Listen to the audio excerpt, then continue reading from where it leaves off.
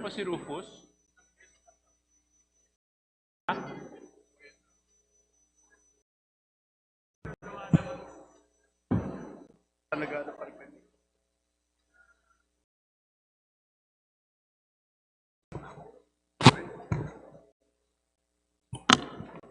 Session resumed. Majority Leader. Mr. Speaker, I move that we acknowledge the guests of the Honorable Irene Gay F. Saulog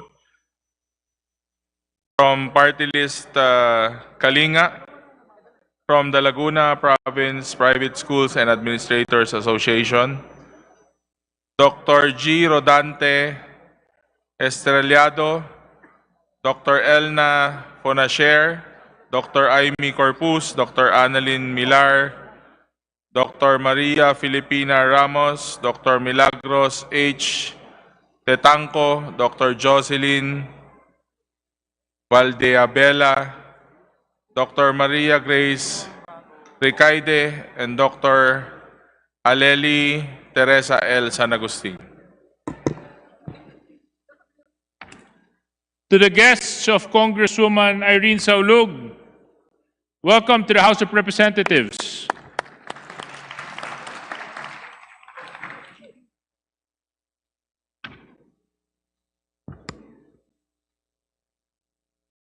Majority Leader. Mr. Speaker, I move that we suspend session for a few minutes. Session suspended.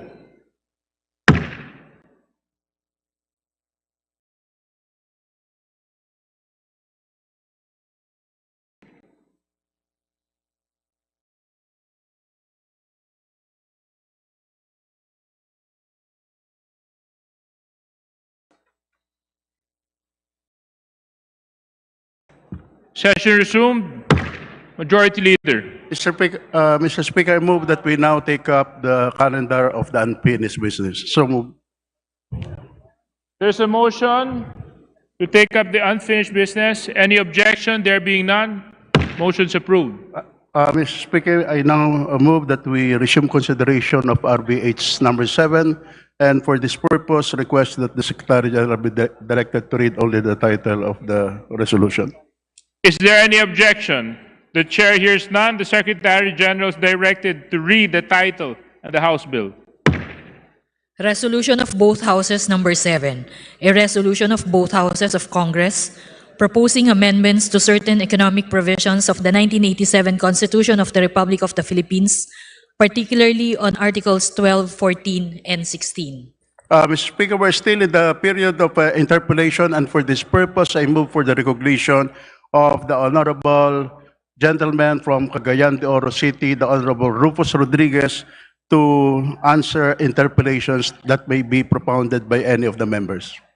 The gentleman, the distinguished gentleman from Cagayan de Oro City is recognized. And to interpolate the distinguished sponsor, may move for the recognition of the Kabataan Party List Representative Raul Manuel. Congressman Raul Manuel, you're free to interpolate. Thank you, Mr. Speaker. Magandang hapon sa colleagues natin. Magandang hapon din po sa mga kapwa nating kabataan na nandito ngayon bilang mga guests natin. Mr. Speaker, would the distinguished sponsor yield to several questions? Of course, Mr. Speaker, to the representative of Kabataan Party List, summa cum laude of the University of the Philippines. We are ready for all questions. Thank you, Mr. Speaker. Una, Mr. Speaker, sa sponsorship speech ng ating kapwa mambabatas, nag-present po siya ng isang table ng projections based on some kind of modeling, stochastic modeling, to kind of predict kung how much ba yung foreign direct investment na papasok sa bansa kapag na-lift natin ang so-called restrictive na economic provisions sa ating constitution. Pero aside sa mga ganong tipo ng modeling, Mr. Speaker, dahil nakabata yan sa actually several factors for it to truly realistic. Mr. Speaker, if we are to speak in more concrete terms, mas interesado po ako malaman kasi we want to open public utilities like electricity, water, transportation. Meron po ba tayong listahan? No? Kasi nga nakailang lipad na rin po ang Pangulo. And I want to know, ano-ano po bang mga kumpanya ito sa electricity, water, telecommunications, transportation, na nagsasabi pong andyan na po sila ready to invest. Inaantay lang po nila na magkaroon ng revision sa ating konstitusyon. Mr. Speaker, on this issue, I would like to call on our Senior Deputy Appropriations Chief, our economist, the Honorable Stella Kimbo. The Congresswoman from Marikina is recognized. Congresswoman Kimbo. Thank you, Mr. Chair. Balikan ko lang yung nabanggit mo kanina na, well, tama, gumawa tayo ng mga simulations tungkol sa FDIs na papasok kapag nilift natin ang mga restrictive provisions ng ating Constitution. And in fact, it was done by CPBRD. Ang ginawa po natin is, tinanong natin, anong mangyayari kung ang restrictiveness levels natin ay maging katumbas ng Vietnam. So yun po ang naging exercise. At ang nangyari po, ang naging resulta is, tataas ang ating FDI levels by 55%, which is about $6.7 billion. So yun po ang resulta. Now, of course, this cuts across all restrictive sectors, including public utilities. Pero ang, to be concrete, magandang tignan kung ano nangyari after we amended the Public Service Act. Kasi ito ang direktang nag-a-affect ng ating public utilities. And what happened was that ang offshore wind for renewable energy, ito ang pinaka nag-benefit from the PSA amendments. And in a matter of 9 months, nakakuha tayo ng 7 projects amounting to,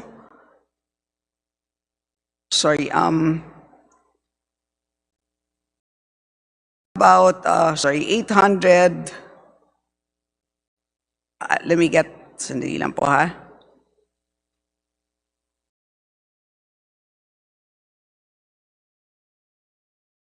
759.84 billion. At ito po ay sa Cavite, Laguna, Dagupan, San Miguel Bay, Negros, and Northern Samar. So yun yung concrete na pumasok as a result of the PSA amendments. That's duly noted, Mr. Speaker. Aside from those investments in renewable energy, dahil po pumasok po iyon, actually kasama din po doon ang paglalabas ng isang recent order ng Department of Energy. And at this point, Mr. Speaker, I'm particularly asking about those under public utilities na kung ma-free up po yun, edi meron tayong ina-expect, di ba, na mga papasok na investments. And in particular, Mr. Speaker, under public utilities, kasama po doon electricity distribution and transmission, water, wastewater, and sewerage pipeline systems, petroleum transmission systems, seaports, telecommunication, transportation, and PUVs. So, among those, Mr. Speaker, again, meron po bang mga companies na nagsasabi po na they're just waiting for economic chacha before they can fully invest dito sa Pilipinas? Well, actually, ang magandang tignan is kung saan nakapasok na ang FDI dahil na-lift ang mga restrictions. Mas magandang sigurong tignan yon.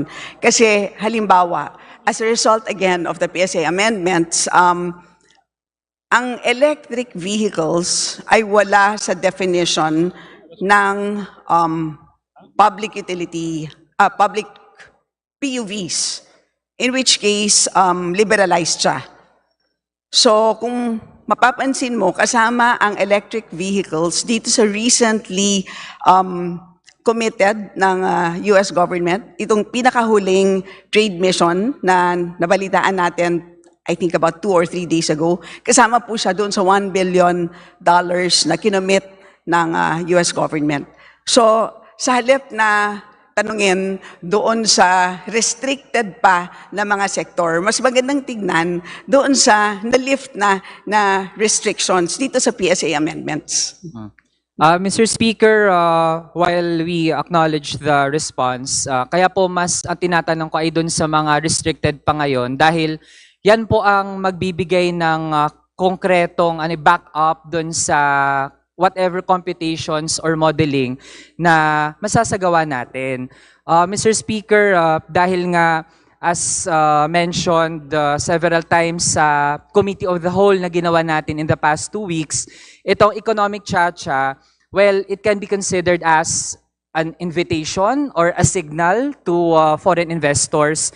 Pero yung concrete na magiging advantages or gains po sa atin would really depend on sino na ba talaga yung willing na mag-invest. Kasi nga, if they're waiting for economic chacha, aside from those other factors that we wanna work on, then supposedly po, merong listahan ang ating economic managers, namely, well, kasama po doon, like, NEDA or even DTI, dahil sila po ang dapat na nagmo-monitor ng mga pledges or interested investors. So, yeah. Yeah, at saka, Mr. Chair, kasi dito nga sa ating history na 37 years na nga ang ating constitution at hirap na hirap nga tayo mag-amyenda. Kaya siguro hindi naman tayo magtataka na hindi po sila nagmamadali magpalista dito sa ating mga restricted na sectors. Kaya kung sinasabi na mas maganda siguro tignan yung mga nagpapalista doon sa binubuksan po natin. At sinasabi ko nga na as soon as we had opened sectors such as renewable energy, napakabilis po na nagpalista. In fact, hindi na nila kinailangan magpalista. Talagang pumasok na sila kaagad-agad.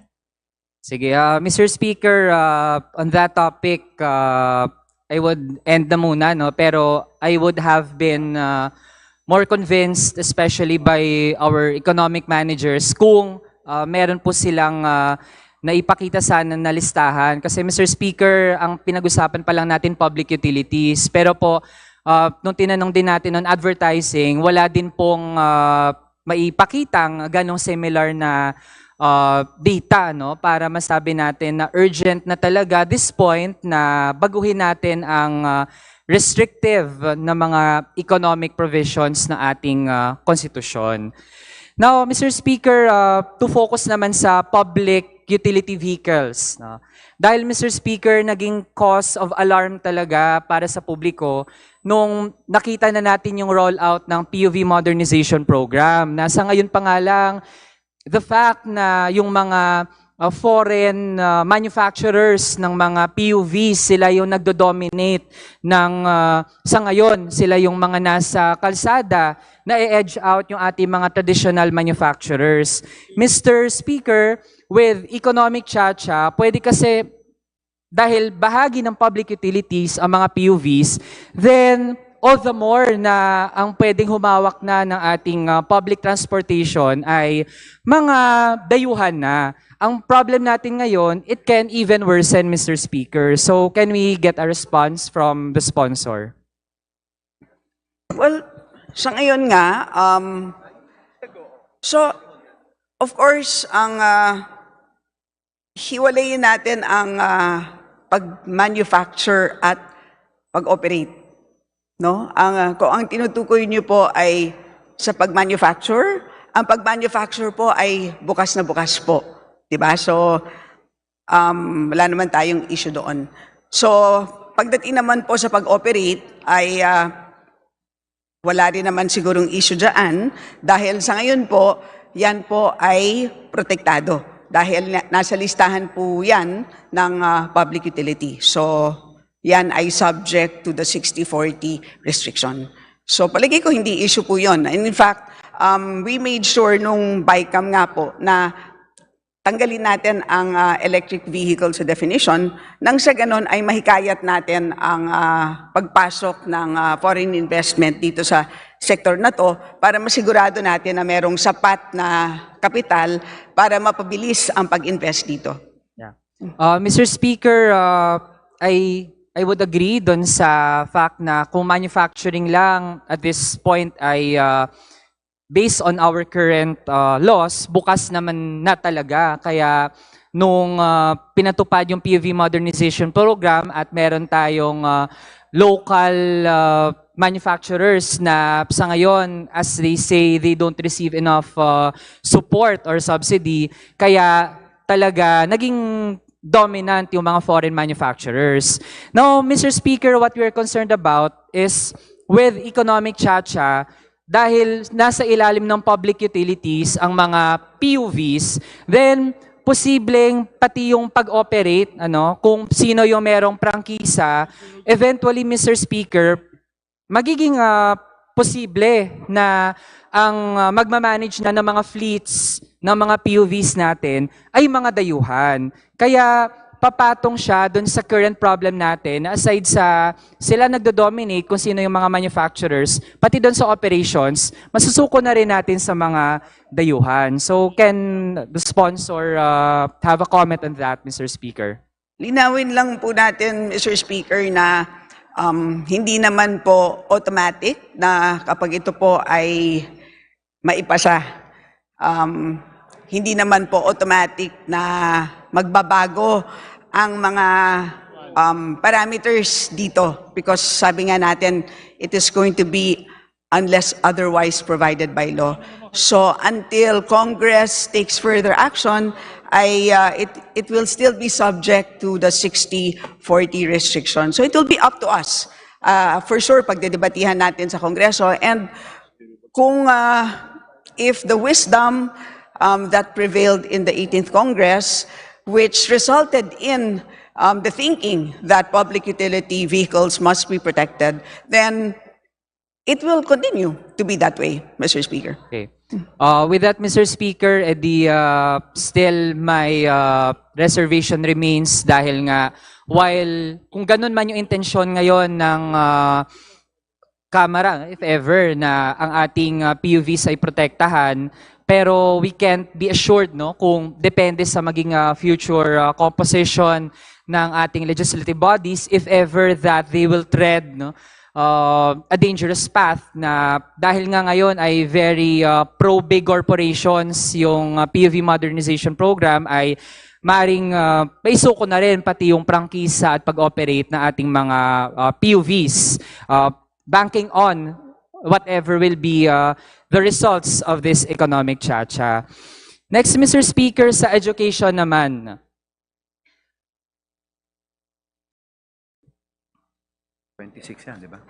Congressman Roman, please proceed.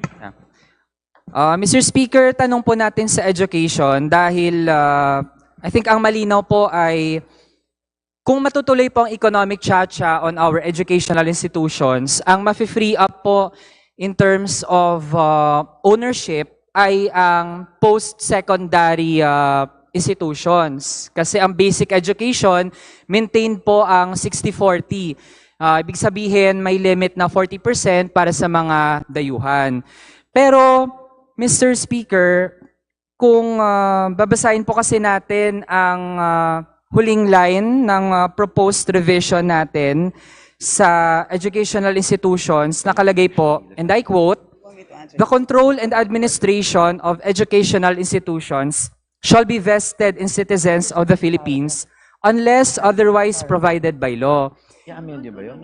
Interpreting the whole proposed revision, Mr. Speaker, Ang dating po nito, while may limits sa ownership ng basic education institutions, pwedeng yung control and administration ay foreigner.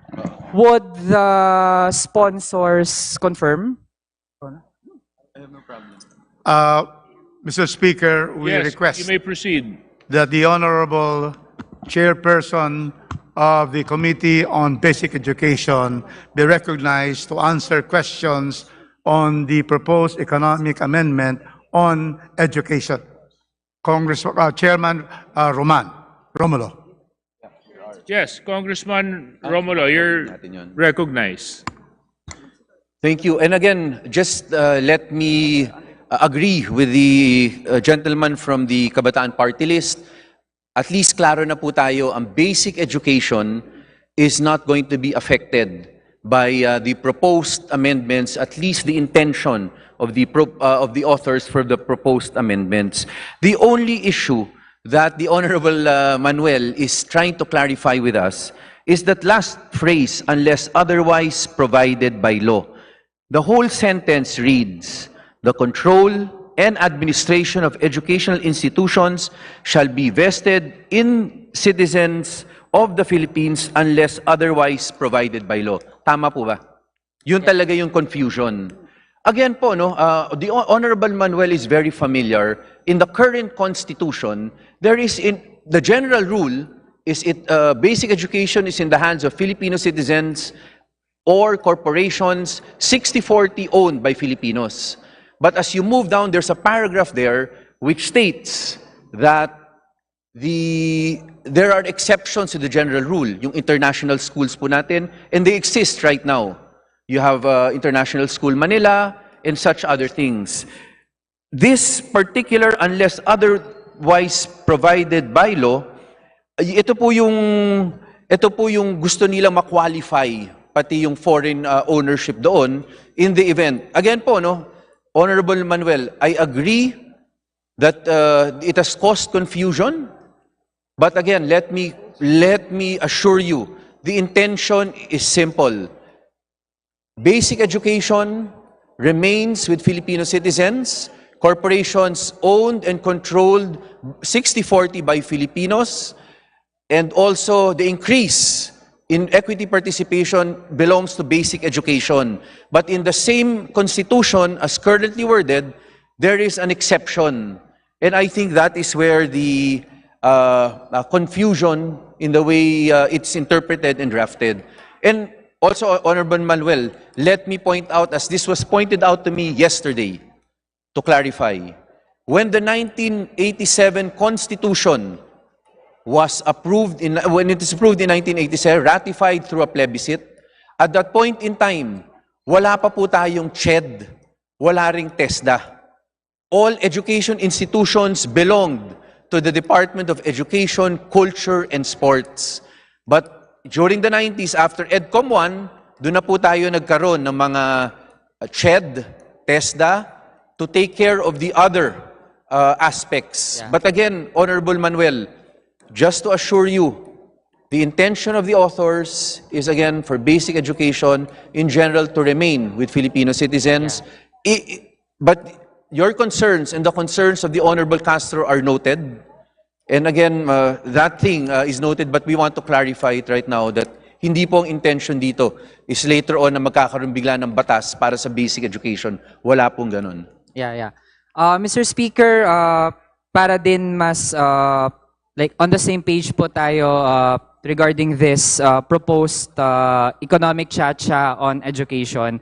Kasi po nung natanong po natin sa Committee of the Whole, sa ilang mga resource persons natin who are also members of the bar, sabi po, Mr. Speaker, iba yung ownership, iba naman yung administration. Kasi yung ownership po, ibig sabihin yan, sino yung may rights dun sa particular na institution, sino din ba yung mga naghahati dyan, whatever percentage. Pero Mr. Speaker, pwede po kasing iba yung owner, iba din yung administration. Kasi in particular, Mr. Speaker, administration refers to the heads of the school. May it be the president, the principal, the board of directors, or board of trustees. So Mr. Speaker, Sa ngayon, without it's currently worded, ako naman, I would also agree na maintained naman yung ownership 60-40 siya.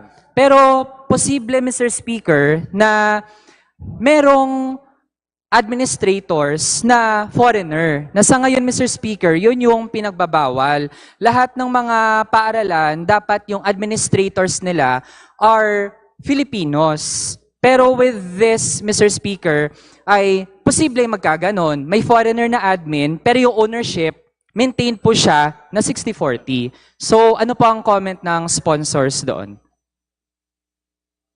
Actually, Honorable Raul, we understand the concern that you are bringing up. But again po, no, let me assure you that first of all, ownership means control.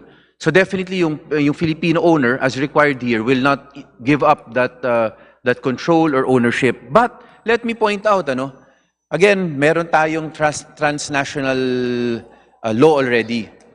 Under that law itself, in fact, pagka nag-set up po dito ng branch or any of the arrangements agreed there, meron rin pong allowable po doon na papayagan po na yung administration is, up to a certain extent, is foreign. And I think that is what we refer to. And that passed Congress, that is now a law. Pero again, generally po, I'm almost certain that will not happen in this case because dito po, basic education yung re-refer natin, hindi yung higher education institutions. Sa basic education, except for those exceptions like the international schools allowed by the Constitution currently to operate in our country, ang intention po dito, local po talaga, Filipino. But I get your concern, and again, I'm sure the authors will take note of that concern that you raised and that raised by the Honorable Castro. Okay. Mr. Speaker, next point naman po, dahil nga pinag-usapan natin ay yung role ng mga foreigners sa ating educational system. Just to be clear, Mr. Speaker, sa atin naman, hindi naman tayo xenophobic dito or anti-foreigner na tipong tingin natin talaga basta foreigner ay masama. We're not ultranationalist here. Ang question lang natin, Mr. Speaker, sa ngayon po kasi lumabas din naman to sa Committee of the Whole that even DepEd has lots of lapses as to how it ensures that our educational system is truly promoting patriotism and nationalism among the youth. Mr. Speaker, yung pagtuturo pala ng kasaysayan, dati naalala ko talaga bawat grade level may period ng Philippine history inaaral po. First year high school or grade 7 din, Philippine history. Pero ngayon, Mr. Speaker, what has happened sa mga younger siblings ko, Mr. Speaker, yung Philippine history, 2 grade level, compressed pa, watered down yung pagkakaturo. Tapos sa grade 7, direkta po sila, Asian history. Wala na pong Philippine history sa high school level, Mr. Speaker. So yung pangamba natin, dahil nga sa atin pa lang, we have issues to resolve kung paano natin talaga tinitiyak na makabayan ang ating edukasyon. Mr. Speaker, how can we even ensure or guarantee na mangyayari yon if we relax the requirements in our Constitution na dapat ang mga schools nag-administer talaga ay Filipino and even dun sa ownership ng ating mga paaralan. So yun po yung tanong natin, Mr. Speaker. Yes, again, Honorable Manuel, I'm happy that you asked that. And if you will look at the records, I was the one who brought up that issue with the Department of Education. I pointed out that under the K-12 curriculum, in fact, nawala ang Philippine history sa junior high school, in fact, even sa senior high school, because parang inintegrate lang nila. But again, para maganda yung usapan, everyone is on the same page, that refers to basic education, K-12. Pagdating po ng K-12, basic education, the rules will not change. As mentioned earlier, Filipino citizens will still own or 60-40 owned by Filipinos. Ang hindi na lang kasama ay yung higher education institutions. Pagdating po sa higher education institutions, dapat po maalala rin po natin, hindi naman ibig sabihin, it does not mean that the moment we do not mention HEIs in this Constitution, that all foreign education institutions that come in higher education can just teach what they want to teach. Kung maalala po natin, under CHED, required pa rin po na mapasa po doon yung mga programs, may minimum na programs na tinatakda ang CHED na kailangan ito yung program, you have to have that approved, at yung competencies na tinuturo po doon. Siguro po, doon pa lamang masisigurado naman po natin na maproprotektahan yung rights and yung Philippine history. At just to note rin po, no, Honorable Manuel, when K-12 was passed in 2013, kung maalala natin, it was in fact K-12 who also removed the whole Filipino department from Miriam College. So again po, no, it is not the entry of foreigners, but in fact, the K-12 did that already. And that is being rectified right now by the Matatag curriculum. And constantly, we are reminding our CHED, pagdating doon sa mga minimum policy standards and guidelines with CHED requires sa iba-ibang program sa kolehiyo, na dapat po mapaalala sa kanila na importante talaga po na maulit-ulit yung ating yes. And in fact, I was reminded by the Honorable Kimbo that the Constitution, they will be subject to the Constitution, which says all education institutions shall include the study of the Constitution as part of its curricula. So yun po, hindi matatanggal yan. That is not amended. So even the CHED should make sure that any entrant will have to comply with the Constitution and existing laws. Yeah. Mr. Speaker, sa discussions din natin about how we want our educational system to really instill patriotism sa mga kabataan natin. Mr. Speaker, I actually want to paraphrase some words by one historian, isang sikat na historian sa bansa natin. Birthday po niya just actually 2 days ago or 3 days ago.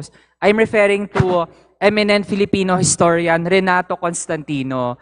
And to paraphrase him, Mr. Speaker, sabi po niya, ay nandyan pa rin po ang colonial mentality sa ating bansa. And there is this view, whether conscious or not, na para bang hindi natin kayang ma-improve yung quality ng bansa natin, kasama po doon yung edukasyon natin, without the help of foreigners. Sabi po niya, Mr. Speaker, nagtatranscend din po ito sa ating educational system na para bang yung pagiging nationalistic ay nasa pag-memorize lang ng ating pambansang awit, pag-appreciate sa ating mga tourist spots. Pero when it comes to how we can really be guarded with possible malicious intent or interests ng mga dayuhan, it seems na ang baba po ng ating vigilance and parang madali po tayo magtiwala, Mr. Speaker. And ang pinupunto din po ni Renato Constantino, all the more na dapat sa edukasyon pa lang ay inaaral na talaga natin ano ba ang relations ngayon ng Pilipinas with other countries. We can't compromise, we can't water down in teaching these subjects dahil sa context natin ngayon na we have, for example, yung ating relations ngayon with China. We have strained relations with China kasi naakin sila ng territory natin.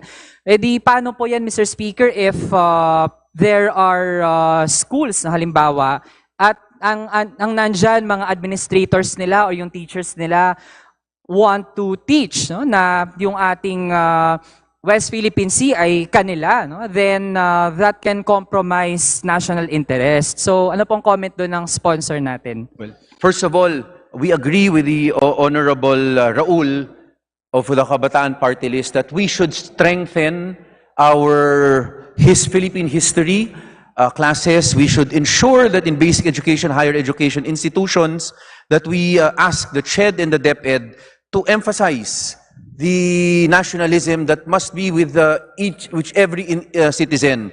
But again, that has nothing to do with the economic, with the amendment that is being proposed by the authors with respect to the education institutions. In fact, I also clarified yesterday, Honorable Manuel, that right now, in our country, we have so many good state universities and colleges, like the Palawan State University.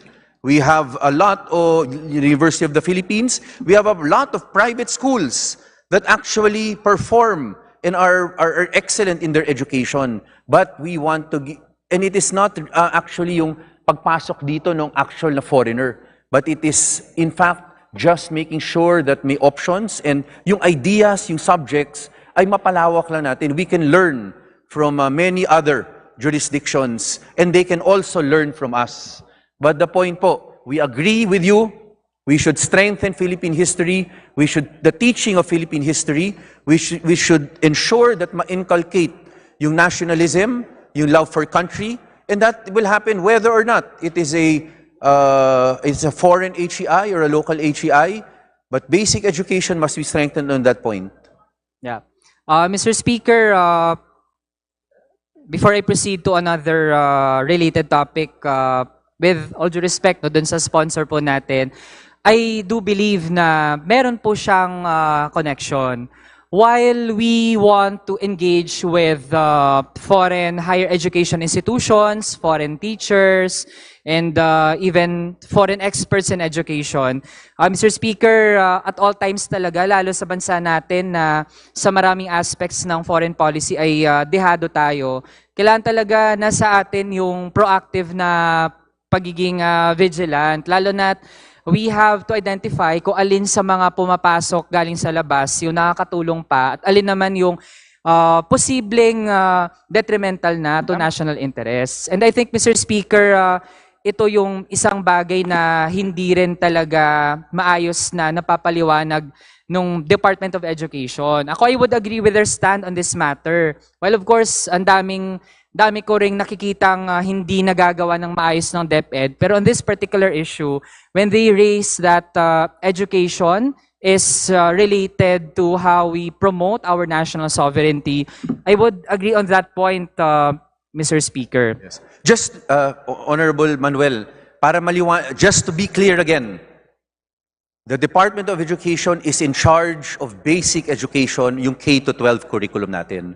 We will not be affecting any K-12 program in the Constitution. We will not open up to foreigners more than what it is already contained in our Constitution.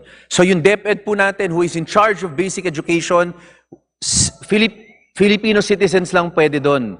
60-40 Filipino-owned. So in that respect po, again po, but I agree, we must knock on the door of DepEd to make sure that the matatag curriculum emphasizes Philippine history and also nationalism. But with respect to the proposed amendment, hindi po kasama dito ang basic education.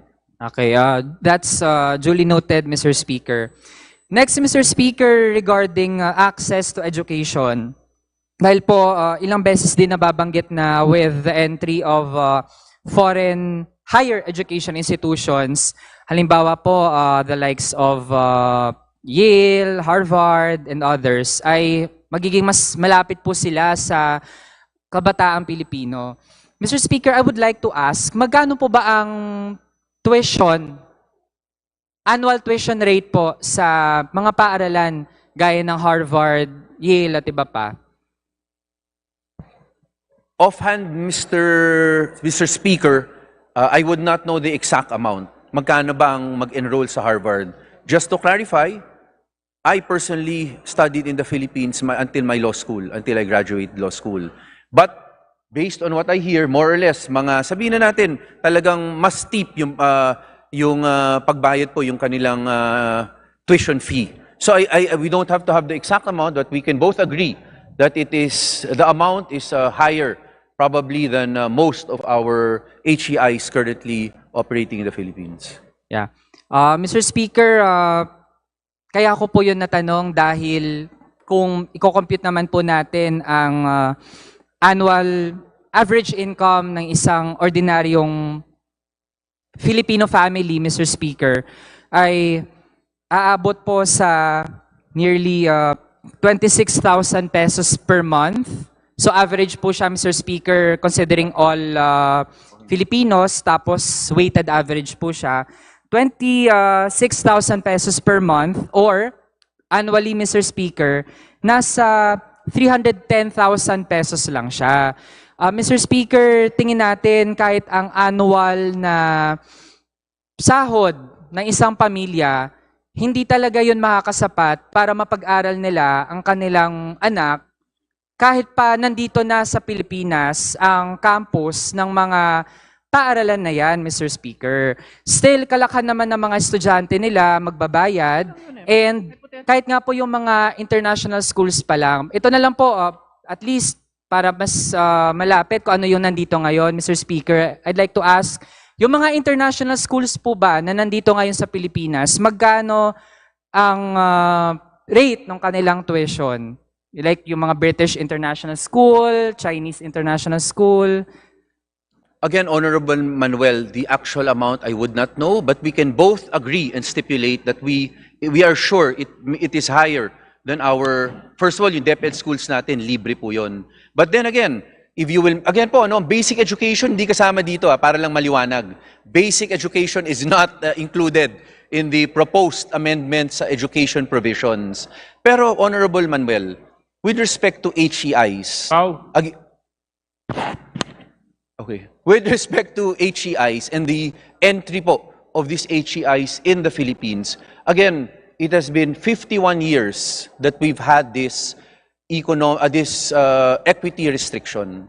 Sa totoo po, ang basehan po natin kung may interest sila dito would only be the higher education transnational law, which sa ngayon po, may 26 na pumapasok or may agreements na with various schools dito. But then again, should that be our consideration? Hindi ba nga dapat simple lang ang tanong po natin dito? Hindi naman po ito question na pinapayagan ba natin yung dayuhan dahil naniniwala tayo mas magaling sila? Hindi po. But then it is the market of ideas that they can bring into our country. That is what we want our Filipinos to be able to avail of. Sabihin na natin sa umpisa, sabihin nyo na hindi naman imposibleng magtayo dito yung mga matataas na paaralan na ganon. But we don't know. That is all second-guessing things. We must also remember, we have many Filipinos who graduated from many foreign universities. For all we know, for love of country, they may volunteer, in fact, to be the ones to take the lead here for those foreign universities. So again po, lahat ito hypothetical. But the important thing is, and the only question we should ask, by opening up HEIs to foreign equity, are we promoting quality education? And if expanding market of ideas is improving quality education, siguro, Kong Raul, we can both agree na that will happen because it is that market of ideas that is important. And ano po, it is not again a question of may naniniwala ba tayo na mas magaling sila, hindi po. We also have our ideas, but alam po natin ang totoo. The market of ideas is just so expansive. We just want to make that accessible to every Filipino. In fact, pag nagka-debates dito, maririnig po ng bawat Pilipino yung pag-uusapan po nila. And that itself can contribute to education. Yeah.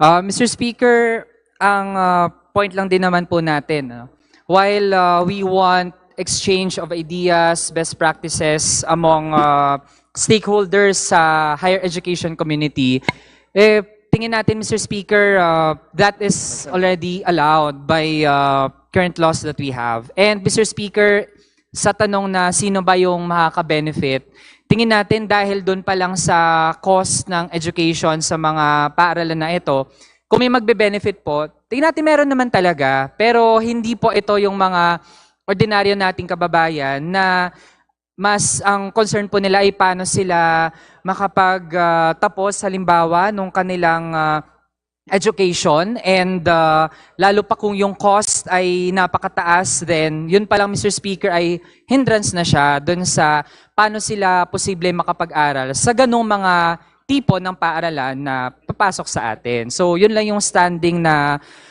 concern natin when it comes to economic chacha, particular sa education, Mr. Speaker. But if the transnational higher education law is any indication, many of the cooperations in that, a product of that law is with our state universities, in fact. So marami rin po doon nakikinabang yung pangkaraniwang tao. But be that, again po, no, Honorable Manuel, sa totoo po, no, it may be, it is really hypothetical. Yun naman, we can again agree on that. Tama po kayo, baka mataas muna yung presyo, baka mataas yung tuition fee dyan. But again, the moment that opportunity is open to more Filipinos, because physically present dito sa ating bansa, hindi pa natin masisigurado na negative yan. Baka very positive po yan. Tama rin po kayo. Sabi nga ninyo, pwede naman ngayon through the internet, di ba? May mga ganun exchanges na nangyari. But again po, even in learning, iba po talaga yung face-to-face. Iba talaga yung nandito sila na nakakausap po talaga, nakakapagbalikan po ng ideas para masiguro at malolocalize rin po yung mga issues para sa Pilipinas, para sa Pilipino. You very well know, Honorable Manuel, marami tayong naging issues sa education because we simply did not apply it locally. But once they are here, they will see that situation and even the economic models that they have or whatever models or whatever they will teach, masusuit na rin po yan sa local po natin. And that, I think, will contribute to the market of ideas, which is quality education. Yeah. Mr. Speaker, I think we see the same problems sa educational system, pero doon lang po sa way forward, then my reservations on economic charge and education would still maintain. Pero, yun. Next, Mr. Speaker, more on the general principles naman ang mga tanong ko. Mr. Speaker, we have been allotting lots of time to try to open the so-called restrictive provisions of our Constitution. Pero, Mr. Speaker, ako ay really observe na ang dami pong laman ng ating Constitution, particular din naman sa economy natin, na hindi rin naman po natin talaga napapatupad. When we talk about economic provisions, hindi lang din po yun yung mga may restrictions, 60-40, 70-30. Mr. Speaker, para din po sa kaalaman ng ating mga kababayan, ang dami pong related sa ating economy. Mr. Speaker, halimbawa po, Article 2, Section 9, adequate social services, promote full employment, rising standard of living. Mr. Speaker, meron din po Article 2, Section 21, comprehensive rural development and agrarian reform. Section 27, yung pag-address po ng graft and corruption sa gobyerno, nandyan din po. Mr. Speaker, also Article 3, Section 8, right of people to form unions, associations, societies. Also, Mr. Speaker, nandyan din pag-protect sa mga local industries natin. Kasama din po, Mr. Speaker, kahit ngayong minimum wage, nandito din po sa ating konstitusyon. So, Mr. Speaker, ang question ko po, hindi naman po natin panalulubos ang ganitong mga magagandang nasa konstitusyon din naman. Pero bakit po ang ating approach na ay baguhin natin yung ating konstitusyon? Mr. Speaker, thank you for that question. Because precisely we have seen in all the graphs, in all the reports of the World Bank, the OECD, and the NEDA, that a start of our opening of our economy would lead to more job opportunities, more transfer of technology, and more income by the government on taxes to finance social programs. Those aspirations of the Constitution, as required and proposed by the Constitution, the departments are trying to do their best. On the Department of Labor and Employment, they are in charge of our wages. Environment, it is the Department of Environment Natural Resources. For the social programs, we have the DOLE and we have the DSWD.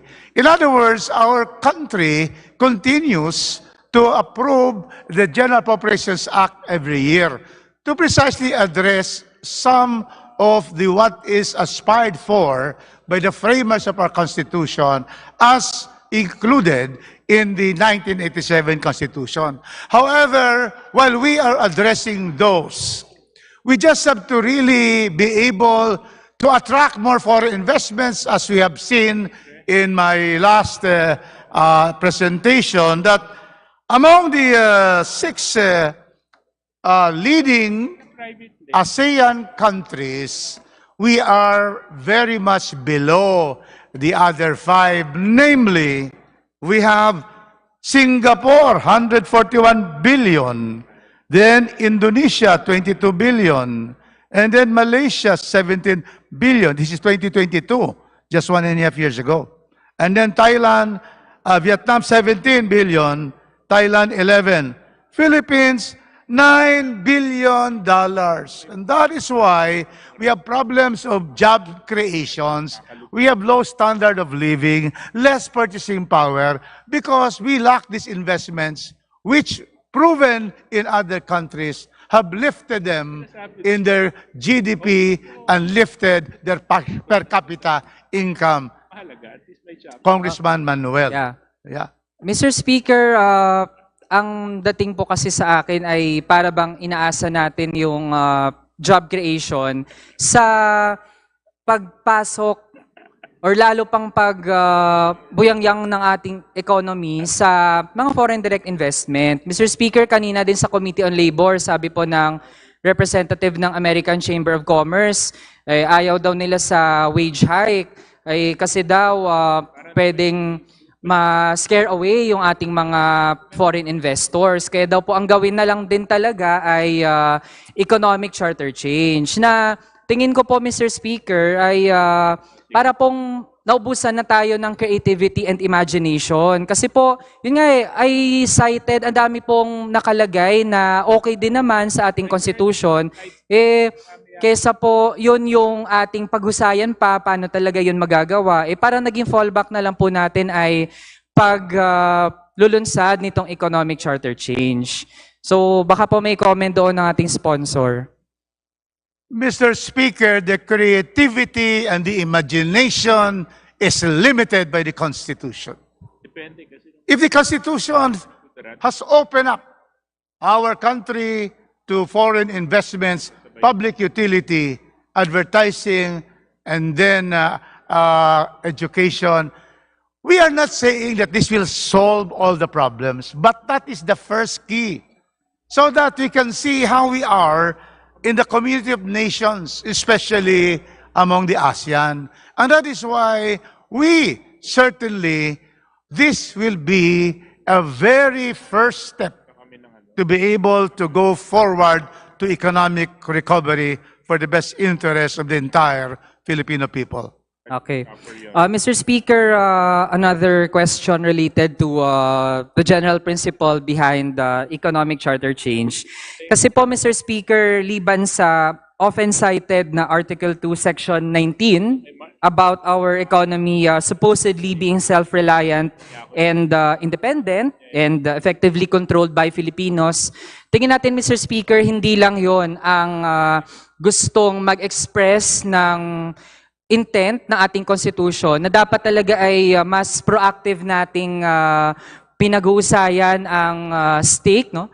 Or paano pa ma-expand ang percentage halimbawa or ang role ng mga Pilipino sa ating mga industries. Kasi Mr. Speaker, may iba pang mga nakalagay din sa ating konstitusyon. Halimbawa po, Mr. Speaker, nasa Article 12, Section 1, the state shall protect Filipino enterprises against unfair foreign competition and trade practices. Same section, Mr. Speaker, when referring to our national economy, our private enterprises, including cooperatives and similar collective organizations, should be encouraged to broaden the base of their ownership. Meron din po, Mr. Speaker, Article 12, Section 10, the Congress shall enact measures that will encourage the formation and operation of enterprises whose capital is wholly owned by Filipinos. And that would be some in our Constitution, Mr. Speaker. So if we have this economic charter change as written in resolution of both houses number 7, edi Mr. Speaker, hindi lang yung nasa Article 2, Section 19 ang tinataliwas ng RBH 7. Ang dami pa, Mr. Speaker. It kind of goes against the essence of our Constitution na i-promote talaga yung papel ng Pilipino sa ating domestic economy. So, what's the comment of the sponsor? First of all, the intent of the Constitution is correctly stated by our distinguished gentleman in the 87 Constitution. And that is 37 years ago. We are now in the era of globalization. Based on experience, we have seen that because of our constitutional provision, we have limited and we have fewer direct investments in our country compared to our peers in the ASEAN. Because of this experience, 37 years of experience, and according to that famous jurist of the United States Supreme Court, Oliver Wendell Holmes, the life of the law has never been logic. The life of the law is experience.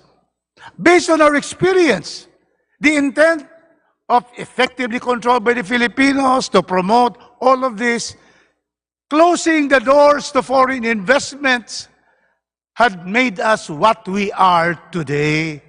And because the Constitution is a living organism, then we who are in Congress now are really now putting our hands together, heads together, so that we're able to address the needs of the times. And what is the need of the times, as shown by our neighbors, is to have no constitutional provisions carved in stone in constitutions, but leave it to the legislator, leave it to our summa cum laude graduate of UP to be able to pass legislation. After hearing all the sectors, all our stakeholders, then we craft a law. By approving these particular economic amendments, we have not yet decided, first on ratios, on how much foreign and how much is Filipino. We have not yet decided what are the restrictions to foreign investments to protect our national security. So therefore, that is why there is a constitutional Article 17 on amendments. Because if there is no provision on amendments, that means that the Constitution is for all times. No, the Constitution, Mr. Speaker, will always adapt to the times. The U.S. Constitution of 1778 has 27 amendments. The Philippines, none. And now we're trying to have this to make sure that we tell the whole world, we are now open, we welcome you. We have no more restrictions because Congress will have to decide, and it is not anymore in the Constitution. So that is what we have, a new outlook, a new vision, and the dream of a better Philippines. Mr. Speaker, well, tayo din naman. Actually, meron halimbawa sa ating konstitusyon nakalagay dyan, dapat aralin natin yung Spanish, pati yung Arabic. So actually, Mr. Speaker, kung sa pag-update, no, pwede talaga may mga mapag-usapan tayo ano yung mga dapat i-update. Pero Mr. Speaker, sa ngayon, ano ba ang nananaig na mga revisions? Mr. Speaker, ito yung lalong pagbukas pa ng ating ekonomiya, already open pero gusto pa lahat, no? To quote our sponsor, no? Hindi lang slightly open pero fully open talaga. And doon, Mr. Speaker, still, no, I beg to disagree, no, na ganun yung magiging approach natin way forward. Now, Mr. Speaker, my remaining questions will be about the procedure of this charter change that we are treading. Mr. Speaker, kasi hanggang sa ngayon, wala pa tayong nababalitaan na may rules ang Senate. sa paano nila i-conduct and eventually aprubahan ang charter change sa kanila. Kasi Mr. Speaker, again, para tayong dalawang paa dito. Para mangyari talaga itong charter change, then it must be the House and the Senate. So kung wala po silang rules, then hopefully, no, not. Pero baka, Mr. Speaker, sayang yung effort na binubuhos natin dito if ganun pala sa Senado. So ano pong comment ng ating sponsor? First of all, Mr. Speaker, I have to repeat this, that our Constitution under Article 17, Section 1, first paragraph 1, does not mention of a joint assembly of the both houses of Congress. In the 1987 Constitution, in the 1973 Constitution, it was clear that it should be by joint session assembled, voting separately. It is not true that there are no rules of the Senate because the Senate now, exercising its constituent powers, are now starting with the subcommittee of Senator Angara. They have already construed Article 17, Section 1.1, that they can separately meet. And we have construed this particular section as that the House can separately meet as long as we comply with Section 1.1 of Article 17 that 3/4 votes of all its members. Meaning, when you say all of its members, because it is not provided it should be joint assembled, as long as we get 3/4 in the House and the Senate gets 3/4 in the Senate, then that is it. That is already approval of the proposals for economic amendments to be sent to the COMELEC to already be able to set the plebiscite, Mr. Speaker. Mr. Speaker, another connected question kasi meron po tayong colleagues na ang sabi po, Mr. Speaker, dahil nga sa ating RBH 7 hindi po nakalagay explicitly na dapat ay magvo-vote separately ang House of Representatives tsaka ang Senate. Pero sa Senate po, sa RBH 6, nakalagay yon, separate voting. Mr. Speaker, nabanggit din po ng ilang colleagues natin, well, I'm referring to a press conference. Ang sabi po doon, if the Senate will express its sincerity na aprubahan talaga yung charter change, then at based din sa timeline nila ay uusad talaga siya, then posible na i-amend natin ang ating RBH 7 to put that phrase na boboto separately. Pero if hindi daw magpapakita ng sense of urgency ang Senate, then we might stick with the wording that we have right now sa RBH 7. So ang nakikita ko dito, Mr. Speaker, well, the sponsor can comment, ay baka sa pagkakataon na hindi talaga mag-cooperate ang Senate, then because you are the bigger house and we have the numbers to approve charter change, then pwedeng maabot yung 3/4 of the whole Congress, kahit na House lang po yung gumalaw. Dahil if we have 309 members sa ngayon, plus 24, 333 po lahat. 3/4 of 333 is 250 votes na kayang-kaya pong ma-attain dito. So ano pong comment ng sponsor? The sponsor and all in the leadership, including Speaker Romualdez, is for a separate voting. The Senate votes, the House will vote. And so therefore, that is what will be done. We are not going to approve this without the Senate. The Senate is our partner, is part of the Congress, and therefore, they are now hearing it. They will vote on 3/4. We're going to vote on 3/4. We are not going to arrogate at this point, just because you have the numbers, that we will not take care, we will not recognize the Senate's role in Constituent Assembly. Thank you. At least malinaw po, Mr. Speaker. Mr. Speaker, ilang questions. Mr. Speaker, kasi sa RBH 6 ng House, yung inaprubahan po natin last year, March 2023, Yes. nakasite po doon na supposedly constitutional convention ang pamamaraan since it's the most transparent, the least divisive, it is the most democratic way to go. So Mr. Speaker, are we changing our minds na ito na po yung track na tinatahak natin ngayon? Are we saying that we are considering a less democratic, a less transparent, and a more divisive way? No, Mr. Speaker, there are options given by the people, by the Constitution of 3 modes. We tried last March for the mode which is Constitutional Convention. It was not acted by the Senate. So we go to the first mode, Constituent Assembly. So therefore, we are just following what is provided for by the Constitution by having our 2 houses constitute themselves as constituent assemblies. Okay, last Mr. Speaker, tungkol sa plebiscite.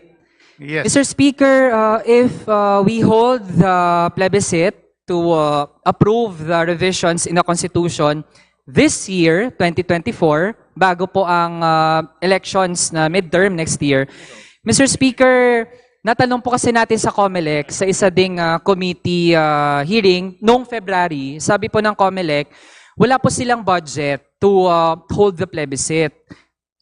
They would have to spend 12 to 13 billion pesos. Pero sa 2024 budget ng COMELEC, for the record po, sabi nila, wala po silang budget. So kung sakali, kung matutuloy yun this year, edi kailangan ng dagdag na budget, edi mag-approve po yung House at yung Senate ng supplemental budget for COMELEC para mangyari yun. So, with that, Mr. Speaker, budget-wise, ay hindi kakayanin na mahabol yun this year. So, By the way, by what we approved last September, because of the request of the chairman, already includes for plebiscites, referenda, and so forth, it already included 14 billion. So therefore, we have funds if it is held this year. yun lang, Mr. Speaker, kasi ang sabi ng COMELEC, while ganun po ang line item, general po siya, pero they will allot that for other activities like local referendum, local plebiscite, hindi po yung isang national referendum. Ang kailangan po talaga ay ibang budget. So, pag ganun po, Mr. Speaker, then ngayon, edi at least malinaw po na ang dagdag pala na budget sa COMELEC is for national plebiscite. For, Both national and local. change. All possible plebiscites and referenda, Okay. Mr. Speaker. Yeah. With that, Mr. Speaker, I have no more questions, but then again, consistent with our stand against these dangerous proposals to change the Constitution, then our reservation remains. But thank you to the sponsors who answered our questions. Thank you very much, Congressman Manuel. Majority Leader. Mr. Speaker, before we recognize the next person to interpolate, may we recognize the guests of the Honorable Divina Grace CU and this representation from the 1st and 2nd District of Zamboanga del Sur. These guests are the department heads of the province of Zamboanga del Sur, namely Joffy Suson, Nerissa Napiñas, Anatalia Sayadi, Merlina Bakatan, Vladimir Sagun, Annalyn Absin, Dr. Anita Chua, Evangeline Melindo, Dante Lauay, Marlon Martin, Dr. Francis Alcachupas, Marife Asubar, Miriam Llanos, and retired Colonel Ronnie Villanueva and Rosalier Romanos. To the guests of Congresswoman Divina Grace Yu and Victoria Yu, from the province of Zamboanga del Sur, welcome to the House of Representatives. Majority Leader.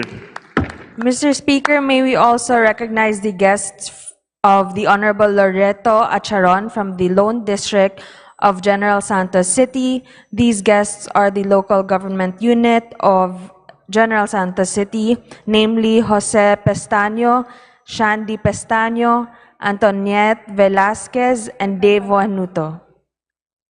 To the guests of Congressman Loreto Acheron from the Lone District of General Santos City, welcome to the House of Representatives. Majority Leader.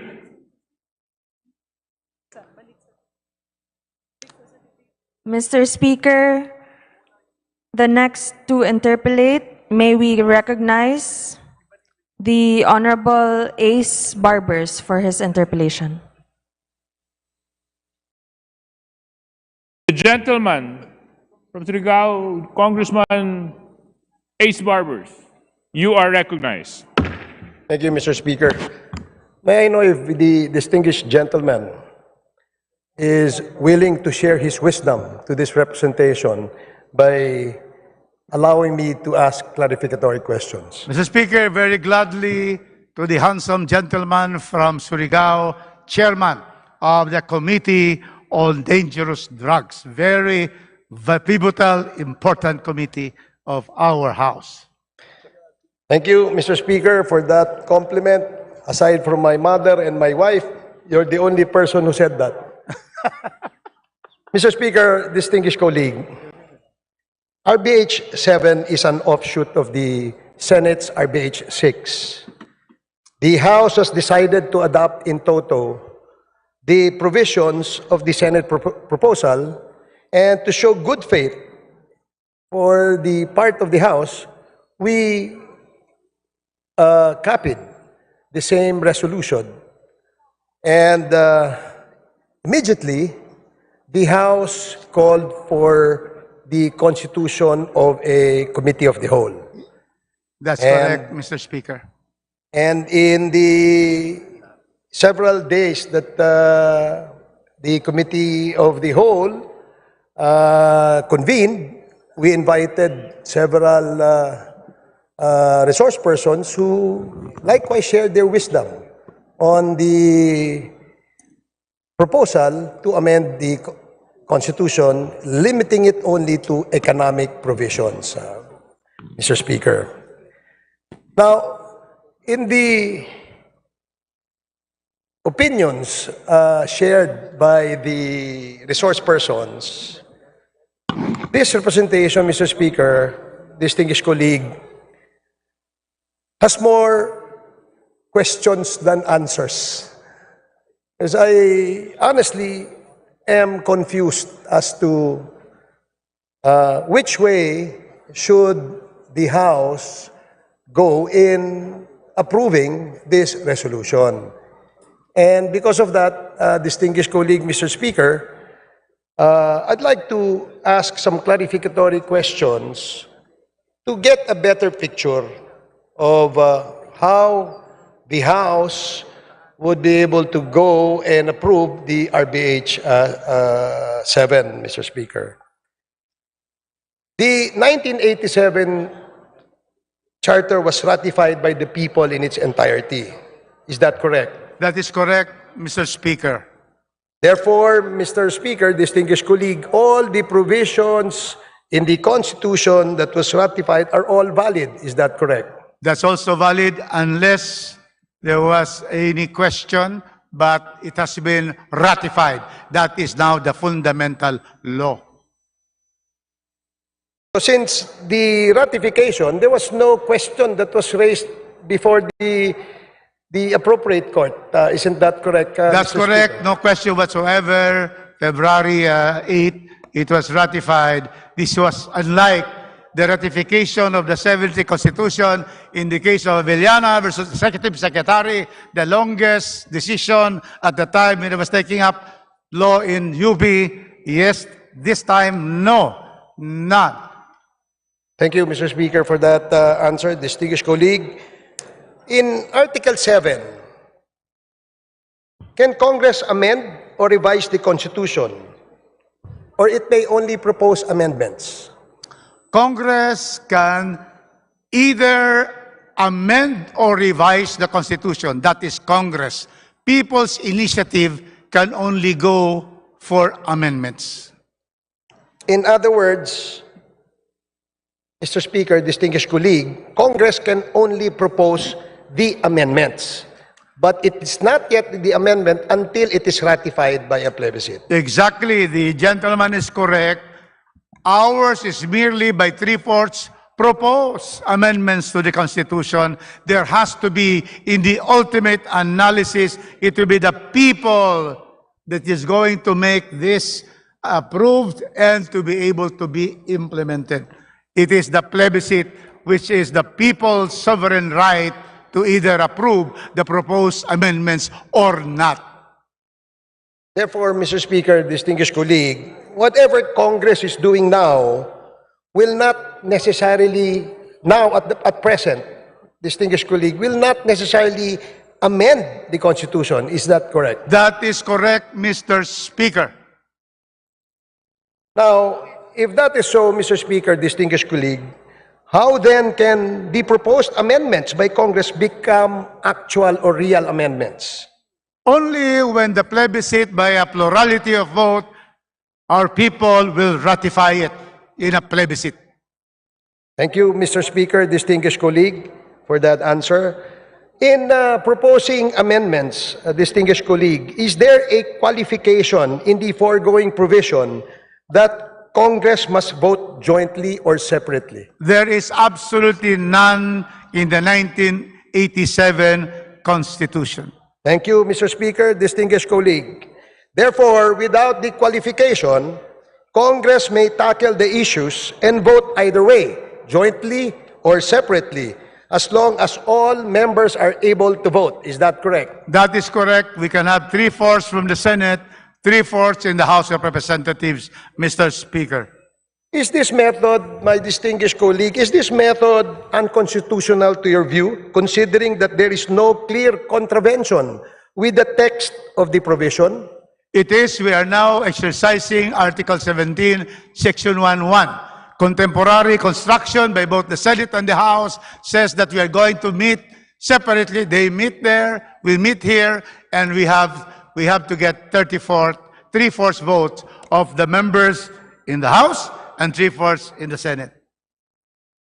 Justice Adolf Ascuna, in his opinion, he stated, distinguished colleague, that this particular provision was inadvertently left out by the framers when they finally voted on the legislative structure. I'm referring to Article 17, Section 1, Paragraph 1, Mr. Speaker, notwithstanding his declaration that there was inadvertence. Does this provision remain valid as ratified by the people, my distinguished colleague? Any statement about inadvertence, there was supposed to be a provision there, will not hold, because under the principle of verbal legis, what is there is what is found there is what it is. And since the 87 Constitution do not have joint session assembled, therefore we cannot put into that particular provision that requirement. And that is why, as you have stated, distinguished colleague, Justice Adolf Ascuna said that this can be amended by two houses meeting separately and voting separately. Thank you, my distinguished colleague, the distinguished sponsor. Other than Justice Carpio, Chief Justice Renato Puno supported the position of Justice Ascuna and further stated that this process is not among the means enumerated under the Constitution. Do you agree, distinguished sponsor? Chief Justice Puno, in fact, said that what we're doing is not in consonance with the Constitution. He believes that there should be a joint session of both the House of the Senate and the Representatives. But it was Justice Antonio Carpio in our hearing who said that this can be done separately by both houses and voting separately by both houses. Thank you, distinguished sponsor. After listening as well to Justice V.V. Mendoza, yes, He likewise declared that what Congress is doing now is considered the fourth mode of proposing amendment, and as this is the formula of the late Father Bernas. This may result to being questioned before the Supreme Court or can face constitutional challenges, distinguished colleague. Now, considering my previous clarifications on the express letter of the provision and its plain meaning, do you agree with C.J. Puno's stand that what we are doing now is unconstitutional and therefore may be questioned in the Supreme Court? With due respect to the Honorable former Chief Justice Renato Puno, I believe that we are implementing properly Article 17, Section 1.1. And in fact, we have the two justices and we have Justice also Mendoza stating that this can be a fourth mode. I would say that this is the first mode. Thank you for that clarification, distinguished sponsor. Now, also in the opinion of Justice Antonio Carpio, he opined that Congress in Article 17 means Congress as a bicameral body and therefore should vote separately. With what we are doing now, distinguished sponsor, are we treating Congress as a bicameral body or a unicameral body? You have exactly given us the position of the good justice, and we agree with him that we are a bicameral Congress, and so therefore this is the mode we are taking. Thank you for that clarification, distinguished sponsor. Now, on another issue, Mr. Speaker, distinguished sponsor, the proposed amendment, unless otherwise provided by law, is this proposed amendment valid?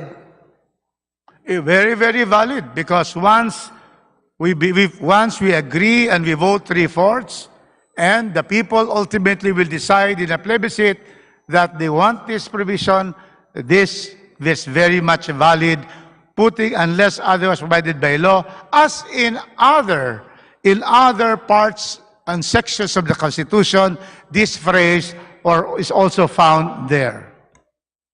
Thank you again, distinguished sponsor. Now, in the 1987 Constitution, is there such a thing as an unconstitutional provision in this Constitution? None, because that is the Constitution itself. So it has to be valid as approved by the people in the plebiscite. That is the fundamental law. So there can be nothing unconstitutional of what is stated in the Constitution. Thank you again, distinguished sponsor. If this proposed amendment is ratified by the people in a plebiscite, will it now be a valid amendment of the Constitution? It will be a valid amendment because sovereign power is vested in the people of the Republic of the Philippines, who will vote in the plebiscite to be scheduled. Now, after we approve this, Mr. Speaker, distinguished sponsor, can anyone now question this amendment in the Supreme Court after it has been ratified by the people? If it is already ratified by the people, there can be no more question. When there is a plurality of the votes in the plebiscite, nobody can question it anymore. So in effect, if there are any inadvertence, such as what happened in the 1987 Constitution, by the mere ratification of the people in a plebiscite, it now cures the defect. Is that correct? That is correct, but we don't see at this point any defect. It is within the powers of the House of Representatives to discuss and to approve these economic amendments, which has 3 parts, Mr. Speaker. Thank you, Mr. Speaker, distinguished sponsor. So the final act is the people's ratification in a plebiscite. Is that correct? That is correct, Mr. Speaker, distinguished colleague. Thank you very much, distinguished sponsor. Now, upon ratification, subsequent legislation to effect the amendments was stated in the opinion of Justice Mendoza, B.V. Mendoza, if my memory serves me right. In fact, Justice Mendoza says, the Constitution is not amendable by ordinary legislation. That is correct. We have to turn ourselves from being legislators to constituents. Okay. Again, at present, Mr. Speaker, distinguished sponsor, is Congress now amending the Constitution or we're merely proposing amendments? Merely proposing amendments. What we approve here, we're merely to propose to the Filipino people what amendments we wish them to consider. So the process of proposing amendments can be tackled in this manner where Congress, the lower house, debating over the RBH 7 and the Senate debating over RBH 6, distinguished sponsor? Yes, this is the proper procedure under the Constitution.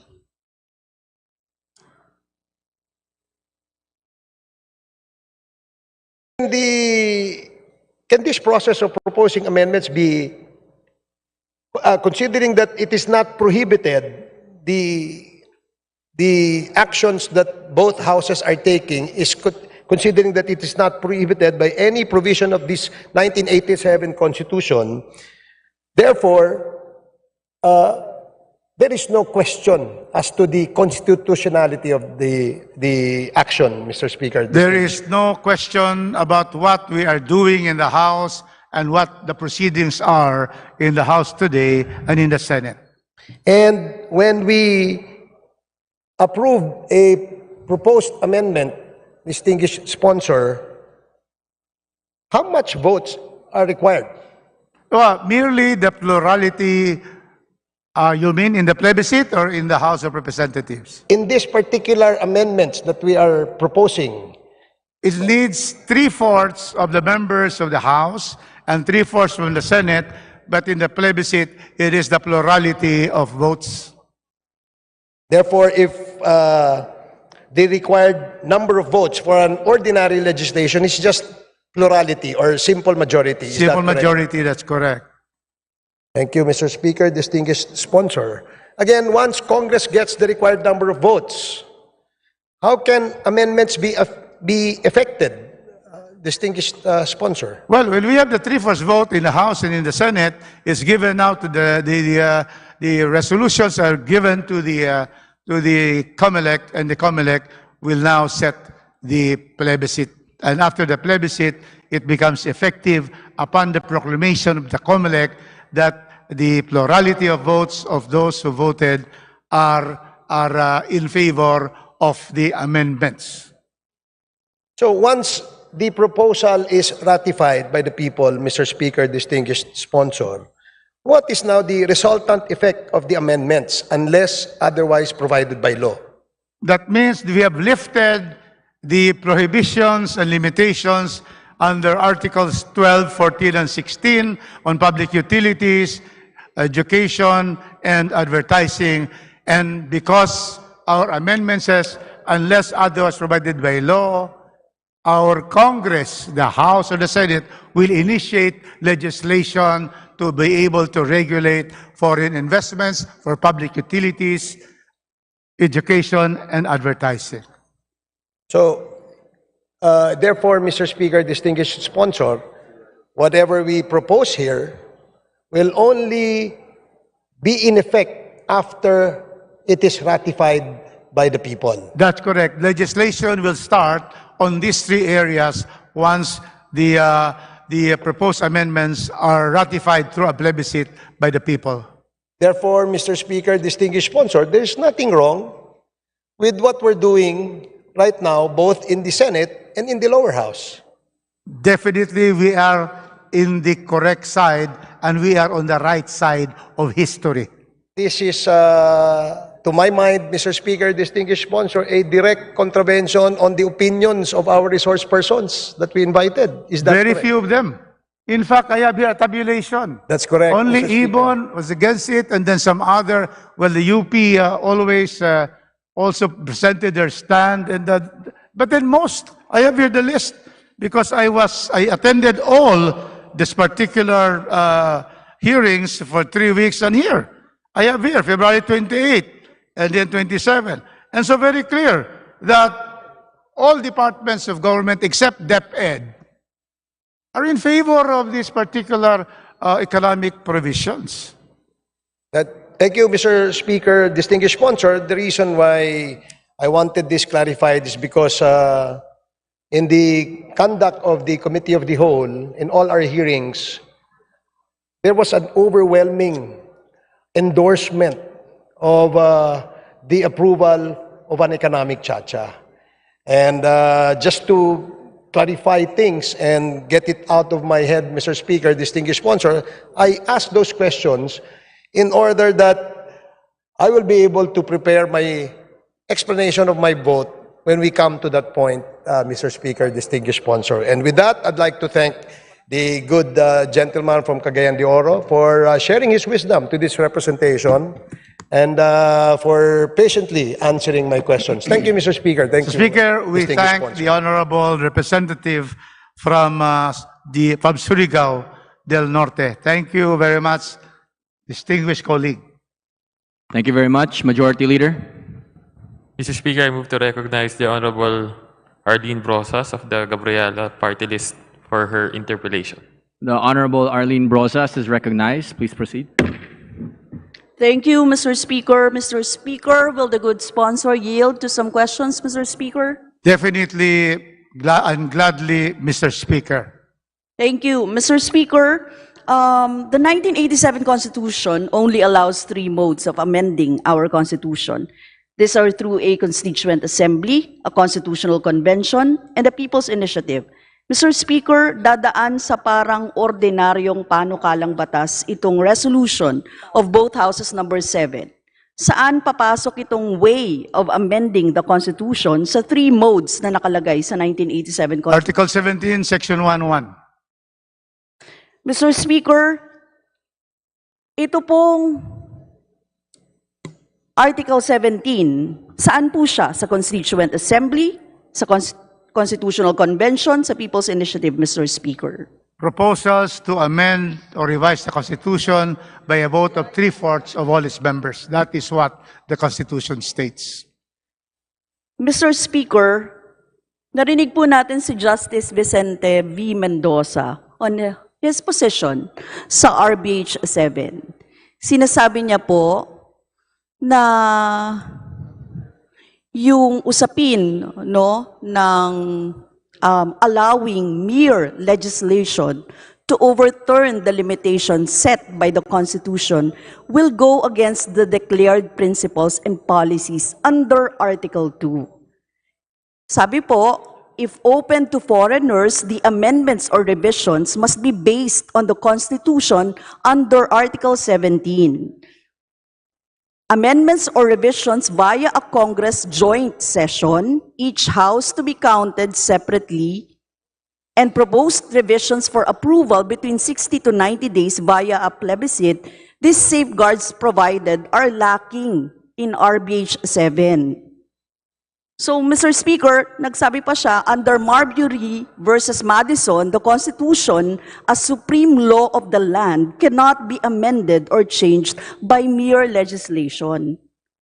That is why I'm saying it is not mere legislation. We are on Section 1.1 of Article 17. But, The reason why it cannot be just mere legislation is the 3/4 vote. That is what. But the procedure is on legislation because we are meeting separately from the Senate. But, Mr. Speaker, if RBH 7 is approved, permitting amendments of Constitution by ordinary legislative act, hindi ba ito ay travesty of the supreme law, Mr. Speaker? It is not. If we have Justice Mendoza stating that, Justice Ascuna and Justice Tony Carpio stated that this can be done by the two bicameral bodies meeting separately. So, Mr. Speaker, kasi ang basic objection talaga ay yung constitutional amendment gives Congress power to amend the Constitution by ordinary legislative process and not as a constituent assembly. No, So we you're are. saying this is part of the process ng constituent assembly, Mr. Speaker? We are now having the constituent hat because we are now on plenary. And therefore, at this point, we are now discussing, and probably in a vote, we will decide on this. So we are now under our constituent powers as granted by the Constitution under Section 1.1 of Article 17. Mr. Speaker, I also heard Justice Puno saying na hindi po pwede na tayo ay pumasok sa fourth mode, Mr. Speaker. And Mr. Speaker, kung hindi under dito sa pinapayagan na tatlo lang na modes of amending our Constitution, and anybody can question na, 'di ba, na hindi ito process ng Constituent Assembly. So therefore, kung fourth mode ang sinasabi ni Justice Puno, Mr. Speaker, hindi ba questionable itong ginagawa natin, Mr. Speaker? Well, in the realm of possibility of having groups that will question it, that is very possible. But we are confident, the leadership, the sponsors, and us here in the House are confident that what we're doing follows the Constitution. Mr. Speaker, hindi ba yung effect ng unless otherwise provided by law, yung pagdadagdag ng fourth mode ng pag-amyenda ng Constitution, imbes na manggagaling sa mga tao o may input ang taong bayan ukol sa mga maiiba sa public utilities, sa education, sa advertising, tanging ordinaryong batas na lang ang kailangan? Ano ang mas mataas? Ang Constitution of the Philippines or ang legislation? Hindi po ba supreme law ang Constitution? That is correct. Precisely, we are invoking our constituent powers under Section 1.1. It says, in Congress by 3/4 vote of its members. It does not say joint assembly, joint hearing, joint meeting, joint. So therefore, it is clear that we are doing this and the contemporary construction of both houses. Good, if the Senate did not agree, then we have a problem. But in this case, the Senate agrees that it can be done separately and voting separately, and that's what they're doing now, and that is what we're doing now. There is now a contemporary construction of Section 1.1, Article 17 by both houses, and we are on the same position that this is a legal and constitutional process. Thank you, Mr. Speaker. Pero again, supreme law ang Constitution. That's correct. Tama. Supreme law. Okay. And we're following the supreme law.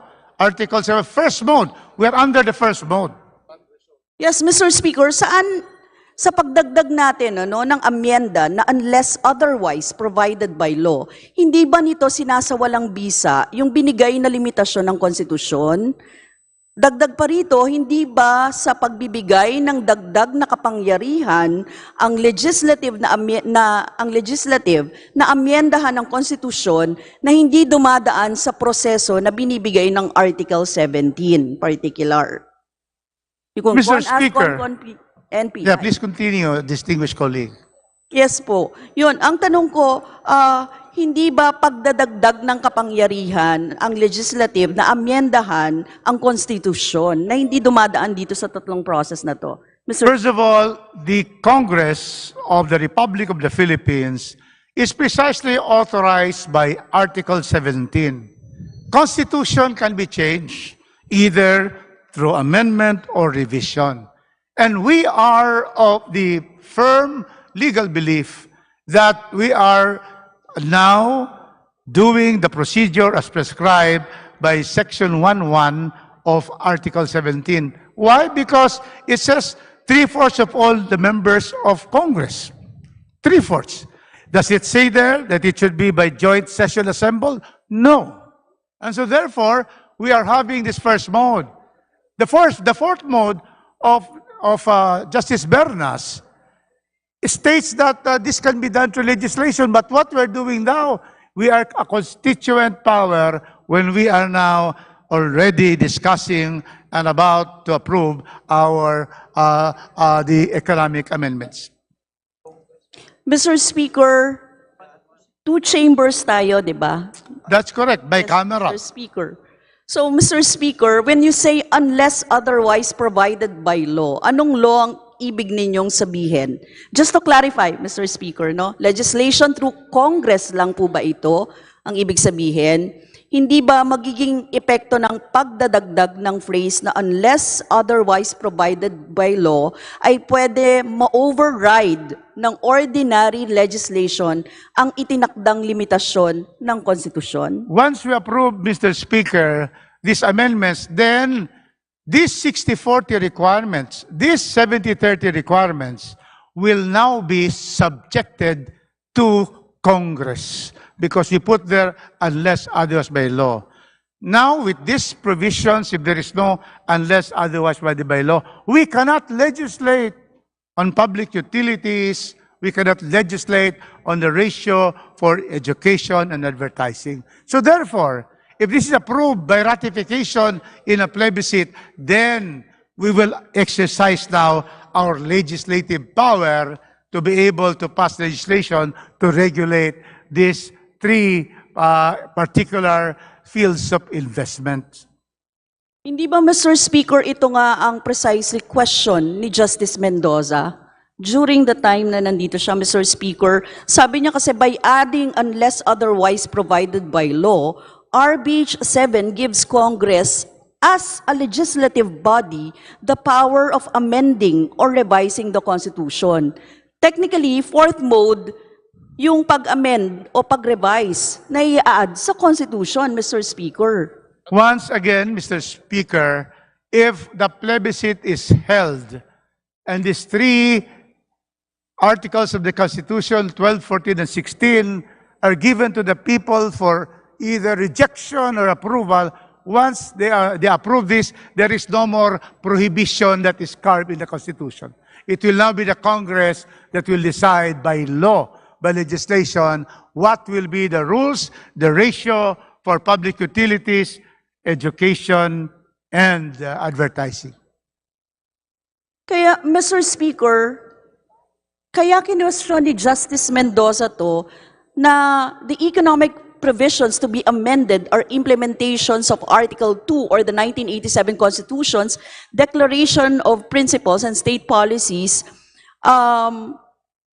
magkakaroon ng epekto ito sa mga Declaration of Principles and State Policies ng Article 2 ng 1987 Constitution. Doon po sa sinabi niya, yung mga provisions ng Article 2 tatamaan. Yung Section 1, the Philippines is a democratic and republican state. Sovereignty resides in the people and all government authority emanates from them. Section 7, the state shall pursue an independent foreign policy in its relation with other states. The paramount consideration shall be national sovereignty, territorial integrity, national interest, and the right to self-determination. Section 13, the state recognizes the vital role of the youth in nation building and shall promote and protect their physical, moral, spiritual, intellectual, and social well-being. It shall inculcate in the youth patriotism and nationalism and encourage their involvement in public and civic affairs. And lastly, Section 19, the state shall develop a self-reliant and independent national economy effectively controlled by Filipinos. So, Mr. Speaker, dun sa mga sinight niya natatamaan, Mr. Speaker, and as on ordinary legislation, did you consider this? This It will not RBH be, 7. Mr. Speaker, it will not be any more ordinary registration because when we act as under the new constitution that is amended, then that is the power to make laws. Now, since the people will decide, if they so decide to approve it, then that will now be the present status of the Constitution once the plebiscite approves the amendments. Mr. Speaker, it was mentioned that only economic provisions are to be discussed in RBH 7. However, in including amendments that allow Yun nga po yung sinasabi ko. Legislative to override yung limitation set by the Constitution. Hindi po ba fourth mode ito of amending the Constitution, which goes beyond amending economic provisions as well as negatively affect the declaration of principles and state policies under Article 2 of the 1987 Constitution? It will not, Mr. Speaker, because as I have said, if the people will decide that these provisions are therefore now subject because of unless otherwise provided by law, then they are now, Congress is now so authorized because the people have spoken in a plebiscite that they agree with the lifting of these provisions. Pero Mr. Speaker, to allow the legislative to amend the Constitution with no need for ratification or initiation of common people is also dangerous, di ba?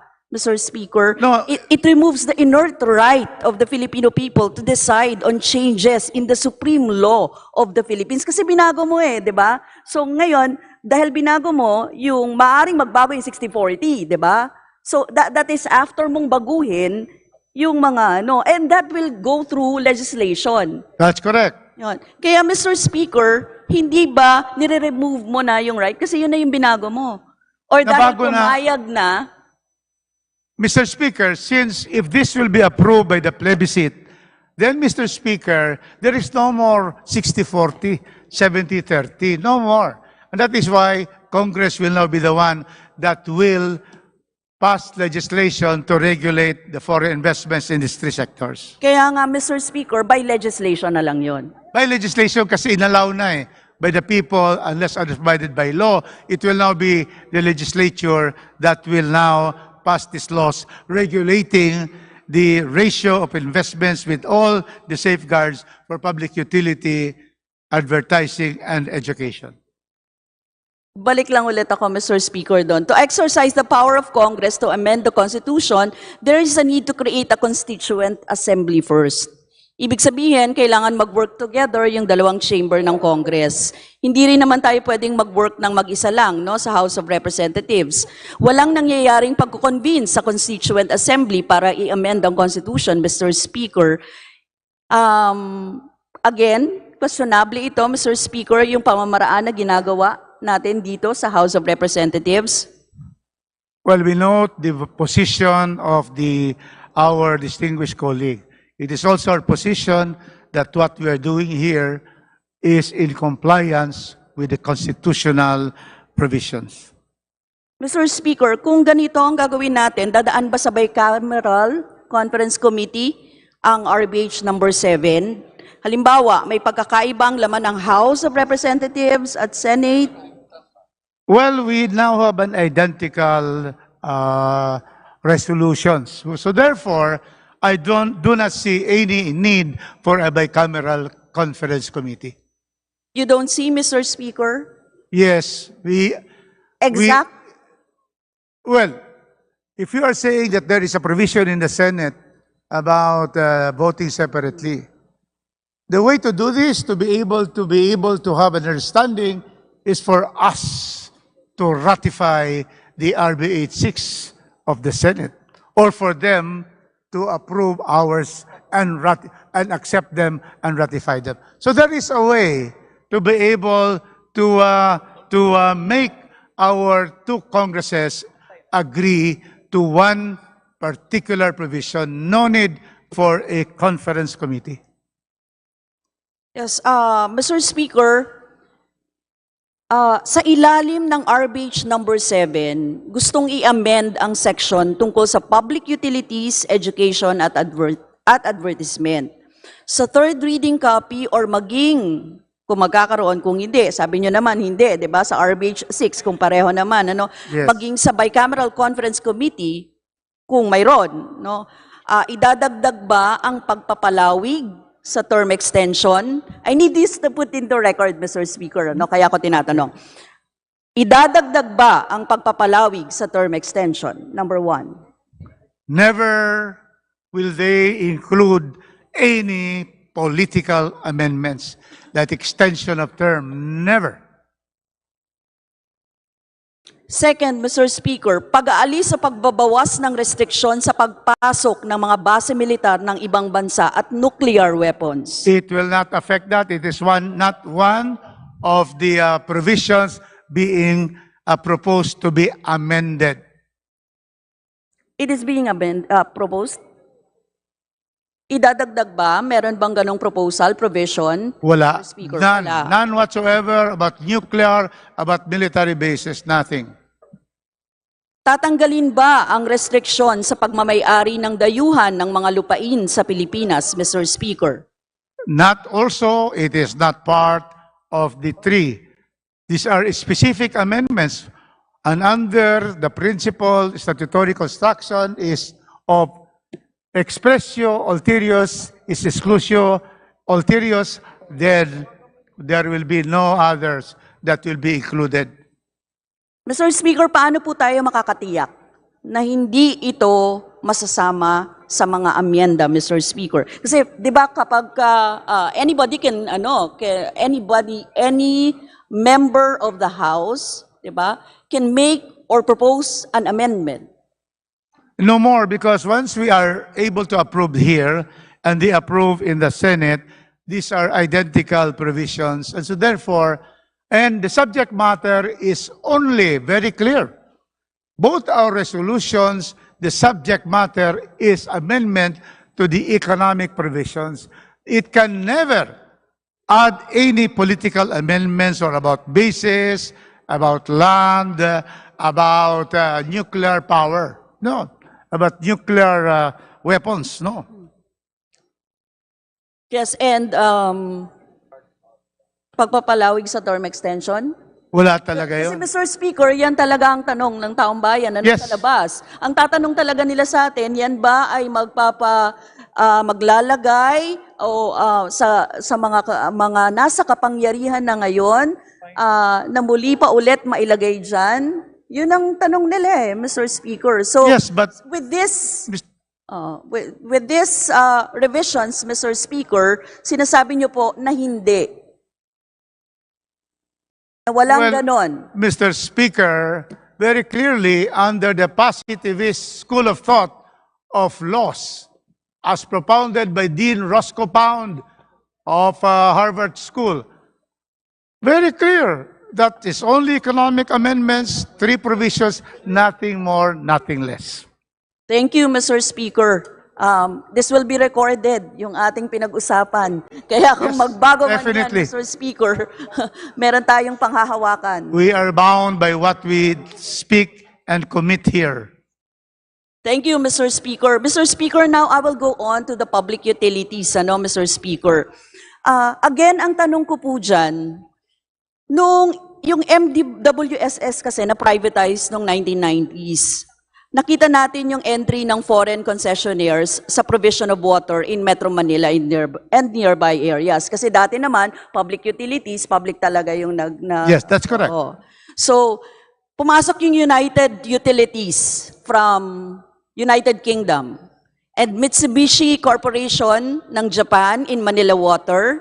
Tapos yung Suez, po alam kung paano ito i-pronounce but it's French company in Maynilad Water until 2006. So 2 decades later, however, foreign concessionaires lang naman sila. Pero ito nga foreign concessionaires Ngayon, ang sinasabi ninyo sa pagpasok ng foreign direct investments, 'di ba? Foreign ownership. Pero ito, ang naging epekto sa atin ng MWSS privatization, na-burden yung mga consumers with higher water rates from 2 pesos to 4 pesos in 1997. Basic tariff rates increased to 34 pesos to 47 pesos in 2018. At sinabi ko nga po, 970% increase for consumers served by Manila Water and 596% increase for those in Maynilad Water Services jurisdiction. Tapos, yung mga consumer, may mga various charges pa, including 12% value-added tax, 20% environmental charge, foreign currency exchange adjustment, FCDA. Kaya ang kumita po, technically, ay yung mga concessionaires, may whopping combined accumulated income sila na 13.88 billion by 2018. Ngayon, sabi niyo po, makakatulong sa atin yung FDI, pagpasok ng mga foreign investors, kung ito pong foreign concessionaires pa lang ang pumapasok, nagkaroon na tayo ng problema sa pampublikong utilidad, Mr. Speaker. Now, how can you assure us, the Filipino people, na talagang magkakaroon ng mas mababa na presyo ng mga pampublikong utilidad sa atin sa pamamagitan ng sinasabi ninyong economic charter change? Mr. Speaker, I'm sure that in the water, for example, Maynilad, they have complied with the 60-40. As to the issue of utilities, for example, we are definitely sure that the foreign investors did not have more than 40%. Now, when we open these possibilities of more competition, they will be able to give alternatives to the present concessionaires. And that is the beauty of allowing foreign investments, of them coming here, because now there will be more competition, and competition breeds lower prices. More competitions, Mr. Speaker, pero yung mga foreign direct investment, kasi pumapasok naman yung mga foreign direct Yeah, but only 60-40. But of course, Mr. Speaker, anong klaseng foreign direct investment din yung pumapasok dito sa ating bansa? Mr. Speaker. All public utilities are allowed to have foreign investments as long as they have 40% only. That is why control is 60% with Filipinos. So that is what it is. But if we say that we are amending this, there may be new concessionaires who can offer our people with cheaper water rates. That is what will happen if we open it. Well, it remains to be seen, but the field will be open to all those who wish to invest here, and they can give a better deal for our people. It remains to be seen, Mr. That's Speaker. correct. Kasi, Mr. Speaker, yung mga karanasan natin sa mga FDIs, for example, pag sinasabing nagpaparami ng employment, when we ask kung anong klaseng mga trabaho yung pumapasok, Mr. Speaker, anong klaseng mga pumapasok na trabaho from the FDIs? Well, they will bring, for example, Mr. Speaker, there will be transfer of technology. We have more knowledgeable people abroad who can be able to come here and to be able to transfer, technology, innovation. And so we are not yet sure of what will be the kinds of employees, but certainly by globalizing, then we are able to get the best in the world. Thank you, Mr. Speaker. Yung transfer of technology, Mr. Speaker, kahit dati naman meron sa mga FDIs na pumasok dito sa ating bansa, Pero hanggang ngayon, Mr. Speaker, hindi pa rin naman talaga tayo nagkakaroon ng mga malalaking industriya, Mr. Speaker. So ibig sabihin, anong klaseng FDI yung pumapasok sa atin? Wala pa kasi we have not opened our country to more foreign investments. For example, in public utility. That is why they're only limited to 40%. Now, who will be that businessman, a foreign businessman, to give 40% and let the Filipino ownership of 60% be able to control? So those are the things that we are trying to address in this bill. So, Mr. Speaker, you're saying na nade-discourage sila dahil doon? Nade-discourage yung mga FDIs dahil doon sa 40%? That's correct. Precisely the influx as shown by the graphs would show that we are lagging behind because they are very much limited to 40% in public utilities, in education, and advertising to only 30%. Pero Mr. Speaker, hindi lang naman yon yung mga reasons, 'di ba? Hindi siya, ayon sa mga studies and surveys, ang reason kung bakit nade-discourage ang mga foreign direct investors, 'di ba? So, meron ba tayong ganon na nagpapakita na sa 40% nade-discourage yung mga foreign direct investors? Well, the figures will already state bakit. Why? We have lagged behind 9 billion. Indonesia's 28 billion. So the facts themselves will show. Now, of course, we are also saying that there are also issues of high electricity costs, there are issues of ease of doing business, but certainly this move of ours to open it is a key, is one big factor in coming in the invitation of foreign investments to the country. Mr. Speaker, even reports and surveys from World Bank and other multilateral institutions would show that constitutional limits to foreign ownership do not fall at the top spot of investors' concerns, Mr. Speaker.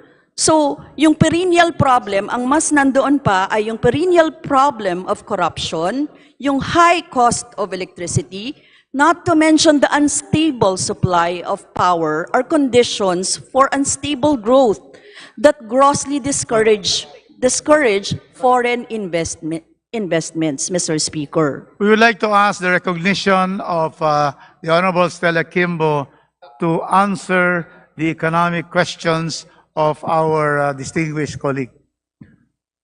Honorable Stella Kimbo, you're recognized. Mr. Speaker, Honorable Rosas, Yes. there are 2 points, Mr. Speaker, that I'd like to raise.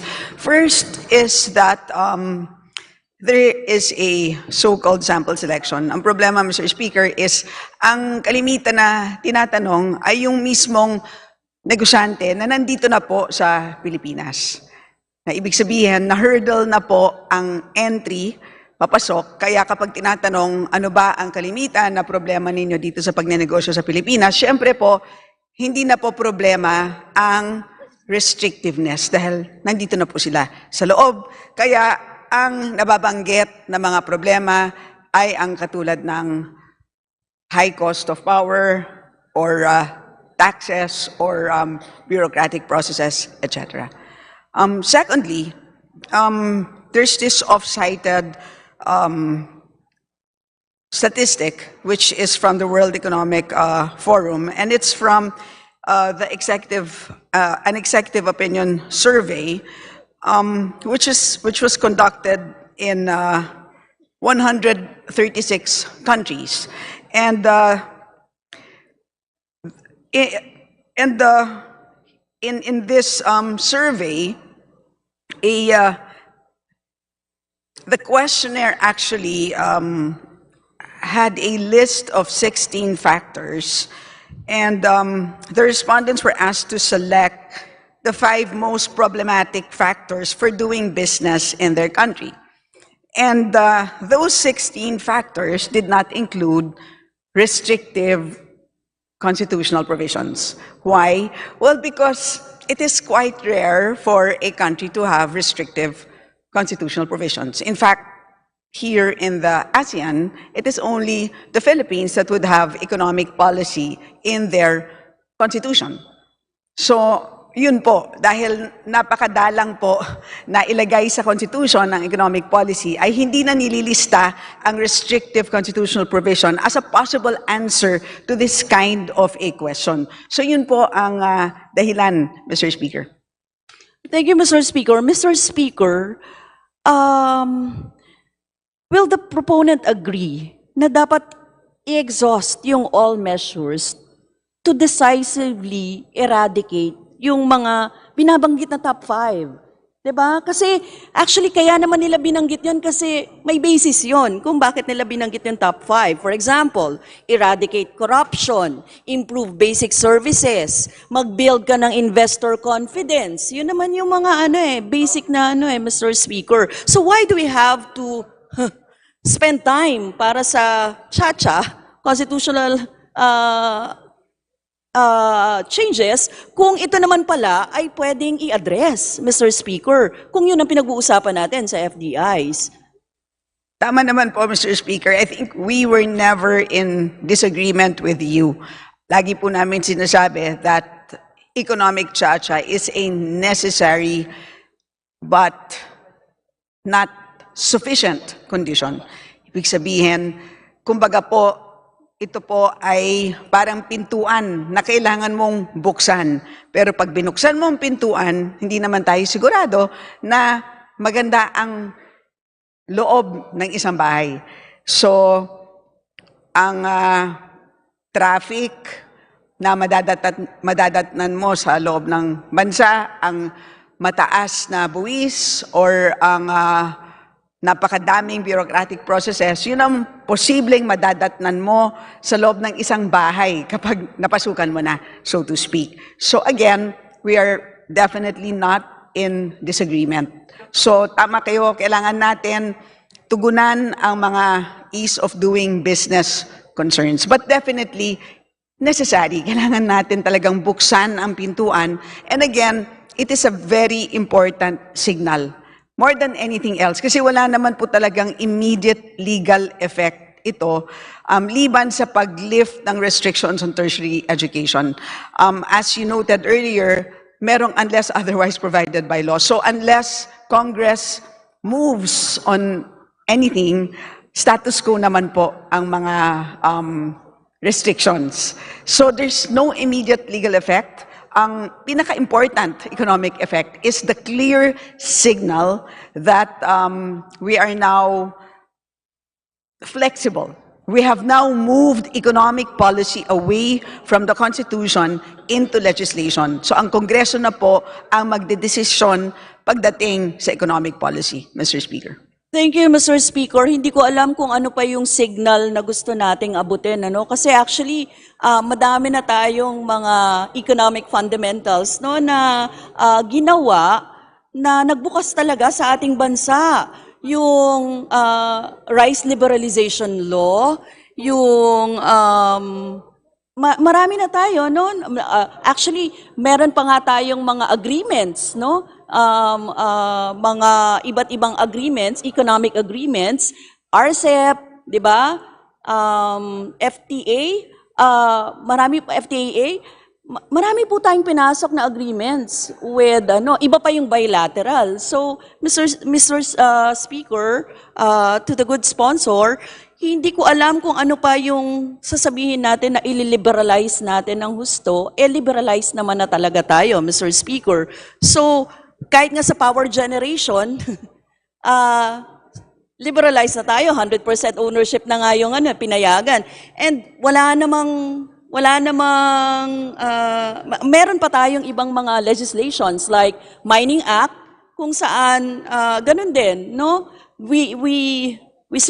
actually, ang tawag ko nga doon, circumvention kasi pinayagan mo na magmay-ari yung mga mining companies na foreign, di ba? So, hindi na siya bago. And ngayon, yung public utilities, that's a different matter kasi ngayon nasa Supreme Court siya. So kung nasa Supreme Court siya, mas matagal ngayon nating pagdedebatihan yung usapin na ito, Mr. Speaker, to our distinguished sponsor. Yes, Mr. Speaker. The signal is of flexibility rather than of any particular economic policy such as liberalization. That's what it is. Flexibility. We are now, in short, in fact, kung gusto nga po natin baguhin, imbis na 60-40, pwede natin gawin 65-35. Pwede natin gawing 70-30. Nasa sa atin po yun. It is up to Congress to decide. But what is important, we are now more flexible. Ang problema kasi po, kapag nakapako po sa Constitution, napakahirap pong baguhin kapag kailangan natin baguhin. Therefore, it is not flexible. Ang nangyayari po, when there is something that needs to be changed, as in the case of public utilities, ang nangyayari po is we attempt to correct it by way of legislation, like what we did with the Public Service Act. Ang nangyayari po is na-challenge po sa Supreme Court, and that's the one that causes uncertainty in the business sector. Yun po yung gusto natin ma-avoid. And so by finally doing Econ Chacha, we are number one, introducing flexibility, and number two, we are reducing uncertainty. We are taking away the possibility of challenges in the Supreme Court, Mr. Speaker. Thank you, Mr. Speaker. Flexibility, Mr. Speaker, yung sinasabi ninyo, Pero, Mr. Speaker, yung flexibility, uncertainty ang mareresolve sa bahagi po na makabayan, we think kung strategic talaga tayo tumingin, we should be building talaga yung mga necessary na industriya at pinayayabong natin yung ating agrikultura. Pero yun po yung mga tinatamaan ng mga liberalized and pinapasok na mga ideas, and now you're saying it's flexibility yung kailangan ng bansa natin. Paano nito masisiguro na talagang yung mahal na bilihin, serbisyo, at yung utilidad na kuryente, tubig, mapapababa, Mr. Speaker? Tama po yun. There's no disagreement there. Mapapababa ba niya, Mr. Can you Yes. give us? The way to reduce prices is to increase competition. That's the best way to reduce prices. Ang problema po sa ngayon is there is a severe lack of competition in our economy. Bakit? Alam natin na yung presence ng oligopolistic markets sa ating ekonomiya ang isang structural problem ng ating bansa. At maraming pag-aaral ang nakapagpakita nito. At kayo din naman po, you often cite that in your interpellations. So, and what's the best way to actually address that is to open up our economy to foreign competition. And that's exactly what we are doing today. We are introducing the phrase unless otherwise provided by law so that once and for all ay pwede na natin palitan ang restrictive na 60-40 restriction, Mr. Speaker. Mr. Speaker, dun po yung dilemma ko, Mr. Speaker, to our distinguished sponsor, kasi nung binuksan natin yung, yung 100% na mass media. Yeah. Yes, nung binuksan natin yung Hindi pa manufacturing, Manufacturing is open. bumababa yung presyo. Hindi naman din. So, because may problema din sa cartels. So, Mr. Speaker, itong parang yung local industries natin, hindi siya talaga yumayabong kahit na magkaroon ng foreign direct investment dito sa ating bansa, Mr. Speaker. So ibig Mr. sabihin, Speaker, the kind of foreign direct investment ang problema, Mr. Speaker. So, Again, Mr. Speaker, we go back to the statement, it is necessary, but it is not sufficient. We also go back to the statement, it is not a panacea. Marami talagang problema ang ating bansa. Again, we are not in disagreement, napakarami. So, katulad ng nabanggit ninyo, tama po yun. Sa manufacturing, marami talagang cartels di ba? Mr. Speaker, hindi pa rin garantiya yung sabihin natin na magiging flexible nga or mawawala yung uncertainty kapag ginawa mong how much? 70, 30, 20, 80 yung, diba, Mr. Speaker?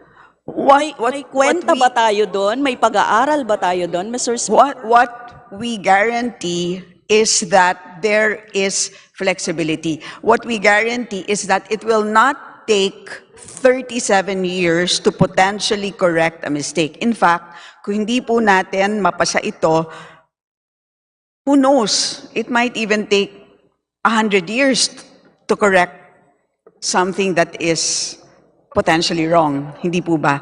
So, yun po yung problema. Yun ang hinaharap ng mga potential investors sa ngayon. Kaya pag tinatanong po ninyo, bakit walang lista? Bakit ka magpapalista kung ganito yung situation dito sa Pilipinas? Di ba? So, yun ang hinahanap po ng mga gustong mag-invest sana sa Pilipinas. What is the capacity of the Philippines to correct potential mistakes? And when they see us behaving this way, we have no capacity to correct mistakes. Bakit po sila gustong pumunta dito? Yun po ang gusto po natin makorekt. Thank you, Mr. Speaker. Tama naman na kailangang ayusin talaga yung mga problema na yun, Mr. Speaker. And we don't think na ito yon, Mr. Speaker. And there are wala pa tayong speculative lahat kapag sinabi mo na kapag ibinaba natin yan sa 2080, etc. ganyan, ay papasok sila dito, Mr. Speaker. Again, it is not the specific parameter that they are looking for. The first thing that they are looking for is the flexibility. And if I may, I would like to quote the Freedom from Economic Foundation. And this is a collection of opinion makers, former cabinet secretaries, members of the academe. Itong sinabi po nila tungkol sa RBH. The uncertainty in our policy framework stems from the contradiction between the restrictive provisions in our Constitution and the attempts to mitigate them through legislation. The uncertainty lies in the fact that enacted laws that went through rigorous debate and deliberation by both houses of Congress can be rendered moot through a Supreme Court challenge on the grounds of constitutionality. This is a situation that is faced by the amendments of the PSA today. Existing and potential investors in the telecoms and transportation sector must await a resolution of these challenges to be certain of the actual policy of the Philippines. We firmly believe that amending the restrictive economic provisions of the Constitution will provide certainty regarding the economic policy direction of the country to guide our legislators, while giving them the flexibility to create legislation that is responsive to global and domestic economic realities for the benefit of the Filipino people. So ito po ang kanilang pagtingin.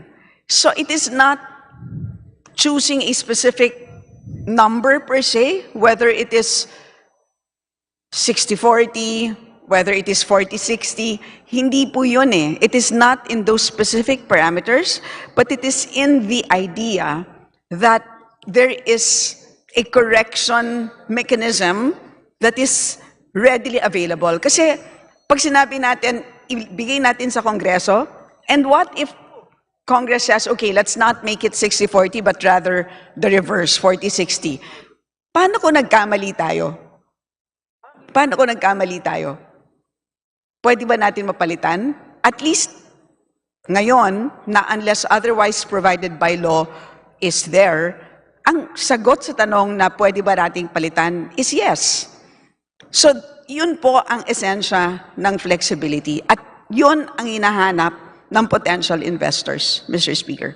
Thank you, Mr. Speaker. Mr. Speaker, we are not on the same page siguro, no, Mr. Speaker, kasi parang some of the measures, no, neoliberal measures approved to liberalize economic sectors. Kasi sa akin, kung signal lang hinahanap mo, ito na yun eh, marami tayong nilagay eh. Amendments to Public Service Act, readers of Foreign Investment Negative List, amendments to Retail Trade Liberalization, DOs liberalizing renewable energy. Napakarami po nating pinasa. So, kung flexibility, actually create and di ba, na pinagdebatihan natin dito, and now we're talking about create more pa para sa mas enhanced pa na pagbibigay sa mga foreign direct investors dito sa ating bansa ng para pumasok sila. Hindi pa rin sila pumapasok, Mr. Speaker. Precisely, kasi hindi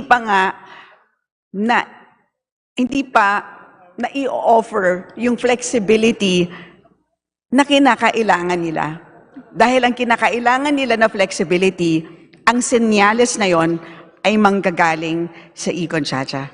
Kaya yan po sana ang pag-isipan natin na malalim, Mr. Speaker. Thank you, Mr. Speaker. Maraming salamat,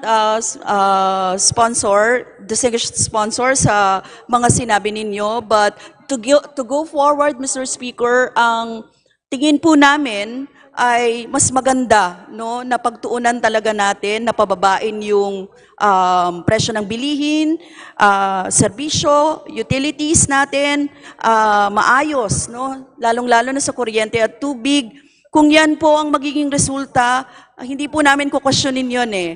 Tapos magkakaroon tayo ng magandang lokal na industriya At yung agricultural and manufacturing sectors natin ay yayabong. Yan po yung mga gusto nating end result, Mr. Speaker, ginoong sponsor. Kaya din naman kami nag-question kaugnay dito sa mga revisions na ginagawa sa economic section, Mr. Speaker. Now, I won't belabor the point anymore, Mr. Speaker, kasi meron pa akong dalawang educational institutions na tatanungin, Mr. Speaker. On my next question, Mr. Speaker, and finally, Mr. Speaker, siguro last point lang doon, parang ayaw natin na yung mas lalong magbukas or sinasabi niyong flexibility sa mga sectors ng economy natin sa dictate ng ibang mga foreign financial institutions kasi ayaw din natin na ang conditions noon na nagbunga ng mga krisis talagang naglagay sa unstable economy ng ating bansa, Mr. Speaker. And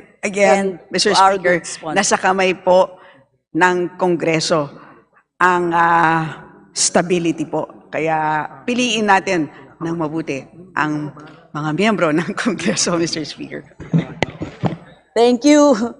Thank you, Mr. Speaker. Sa educational institution, Mr. Speaker, RBH 7 is proposing to insert the word basic before educational institutions to limit the coverage to basic educational institutions, thereby allowing the wholesale lifting of foreign ownership and administration restrictions in higher education institutions. Is this correct, Mr. Speaker? Mr. Speaker, may I request the recognition of Chair Roman Romulo to answer questions on the constitutional amendments on education.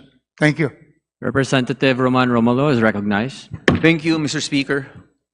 Thank you. Mr. Speaker, my first question was on the basic before educational institutions. Ibig sabihin nito, wholesale ito sa higher education, di ba? Tama ba? Higher educational institutions ang open for foreign ownership. Well, the lady from Gabriela Party List, una po, I would not use naman the word wholesale. Parang yung connotation niya napakasama. Ang mangyayari po kasi, under the current constitution, unang-una, again, binanggit ko po kanina ito kay Honorable Manuel. When this constitution was approved, we only had one Department of Education, Culture, and Sports taking care of all levels. Pangalawa, when this was passed, the deliberations in the CONCOM were very expressed. Tinanong po talaga, may nagtanong po nung deliberations, bakit ba natin nilalagyan ng equity restrictions yung education institutions? In 1986, nung dinideliberate po ito, ang sagot po doon ni Commissioner Gascon, maliwanag naman, sinabi niya na kailangan kasi pangalagaan natin na yung Filipino values, yun na masisigurado natin maatid sa ating mga mag-aaral. Again, this was 1986, approved in 1997. Basically, the concept was copied from the 1973 Constitution. The environment in 1986-87, 1972-73 were very different is very different from the environment we have now. Ngayon po, meron na tayong Wi-Fi, meron na tayong teknolohiya, may internet na po tayo. So the very reason bakit may prohibition, sa totoo po, medyo na-water down na. Simply because, through social media, through internet, kahit yung bata po, nakakakita na po ng ibang ideas. That is why, sa totoo po, pagdating sa parte na yan, medyo na-water down na yung reason for inclusion of this equity limitation. Pero, ngayon po, under the current education setup, hindi na po tayo one department. Di ba, meron na tayong DepEd at meron na tayong CHED. Yes, Mr. Speaker. Nakita po natin, maliwanag naman po, sa basic education, ayaw pa rin po natin na pakawalan yan. Mr. Speaker, pero sa CHED po, sa higher education, sinasabi po natin, welcome po ang mga ideas po na mga galing sa abroad, foreign universities, foreign colleges can come in. It is just as simple as that. We are just opening it up only for HEIs, and it is not it is just to open it up para magkaroon Yes, ng Mr. Speaker, that bigger is what market I of was just ideas. asking. I was just asking for allowing the lifting of foreign ownership and administration restriction ng higher Yes. education. Pasensya na, Ma'am Arlene, kasi ayoko lang, yung word kasi kanina nagamit, yung wholesale, yung connotation Pag wholesale po niyan, naman po, anong ibig hindi sabihin po nun maganda lahat? yung connotation yan eh. Kaya Ibig gusto sabihin ko lang ba, Mr. maliwanag po at Speaker, malagay sa proper Mr. Speaker, context. isa lang paglilinaw. Lahat Sana ba o nakasagutin mo rin hindi? kami, Ma'am Arlene. Nakinig po ako sa iyo, sumasagot lang Nililinaw ako. ko lang, Mr. Speaker, lahat sige, ba o okay, sige hindi? Pwede bang lahat o hindi? Di ba? Again po, kung ang tanong po ninyo, are we now opening up colleges and universities to foreign investments? Yes. Foreign ownership ng lahat. Ano po? Pwede ang lahat ng sa higher educational institution, Sige po. pwede ba ang lahat ay i-open for foreign ownership? That was my question. Yes, but again po ma'am, that will be subject to laws and regulations. Kung ano po yung mga batas na existing ngayon that affects foreign investments in higher education institutions such as yung batas po kanina na lagi natin binabanggit. Kung titinan po natin yung batas na yon, yung Transnational Higher Education Act. Maliwanag po dyan. Kahit yung batas na ginawa po natin na subject pa rin to the Constitution, hindi lahat pwedeng pumasok. That is subject to certain conditions. So, Mr. Speaker, may limitation kasi yung Transnational Act. Hindi po, sinasabi ko po sa inyo na the Constitution, we are lifting the equity for higher education institutions, but that will still be subject to first, may constitutional provisions pa rin po na subject yan, yung mga pagturo ng konstitusyon natin sa curriculum. Pangalawa, meron natin tayong mga batas at meron din tayong regulator, ang CHED, which will take a look at the programs being that they want to introduce here. Yeah, so ma-ensure nun yung sinasabi ninyo na mapapag-aralan pa rin dito, kahit full foreign ownership, mapapag-aralan pa rin ang pagiging nationalistic, nationalista ng ating mga estudyante. correct. Yung nationalismo, yung patriotismo, That is yung correct. lahat, Mr. Speaker, may ensure pa rin yon. Yes, and it is a constitutional mandate po. Nakalagay po sa Constitution that it should be included in our curriculum. Take for example, yung 100% ownership. Example ko lang, Mr. Speaker. 100% ownership ng isang Chinese school. Kapag sinabi niyang 9-dash line ay sa kanilang pagmamayari ng West Philippine Sea, paano yon?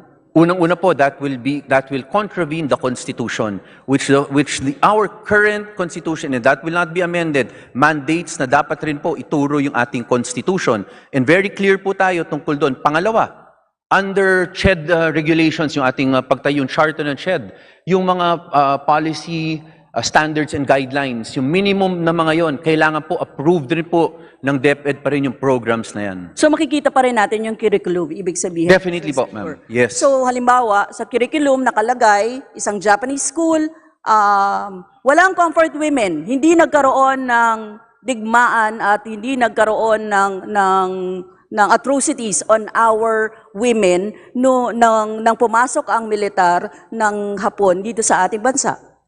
Again, ma'am, para maliwanag na po, let me read the Constitution, Article 14, Section 3, 1 and 2. 1 says, all education institutions, so lahat po ito, kasama pa rin yung HEIs, shall include the study of the Constitution as part of the curricula. Number 2, they shall inculcate patriotism and nationalism, foster love of humanity, respect for human rights, appreciation of the role of national heroes in the historical development of the country. In fact, Ma'am Arlene, that is still in the Constitution, that will not be amended.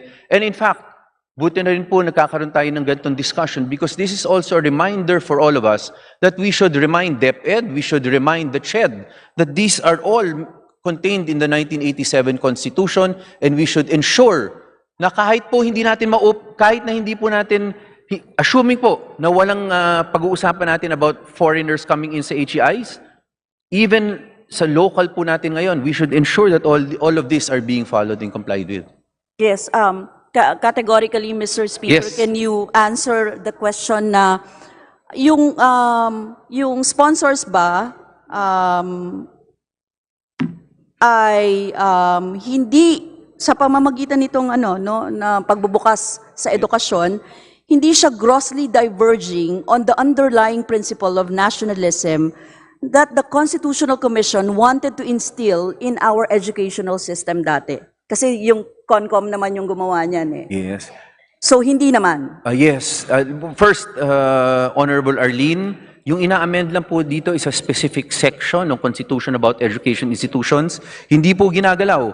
We are not going to touch and they are not touching. The authors have not made any reference to touching Article 14, Section 3, Paragraphs 1 and 2. Okay. Thank you, Mr. Speaker. Follow up ko lang, ano po bang assessment ng mga sponsors sa kasalukuyang estado ng edukasyon sa bansa sa aspeto ng pagsasakatuparan ng obligasyon nitong ipatimo ang pagiging makabayan at patriotiko sa mga kabataan at mamamayang Pilipino? Hindi po ba ang mga hakbang tulad ng dagliang academic calendar shift, ang pagtatanggal ng wikang Filipino sa kolehiyo o ng pag-aaral ng Philippine history sa secondary education ay nagpapakita na maski ngayon ay kulang na kulang ang mga hakbang upang tiyakin ang pagtitiyak ng nasyonalismo at patriotismo sa sektor ng edukasyon? Hindi po ba mas lalong palalalain ang ganitong sitwasyon ng pagpayag ng 100% foreign ownership sa education institution? Again po, Honorable Arlene, hindi po kasalanan ng ownership because as you stated, right now, meron na nga pong mga pagkakataon na pareho po tayo. We agree. In fact, that is what I questioned during the Committee of the Whole. Tinanong ko po yun, sinabi ko sa DepEd na sinasabi nila that they reject any amendment to the Constitution because it will not foster nationalism. But I reminded them, the K-12 curriculum, as written, in fact, removed Philippine history from junior high school and even in senior high school po, parang inintegrate lang nila. And you are correct, in 2015, kasama po ng iba nating kasama dito, we brought up that issue, yung pagtanggal po ng Filipino Department. Kaisa nyo rin po ako. In fact, I am the one who filed a bill right now with the Committee on Higher and Technical Education asking for Philippine history to be made a subject in college. Pero again po, sinabi sa atin, academic freedom. So, anong nangyari po doon? It will be an elective. So, walang implication yan sa 100% foreign ownership? Sa tingin ko po, wala. Kasi ang importante po dyan, strict enforcement by our DepEd and our CHED of the constitutional provisions. Now, Mr. Speaker, sa totoo lang, sa pinakahuling report ng ASEAN State of Higher Education noong 2022, nakasaad dito na sa 10 bansa ng ASEAN, isa lamang ang may mataas na degree of internationalization. Yun ang Singapore. Ang Pilipinas ay nasa pangalawang chair na medium degree of internationalization kasama ng Brunei, Indonesia, Malaysia at Thailand.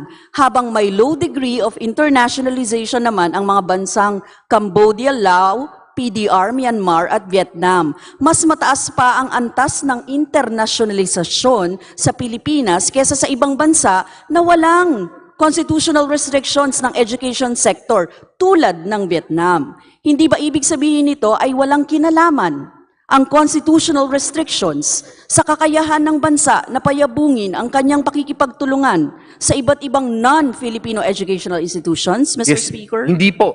Sa totoo po, unang-una kailangan natin siguraduhin po kung ano yung ibig sabihin ng report po na yun about internationalization. Kasi po sa totoo lang, kung titingnan po natin, tayo nga po yung may restriction sa ating konstitusyon. But again po, to credit our higher education institutions from 2013 up to today, alam ko po, sigurado ko, we have been trying to find yung cooperation po. In fact po, sabi nga sa atin ni Dean Abad, kahit ang private HEIs, nagpapadala po ng mga teachers nila abroad para masigurado po na makuha rin nila yung global skills na nakukuha sa iba.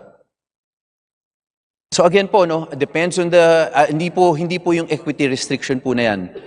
Ang kailangan makita mo natin ano yung definition po ng internationalization.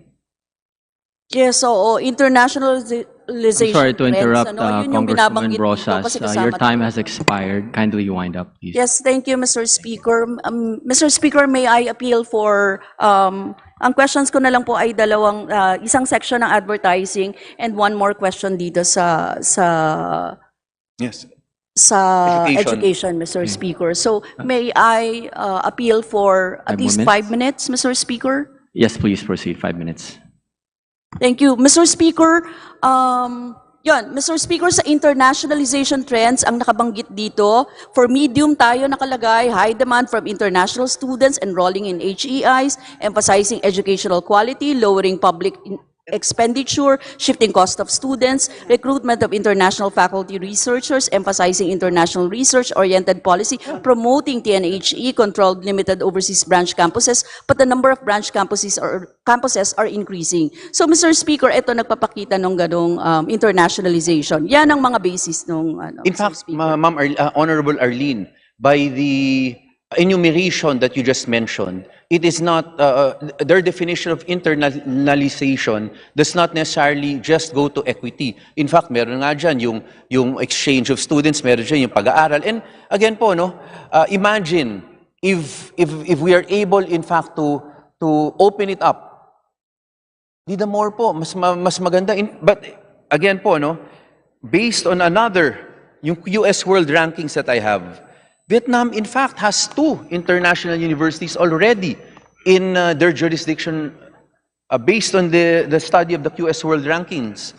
So again po, the definition of internalization that you use there, kailangan po natin tingnan sa proper context. Kasi again po, hindi apples and oranges yung comparison yan sa equity na pinag-uusapan natin dito. Because internationalization, as you described, has many components. Totoo po yan. Meron nga tayong batas eh. Meron tayong batas allowing branches and franchises to, di ba? Meron tayong bagong batas tungkol doon. Kaya nga, Mr. Speaker, I was asking kung gano'n naman pala, bakit kailangan pa natin ibukas?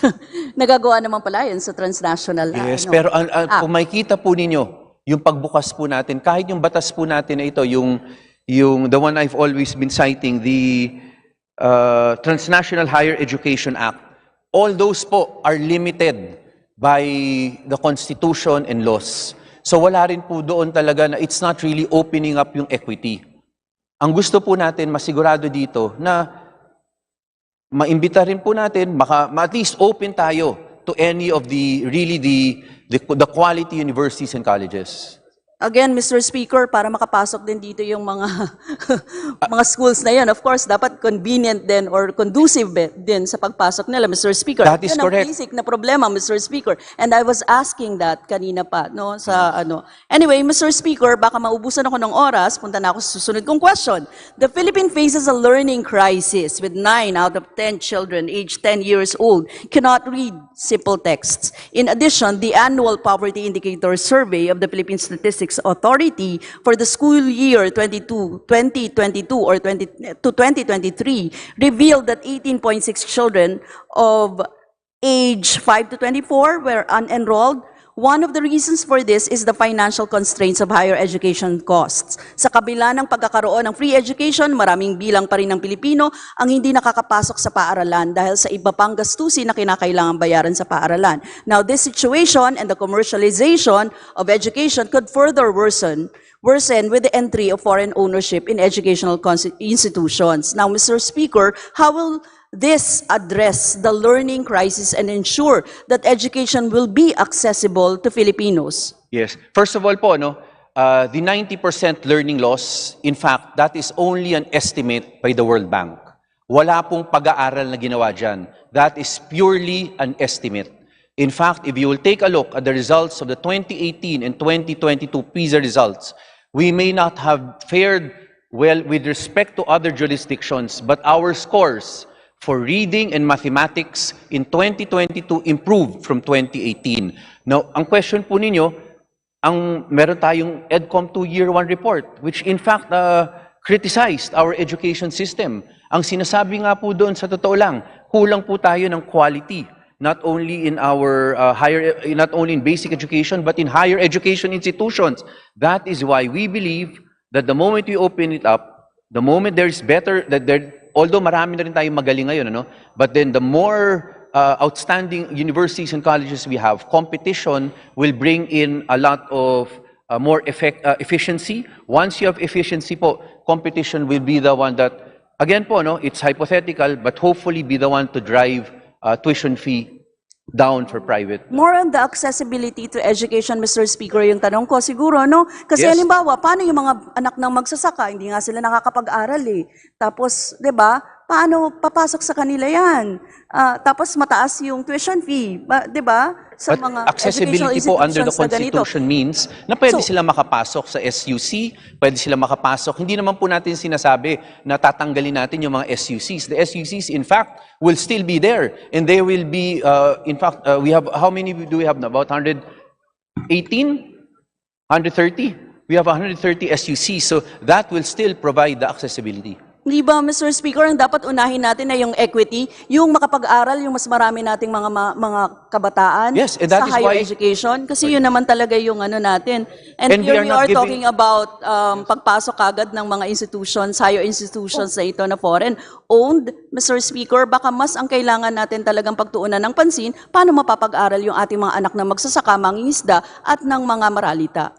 And that has no connection with the relaxing of equity ownership because right now po, ang dami nga natin po mga bills dito, again, establishing SUCs, especially in remote areas. Kanina po sa Committee on Appropriations, yung last mile schools, inayos na rin po natin. Mr. Speaker, last na lang, ang tagal advertising na lang, Mr. Speaker. Sa proceedings po kasi ng Committee of the Whole, napag-asapan yung tungkol sa pag-alis ng advertising people to other countries to work there. Yung pag-alis daw nila ay dahil mas mataas yung sahod doon. Kung magkakaroon ng foreign capital dito, as well as foreign management na kayang umabot ng 100%, magiging competitive ba ang salaries ng advertising workers dito? Such that hindi sila maengganyo mag-ibang bansa at ang local talent will remain here instead of seeking greener pastures, Mr. Speaker. That's on the advertising. Mr. Speaker, please recognize the Honorable Senior Vice Chairman of the Committee on Appropriations, Stella Kimbo. Honorable Stella Kimbo is recognized. This will be the last question of the distinguished interpolator. Yes, Mr. Speaker, that is the expectation na mas maganda ang magiging sahod ng ating mga workers sa mga foreign-owned ad agencies. Dahil based on data from the annual survey of Philippine businesses and industries, firms with foreign ownership give 70% higher salaries and benefits on average, Mr. Speaker. Thank you, Mr. Speaker, sa pagsagot. Because I have no more time, Mr. Speaker, siguro sabihin ko na lang yung position namin kaugnay dito. Unahin po natin yung sensibilidad at programa para itindig muna yung pambansang industriya at lokal na agrikultura bago tuluyang alisin ang mga restriction sa sinasabing dayuhang kapital. Hindi pa man nasasakatuparan yung hangarin ng saligang batas na siguraduhin ang pampublikong utilidad na mahalaga para sa industrialisasyon at tunay na reforma sa lupa, gayon din ang paghuhubog ng nasyonalismo at patriotismo sa edukasyon, Mr. Speaker, tinatalikuran na ito ng Econ Chacha. Huwag po nating hayaan ito, tutulan po natin ang RBH number 7, tutulan ang charter change. Maraming salamat, Mr. Speaker. Mr. Thank you Speaker, very next much, to Congresswoman interpolate is the party list representative from APEC, the Honorable Sergio Dago. The Honorable Sergio Dagook is recognized. Mr. Speaker, Yes, we sir. ask for the recognition of Chairman Roman Romulo to answer the subsequent interpellations. Thank you. Chairman Roman Romulo is recognized. Thank you, Mr. Speaker. Thank you, distinguished sponsor. Don't worry because I have capsulized my interpellation into 80% recommendations and only one hypothetical question. I would start with my recommendations. First of all, I would like to manifest my support to this undertaking because I believe that it can help. No? Foreign direct investment can help us explore economic development, but on selected and carefully studied sectors. First, I agree with that education, in the basic education should remain as responsibility with the government. And in the Vietnam experience, wherein I have thoroughly interpellated our resource person on the Vietnam experience, I believe on that guy, no? Hindi siya mahangin, yung nagsasabi ng totoo. So, tertiary should be open. Should be open. But as far as FDI is concerned, kung pira, walang pira yung education. Because the guy clearly stipulated that this tertiary education sector could not give direct investment in terms of capitalization. They are just bringing in skills, knowledge, technology by bringing in instructors and professors. As a matter of fact, before they come in, they will require the government to infuse subsidy in a form of infrastructure. So my take would be on the tertiary should be open, but basic should remain with the government. On the advertising, I fully agree that it should be open wholly. On the power sector, first of all, I would like to put on record, para kung balikan natin tong proceedings na to, very clear, as representative in the power sector, I support the position of the Department of Energy that as far as the power sector is concerned, we should open the generation sector. Why? Why I supported that? Because if you are going to examine our electric rate, which is now being unbundled, 65% of what we have paid belongs to the generation sector. Ang ibig sabihin, Mr. Speaker, sa bawat piso na binabayad natin, 65 centavos po yung sa planta. At yung transmission, 8 to 10% only. Meaning 8 to 10 centavos per piso. Sa distribution sector, only 14 to 18% or 14 centavos to 18 centavos.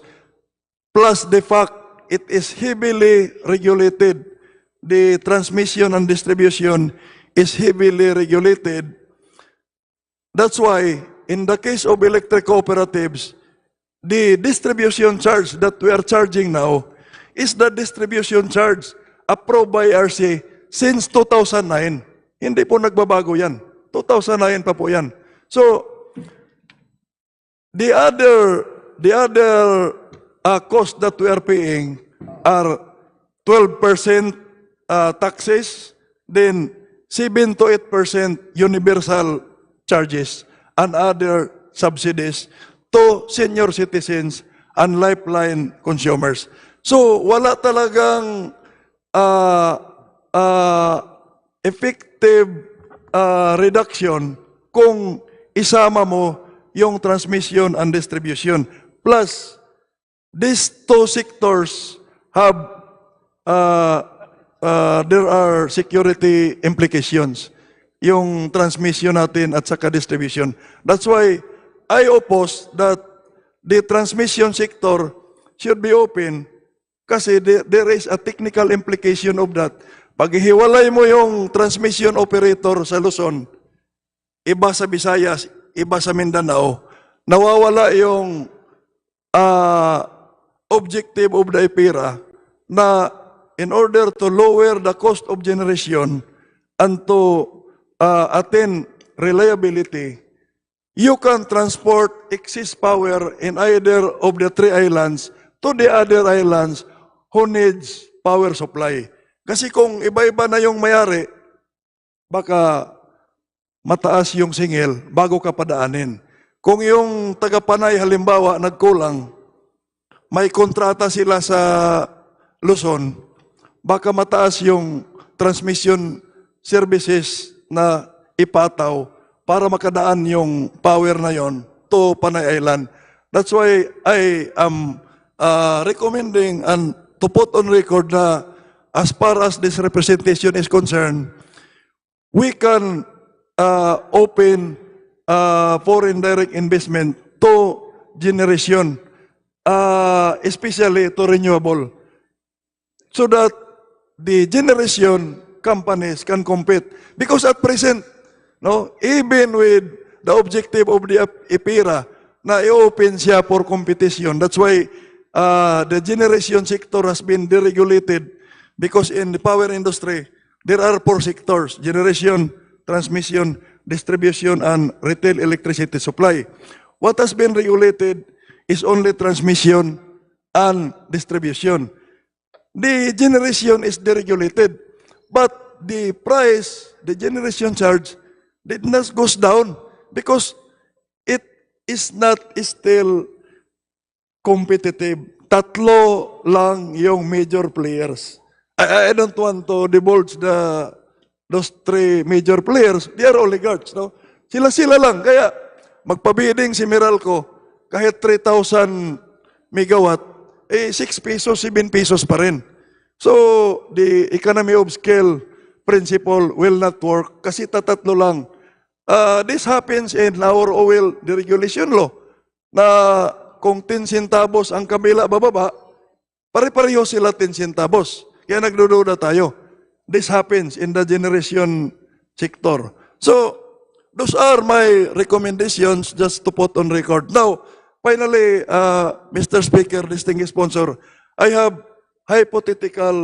one hypothetical questions to ask.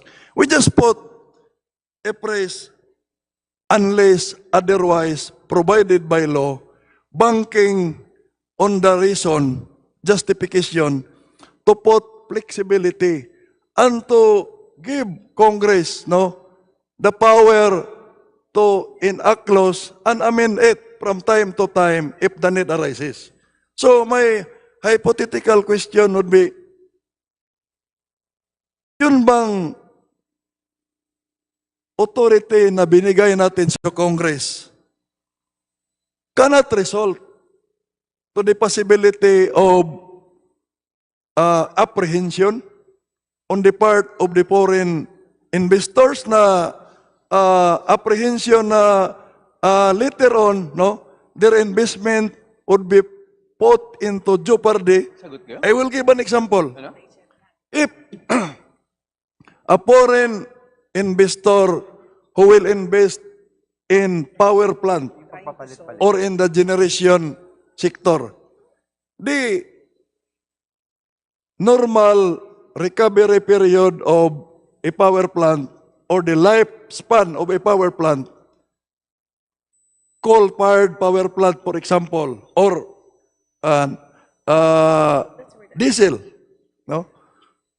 is 25 years. That's why most of the power supply contracts between distribution utilities and power plant operators is 25 years.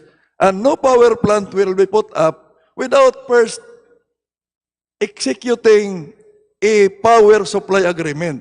Kasi walang financial closing kung hindi sigurado yung market. So, for example, if we will enact law in order to attract investor in the generation sector, we will enact law na may the tax provision would be may tax rebates ka in for a period of 5 years, wala kang babayaran, like in the case of NGCP franchise, they will not be liable for national taxes, but in lieu of other taxes, they will just pay 3% franchise tax in lieu of all taxes. Now, after 5 years or 10 years, hindi mo pa na-recover, i-amend yung batas because we are electing representatives of Congress every 3 years. We are electing senators every 6 years. We are electing our president every 6 years. And when I asked Danida, kung tinuloy ba ninyo yung dating economic plan natin sa previous administration, binago nila lahat. So, on that premise, assuming na gano'n ang mangyari, can it not give apprehension, Mr. Chair, distinguished sponsor? Yes, Honorable Dago, first of all, thank you for all your comments. And of course, your apprehension po, that is valid because that is your fear. But again po, no, let me just again state what the Foundation for Economic Freedom mentioned. It said the uncertainty lies in the fact that enacted laws that went through rigorous debate and deliberation by both houses of Congress can be rendered moot through a Supreme Court challenge on the ground of constitutionality. Alam naman natin, Honorable Dago, unang-una, para gumawa ng isang batas, hindi rin po ganun kasimple. It will have to go through the House of Representatives, the Senate, may committees po tayo. Hindi rin naman, dito po, very lively ang debates natin. Even, and when we have experts who we invite to every committee, kahit pumasa po sa House, dadaan rin po yan sa Senado. Kahit pumasa sa Senado, dadaan rin po yan dito sa House. Pangalawa, kahit na pumasa sa ating dalawa, minsan po iba pa ang version. Ang dami po nating bills na magaganda na sa totoo, medyo naiipit sa BICAM kasi iba talaga yung version natin. Sabihin na natin magkasundo tayo kahit sa BICAM. Again, we have the executive who will have to sign that law in order for sign that bill in order for it to become a law. Sa totoo po, mahaba rin yung proseso. Mahirap rin po talaga gumawa ng isang batas. Pero ang sinasabi nga sa atin po ng mga eksperto katulad ng Foundation for Economic Freedom, base sa sarili po nilang survey, base sa pag-uusap nila, ito po yung mga eksperto po sa economy rin po natin, mga pinagkakatiwalaan naman rin po natin. Ang sinasabi nila, ang problema nga po ngayon, kahit na makapasa tayo ng batas, kahit na napakaganda ng debate po dito, again po, it is that constitutional challenge open because it may contravene the foreign equity or any restriction contained in the Constitution. So pareho po talaga, meron talagang magiging apprehension yan for a foreign investor. Kahit po tayo, kunyari, assuming meron tayong resources, pumunta rin po tayo offshore, meron tayong pangamba. But again po, yung mas matindi na pangamba po, ay pag nandiyan yung constitutional restriction na yan, again, it is always open to a judicial pronouncement on whether it's constitutional or not. Unlike Speaker, bills po, di ba? Distinguished sponsor, Yes. I fully agree with you. But the logic behind that hypothetical question is the fact that maybe, no, although I know na hindi na natin pwedeng gawin, no, dahil kailangan natin tapusin to, maybe we should put on record na yung mga batas, yung mga economic laws na i-enact natin. Kasi it will, kita ko yung kay Kong Stella presentation, Yes. parang 7.9% yung patungkol sa economic policy instability, yung apprehension. And I agree with that. Kasi, alam na natin ang utak ng mga investors. They are profit-oriented. Kasi, kung minsan, inuutang din nila yan. The logic behind that hypothetical question is that maybe we can agree and to put on record that we enact laws with regards to these three provisions of the Constitution na i-repeal natin yung restriction, there should be a prescriptive period in which we can only amend on that particular period. Kasi kung wala, although I fully agree with you, there is really a possibility that because of lobbying, may amend yung mga batas. Because when they compete, there is really lobbying among the competitors. So, I don't want to argue with anybody Mr. Speaker, I just float that idea because I know that will happen. No, a great possibility that will happen in the future. Thank you. Thank you, Honorable Thank you, Mr. Speaker. Thank you. Daghang salamat. Majority Leader. Mr. Speaker, there being no other members who wishes to interpolate the sponsor I move that we close. I'm sorry. Yes, Honorable Lagman, what is your pleasure? I made a reservation earlier, so I would pursue my interpellation. Let me just request for a minute suspension. Session suspended. Hindi naman tinawag yung ano ko. Hindi naman tinawag yung ano ko.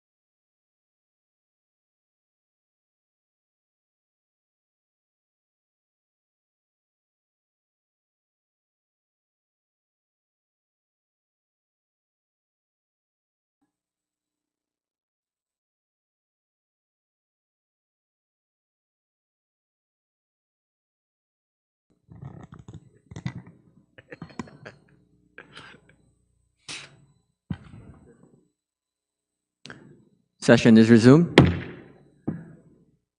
Honorable Lagman, you're still recognized. After consulting with the leadership of the House, I will desist from making my interpellation, but on the condition that the divorce bill will be called for further interpellation, and most probably we can finish the interpellation of the Honorable Rufus Rodriguez and some others who are present today. Thank you very On much. that understanding, thank you, Mr. Speaker. We assure Thank you very much. distinguished gentleman from Albay. May I now move for my previous question, which is to terminate the period of sponsorship and debate on RHB number 7. So move. Is there any objection to the motion of the Majority Leader? The Chair hears none. The period of sponsorship and debate of RBH 7 is hereby terminated. I now move, Mr. Speaker, that we open the period of amendments. So move. Is there any objection? Chair hears none. The motion is approved. Mr. Speaker, Majority I Leader. understand that there are no committee amendments, so we may now proceed to individual amendments, if any. Is there any objection? Chair hears none. Motion is approved. Majority Leader. It appears, Mr. Speaker, that there are no individual amendments. I now move that we close a period of amendments. So move. Is there any objection? The Chair hears none. The period of amendments is hereby terminated. Mr. Speaker, I now move that Majority we approve on second reading RBH number 7. So move. There is a motion to approve resolution of both houses number 7 on second reading. All those in favor, please say aye. Aye. All those against, say nay. The ayes have it. Resolution of both houses number 7 is hereby approved on second reading. Congratulations. Mr. Speaker, Majority Leader. Mr. Speaker, I move that we take up additional reference of business and that the Secretary General be directed to read the title of the agenda and the items and contained in such, including messages from the Senate and committee reports. Is there any objection? The Chair hears none. The Secretary General is directed to read the titles of bills and resolutions of first reading, as well as communications and committee reports. Additional reference of business. Messages from the Senate. Message dated March 12, 2024, informing the House that on even date, the Senate passed Senate Bill 2507 establishing the Negros Island region, in which it requests the concurrence of the House. To the Committee on Local Government. message dated March 12, 2024, which was received by the House on March 13, 2024, informing the House that on March 11, 2024, the Senate designated Senators Gatchalian, Revilla, Cayetano Pia, Villar Mark, Angara, and Pimentel as conferees to the Conference Committee on the Disagreeing Provisions of Senate Bill 2386 and House Bill 6558, instituting reforms in real property valuation and assessment in the Philippines. To the Committee on Rules. Committee Report 1024, submitted by the Committee on Legislative Franchises on House Bill 9710. To the Committee on Rules. Committee Report 1025, submitted by the Committees on Basic Education and Culture and Appropriations on House Bill 10142. To the Committee on Rules. Committee Report 1026, submitted by the Committees on Civil Service and Professional Regulation, Health and Appropriations on House Bill 10145. To the Committee on Rules. Majority Leader.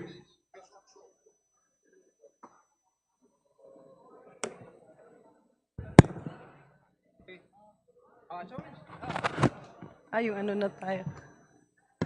Mr. Speaker,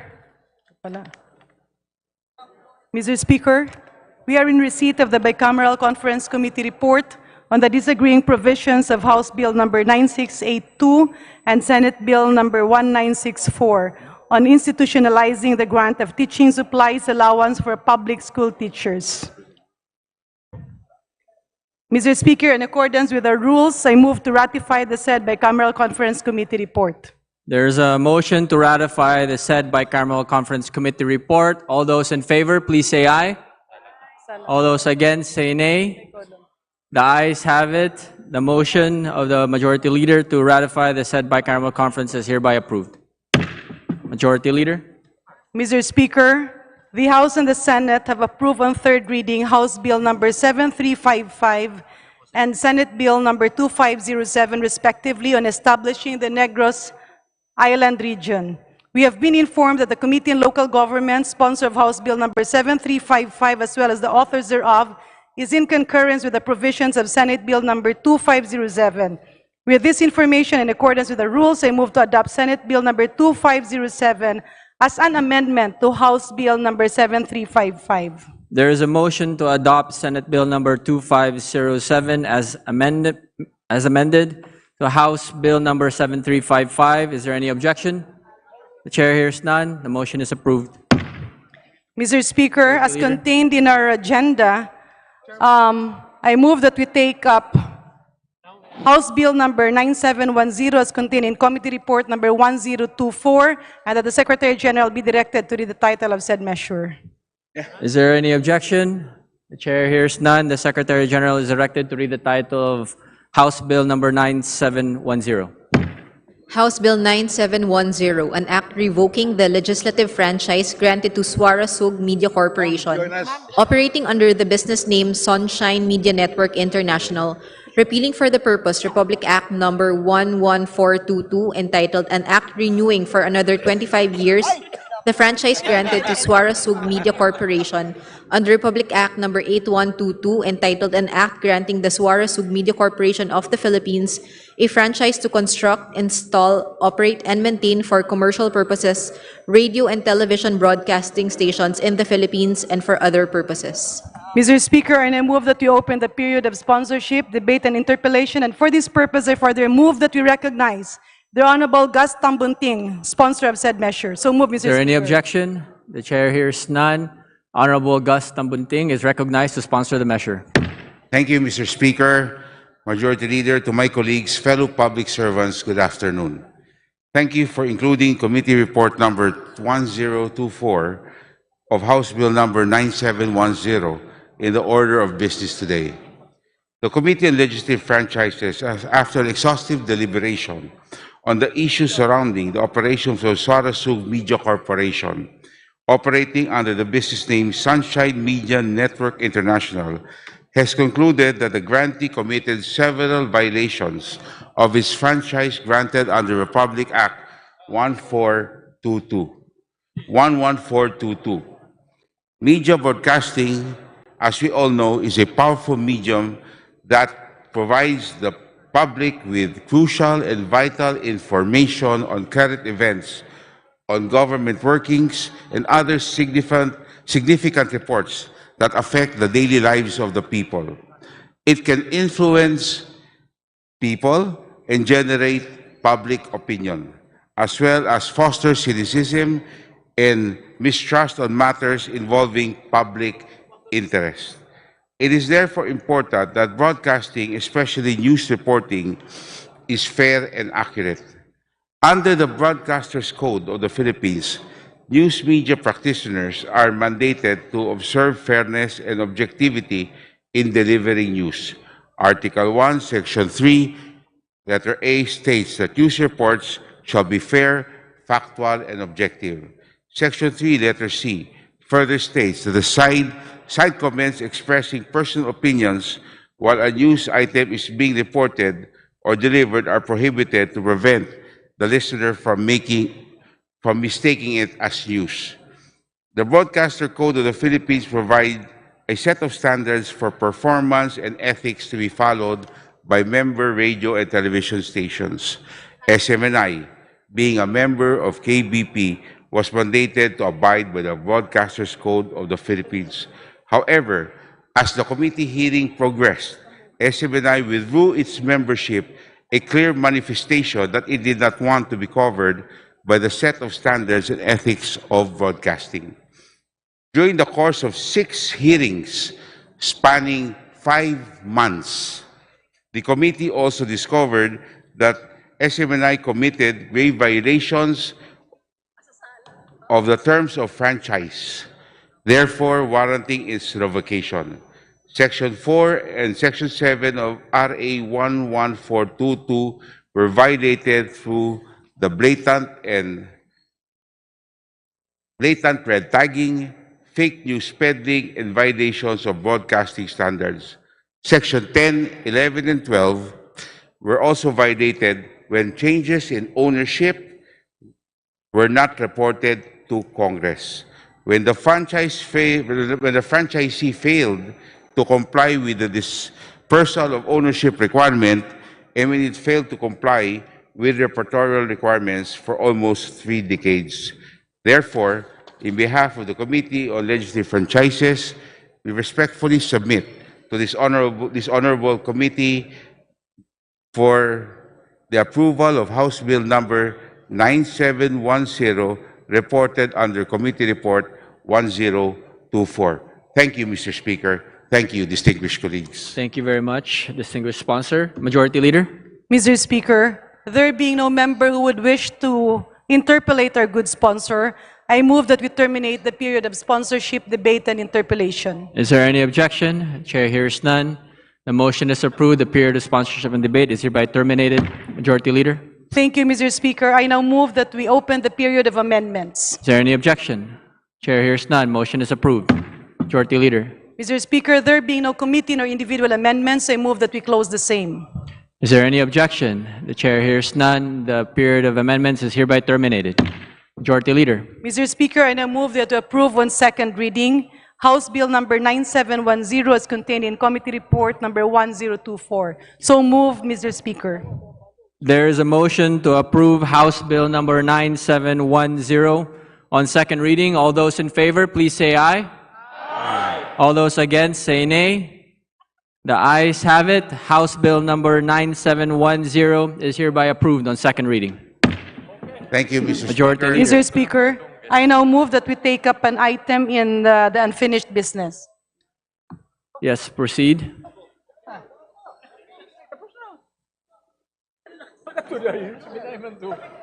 Mr. Speaker, I move that we take up House Bill 9349 as contained in Committee Report number 962 and that the Secretary General be directed to read the title of said measure. Is there any objection? The chair hears none. The Secretary General is directed to read the title of House Bill number 9349.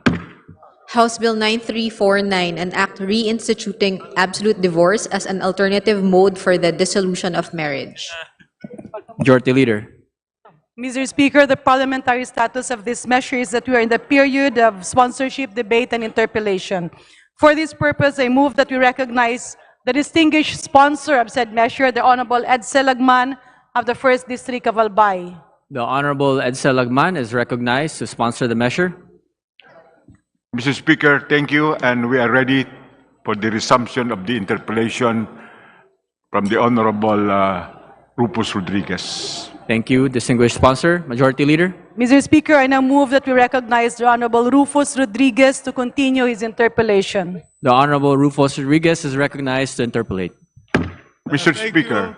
Thank you, Mr. Speaker.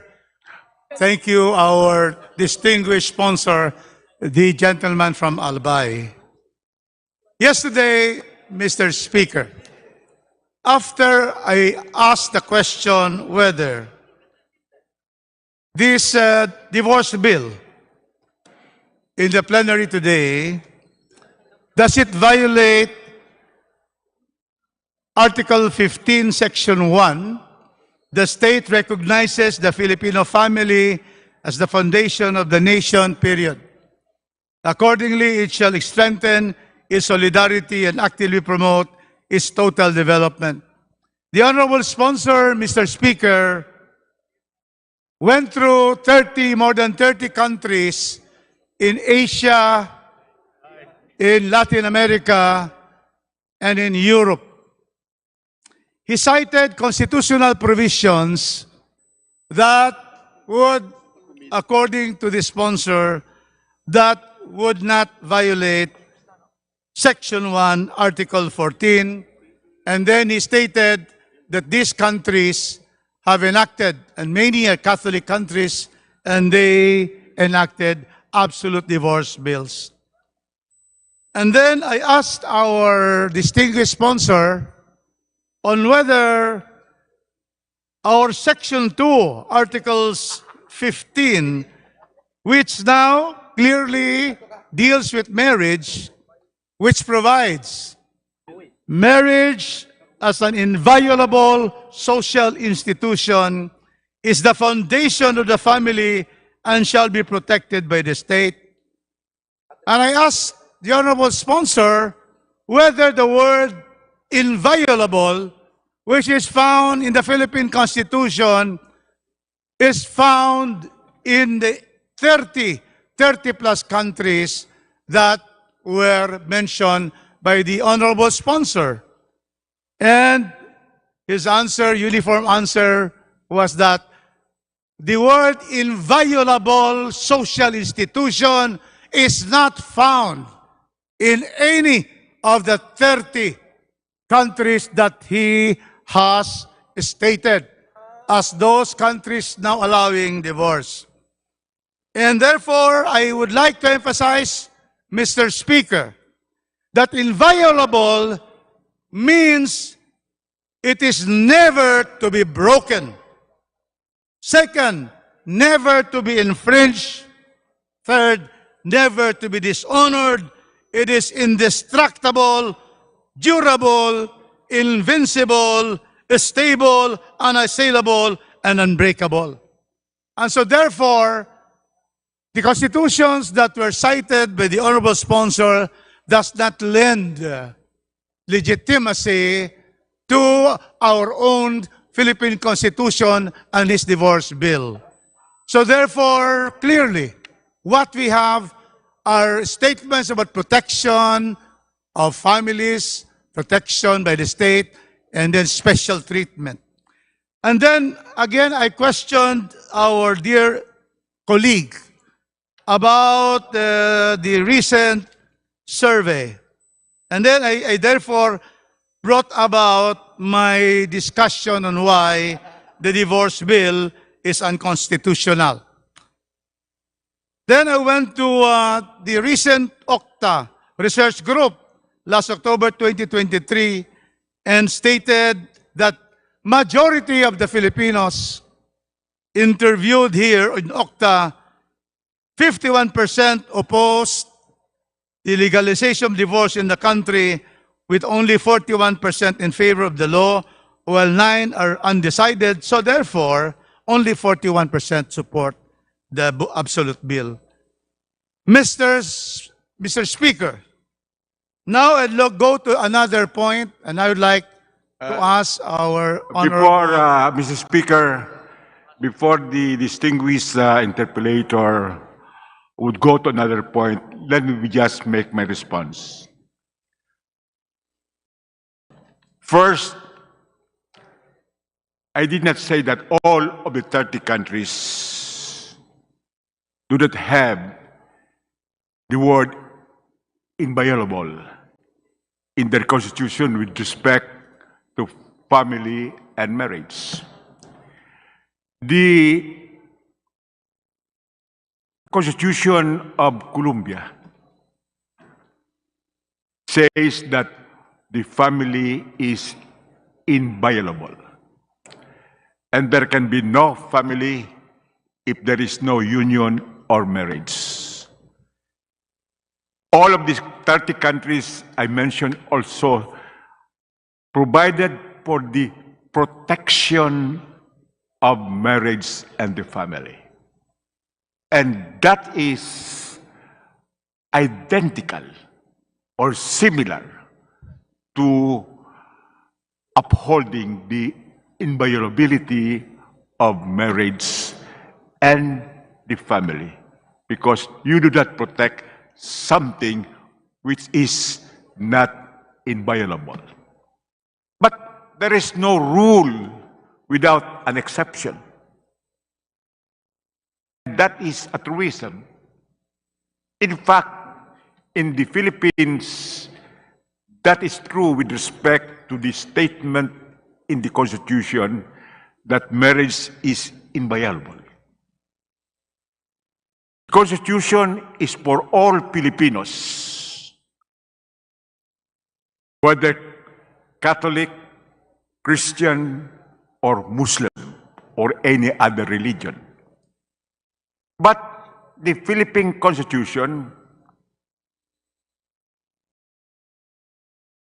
as well as our laws, would grant the Muslim Filipinos the right to avail of divorce. That is now an exception to the rule.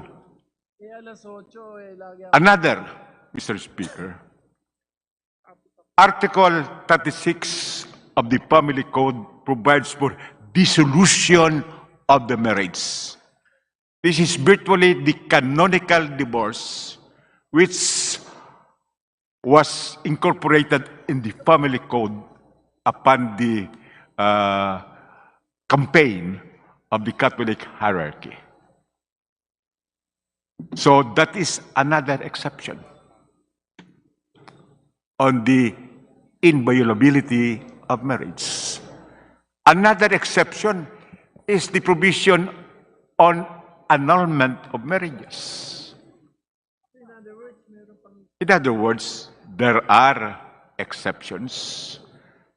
And since the Constitution does not prohibit this Congress from enacting an absolute divorce law, then this bill, once enacted into law, is constitutional.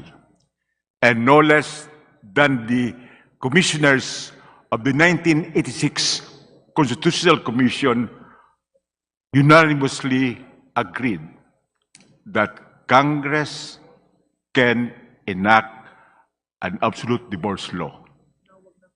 And then subsequently, Father Bernas, in his book on the Constitution, as well as Commissioner Noliedo, on his book on the new Constitution, said that despite the inviolability clause in our Constitution, Congress can enact an absolute divorce law. Now let me go to the OCTA survey. I hope this OCTA survey is not inviolable, because this survey has to be scrutinized with respect to how the question was formed. And in this survey, the question was, are you in favor or not in favor of a divorce bill being passed in the Philippines? That that question will not elicit an accurate or truthful answer because it is not placed under a certain circumstantial setting.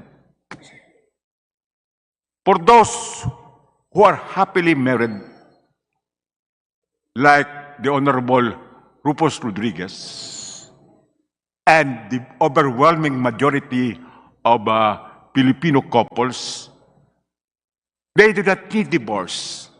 So the answer would be not in favor because it's not needed by them. So there is some defect in that question. But with respect to the question of the SWS, which started from 2005 running up to 2017, the question is much different. And it would solicit the correct and truthful answer. The question was, agree, disagree. Quote, married couples who have already separated and cannot reconcile anymore should be allowed to divorce so they can get legally married. That is a question which will elicit a truthful answer because it is placed on a circumstance setting. And what was the answer? Let me just go to 2017. The answer was 53 agree, 32 disagreed, and 15% undecided.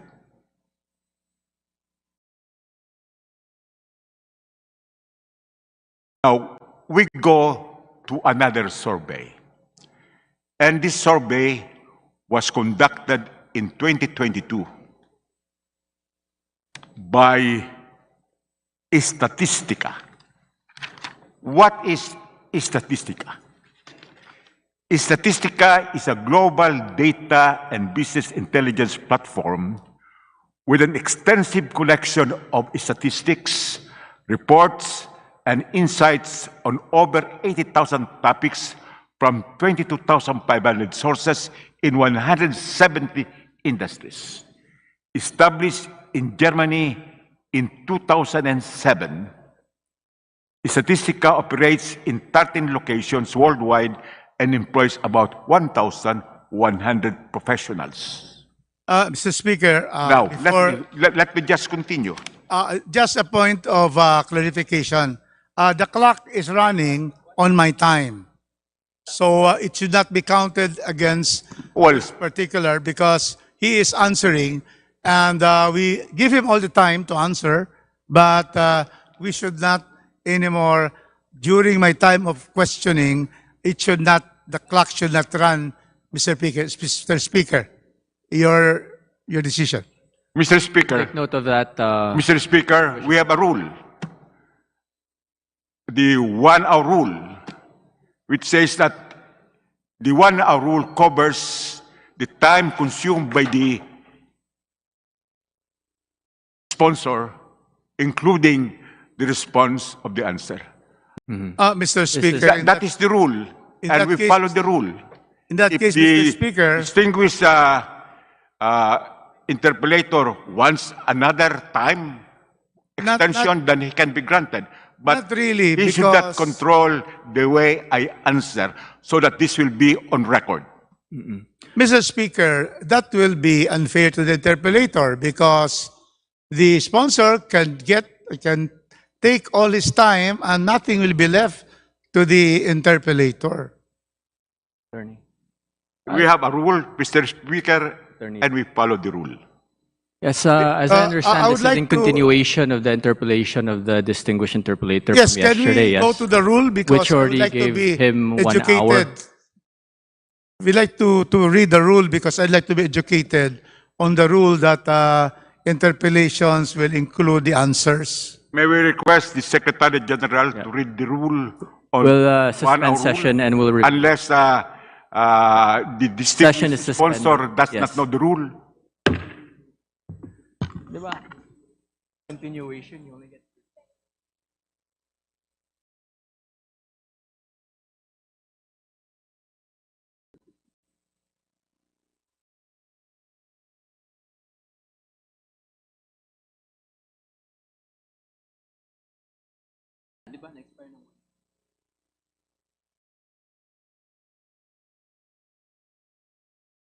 Eh, yung that be counted again.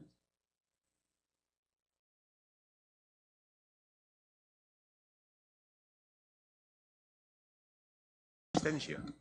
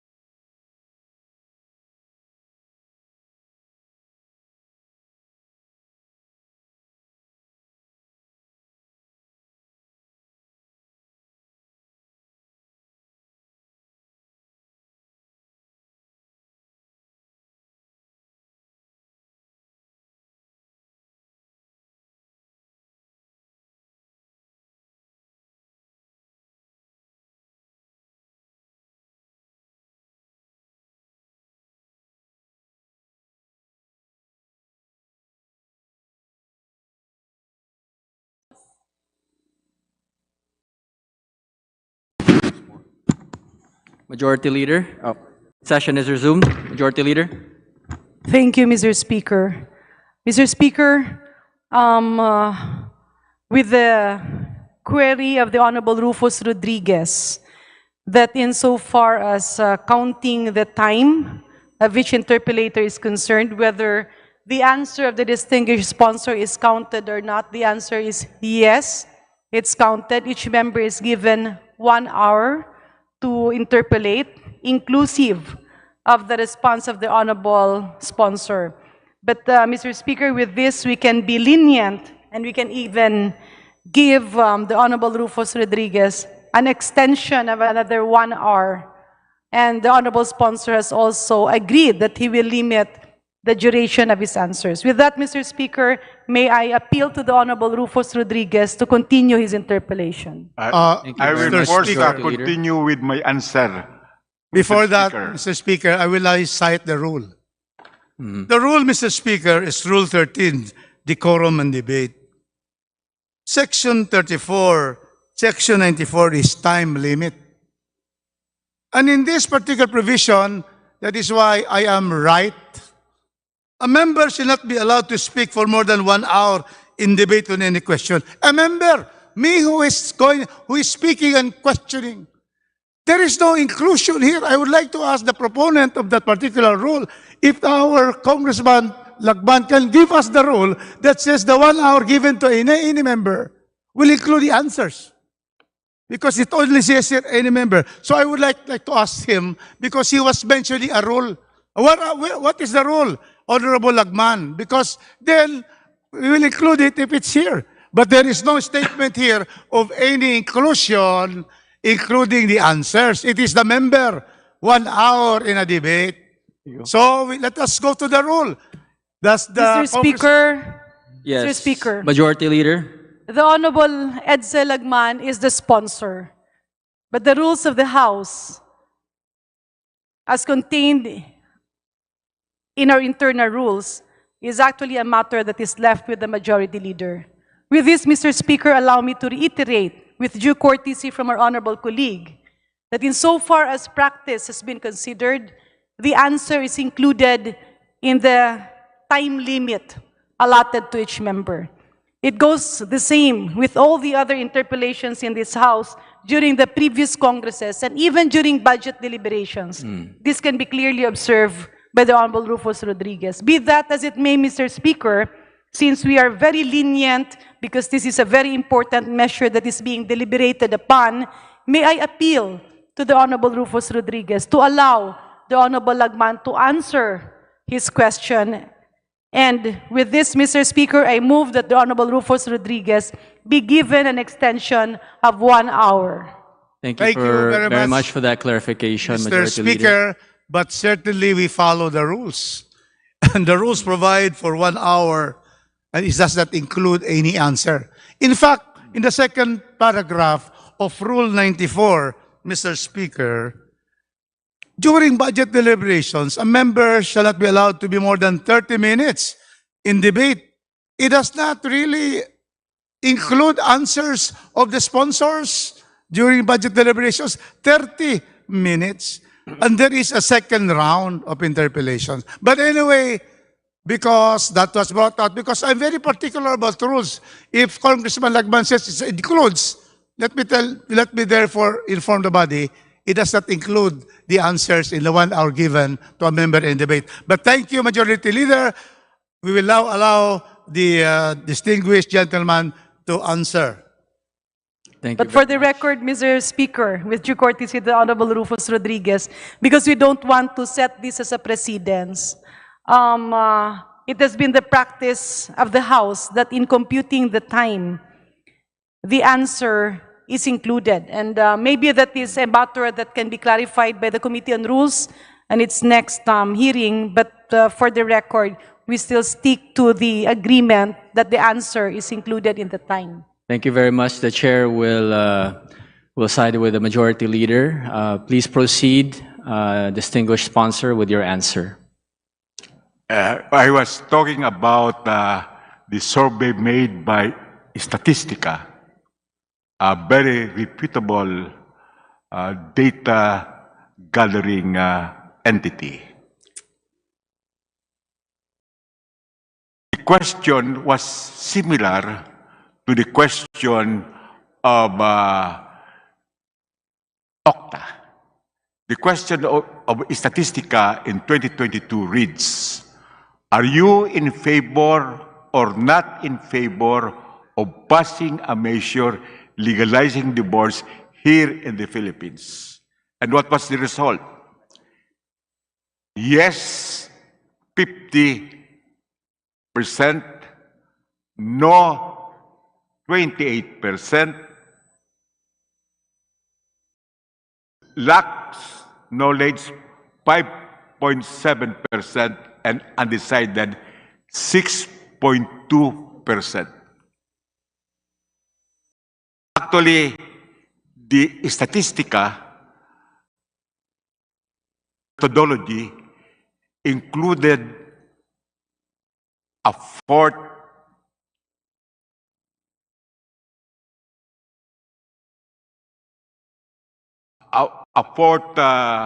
possible answer, which was lack knowledge.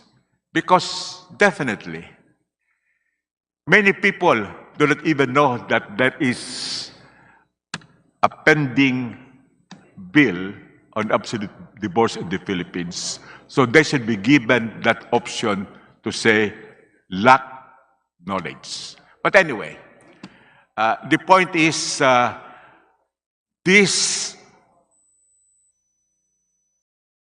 statistical data or surveys are not inviolable. So they are subject to variant interpretation depending on the questions asked, how they are framed, and so forth and so on. Thank you, Mr. Speaker. Thank you, distinguished colleague, Mr. Speaker. Clearly, the SWS survey was very limited to those already separated. Now, we have a similar question in Statistica, but then that's 2022. Mr. Speaker, I am talking about just 5 months ago. And this is October 2023, when there is already discussions in Congress about this absolute bill, a divorce bill. So therefore, this will prevail over the other two. So therefore, clearly, the Filipino people do not want divorce. Majority do not want. 9 is undecided. How many are in favor of divorce? Only 41%. So this is not the clamor of the people. Because the people of the Philippines see that if there is divorce, it will break families up. We will have a lot of children growing up with only one parent, Mr. Chairman. That's the worst debacle that a child can have. Can I now go to my next point, Mr. Chairman? Unless our distinguished colleague will rebut my statement. Well, Mr. Speaker, the survey's accuracy will depend on the methodology employed and the question asked.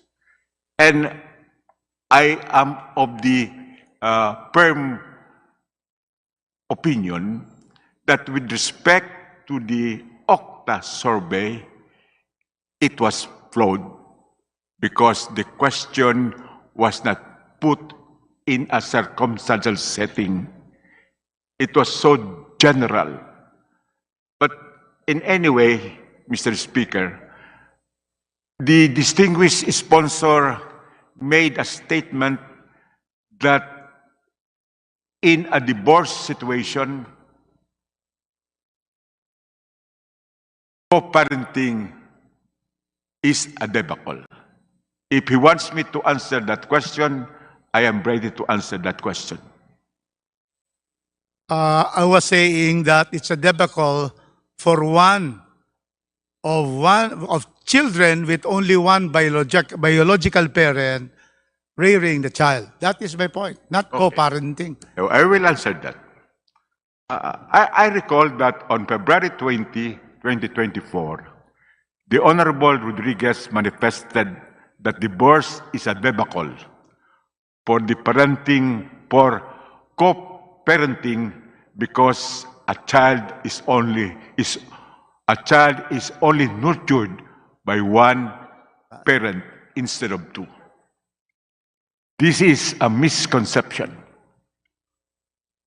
Although what is ideal is co-parenting and a marriage which is enduring and loving, just like the majority of marriages in the Philippines, it is not divorce which destroys co-parenting, but an irremediably failed marriage where couples in constant conflict, abusive relationship, marital infidelity or abandonment fail to effectively guide their children who are suffocated in a toxic marriage.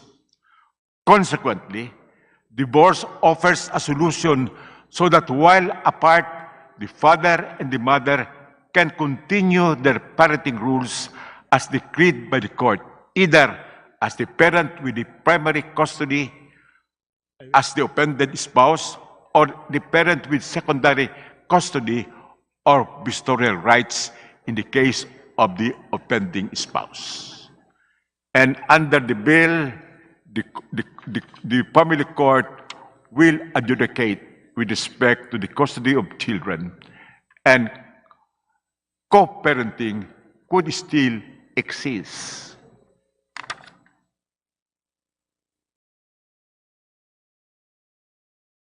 There are several studies which would show that co-parenting is even enhanced by divorce because the divorced parents would even compete for the care and affection from their children. In other words, divorce is not a debacle for co-parenting.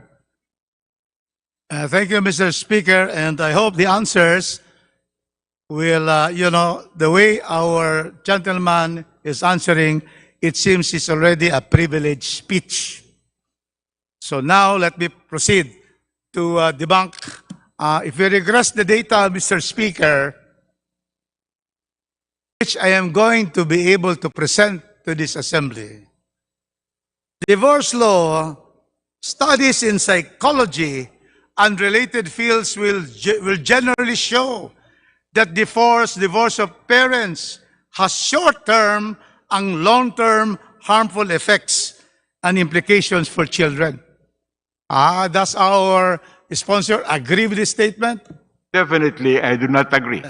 Because the scientific and empirical studies would show that divorce would have beneficial effects not only to the divorced spouses, but even to their children who become more independent, resilient, loving, and would even respect the institution of marriage in their own lives.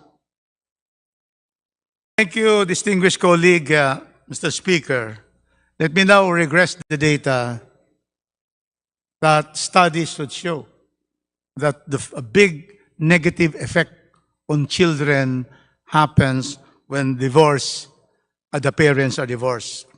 I am now citing, Mr. Speaker, the article of High Conflict Separation Divorce Options for Consideration 2004 by the Government of Canada. In this particular report and study, it says here, studies relating to negative adjustments among children include the following. This is now the result of divorce. First, Jacobson, 1978, examined factors that affected the psychological adjustment of children within 12 months after the marital separation. She examined 51 children in 30 families. 30 families, divorce, 51 children. And found that the greater the amount of time lost with a father since the marital separation, the greater the maladjustment of the child in areas such as aggression and learning disability. So he is maladjusted. He is now aggressive. He is now has learning disability. Mr. Speaker, very clear. Jacobson, 1978, quoted in the report of the Government of Canada, is that examining 50 children in 30 families, they found that the greater amount lost with the father because their separation will result to the maladjustment of the child, resulting in aggression and learning disability. What does the honorable gentleman say about this article on tracking the effects of divorce by the Government of Canada? Thank you, Mr. Speaker, for that privileged speech also. Very short. Well, that report is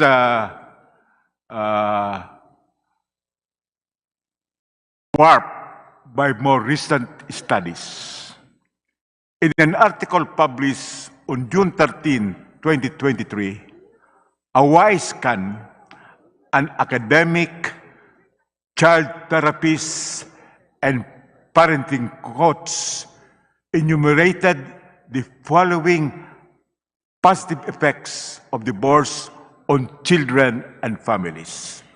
1, improved emotional well-being. 2, reduce exposure to conflict. 3, increase independence and resilience. 4, enhance parent-child relationship. Let me underscore that. Enhance parent-child relationships. 5, positive role modeling. 6, better co-parenting dynamics. Let me also underscore that. Better co-parenting dynamics. 7, improve academic performance. 8, personal growth and self-discovery. 9, financial stability. 10, social support networks. 11, maintaining healthy boundaries. 12, cultivating empathy and compassion. 13, enhance communication skills. And 14, promoting healthy relationships. That virtually debunks the data provided by the distinguished interpellator. Experts and scientists like Kathy Hardy-Williams have found the following positive effects of divorce on children. Children often become more resilient and adaptable because they must develop coping strategies for adapting to different situations and to change. Children develop a recognition for the significance of the commitment marriage requires, among other many findings. So these are countervailing studies, empirical studies on the favorable effects of divorce, not only on the spouses, but also their children. Mr. Speaker, I would now cite the study of Peterson and Zill. It analyzed data from the National Surveys of Children in the United States, gathering information about 2,301 children. Peterson and Zill concluded that children were least depressed and withdrawn when they live with both parents, rather than only with the biological mother. The depressed withdrawn score for children living with a single mother was especially high, especially for boys. And antisocial behavior was higher among those living with mothers than those with intact families. However, we say here that in this particular case, a child living with a parent with the opposite sex was especially prone to problem behavior, according to Peterson and Zill. In other words, if they live with another person, not the biological father or mother, they are prone to problem behavior. What is the answer of the honorable sponsor to Peterson and Zill? Well, Your Honor, we can continue in perpetuity citing authorities. This can be authoritative for one side and authoritative for another side. So I think it would be an exercise in redundancy to really cite all of these counter arguments and studies. So I would end this portion of our interpellation with that statement. It is the right of the member to interpellate, Mr. Speaker. So we cannot be controlled by the sponsor. And we are just controlling this sponsor. I was just controlling myself from further answering because this is a redundant series of citation of authorities. But he can continue to cite these authorities if he wants to. and I would be willing to listen. Thank you very much for that graciousness of our sponsor. Stolberg Kampler, Career and Wells, examine individual, familial, and environmental determinants of children's post-divorce adjustment and maladjustment. Environmental influences included, Mr. Speaker, physical changes in the neighborhood, such as moving to a new neighborhood, social skills required to meet new friends, and communication skills needed to express the increased anger that unwanted changes brought. Familial influences included poor child management skills that may lead to aggression in children. Comparing 87 divorced mothers and 47 intact families, the authors concluded, Mr. Speaker, that a child's life change events, such as moving to a new house or changing schools, are the most significant determinants of a child's post-divorce maladjustment. That is what was stated. Can we hear the comment of the distinguished sponsor? Mr. Speaker, the entire world, except for 2 countries, have legitimized divorce and have upheld that divorce is beneficial for both parents and children. I cannot believe that the entire world is in unanimity in blunder in providing for divorce, which would be eventually beneficial to children. We cannot suffer children from suffering, from experiencing the constant conflict between their parents, and would affect them psychologically and even culturally, educationally. So my answer is, irrespective of this research that's being cited by the distinguished interpellator, the world has already decided that divorce is legitimate and valid, and it is not detrimental to children. Thank you, distinguished sponsor. Mr. Speaker, Judith Wallerstein, one of the foremost experts on the effects of divorce on children, said that she was involved in a 25-year study of the responses of children and adolescents to parental separation and divorce. It was based on interviews with 100 children, 130 children, and the parents. After 25 years, this is the result. The individuals who were children in these situations, these are from divorce and separation, spoke sadly of their lost childhood, their sadness and anger, and their yearning for both parents to take care of them. Mr. Speaker, this diminished nurturing and protection during their growing up years was the legacy divorce left upon them. Half the young people in the sample were involved as adolescents, here you go, in serious drug and alcohol abuse. Over half ended with lower educational degrees than their parents had obtained.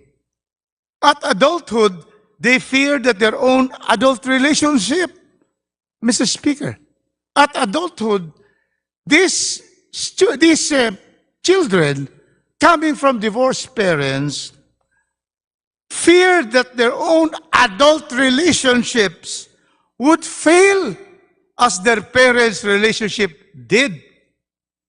Therefore, we ask our distinguished colleague, is he not aware of this?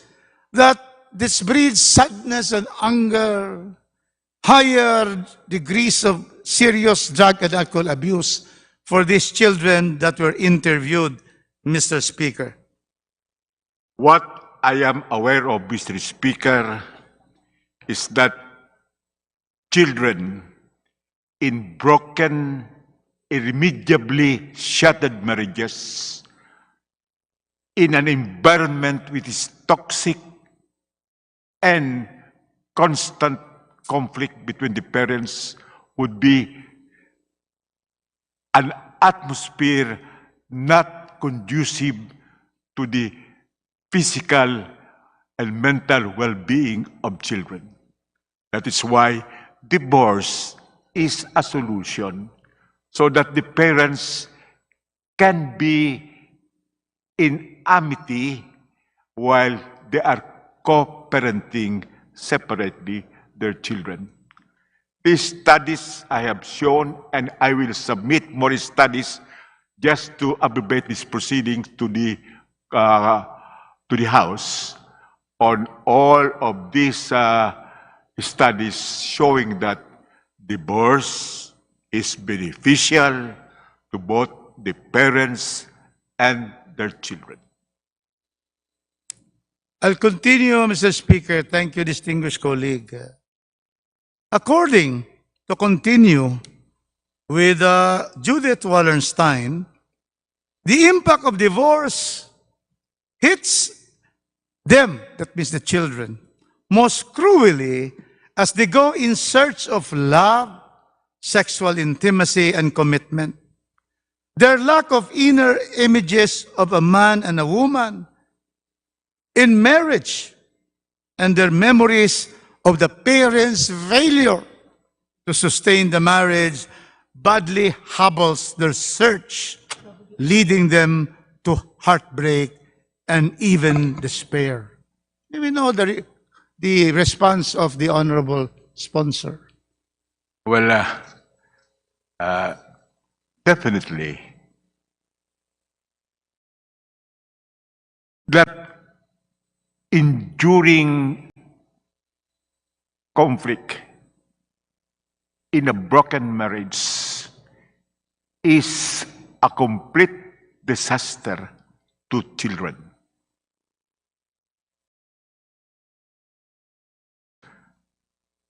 According to child psychologists, parents who model positive relationship behavior, including ending partnerships that are unhealthy, toxic, or simply not working out, can show their children everyone deserves to be happy and healthy relationships. By not settling for less themselves, they can help their children learn to make similar choices. Children do much better when their parents are happy and doing well, physically and mentally. Sometimes finding this state of well-being and happiness requires ending the marriage or partnership which has broken down and become irreparable.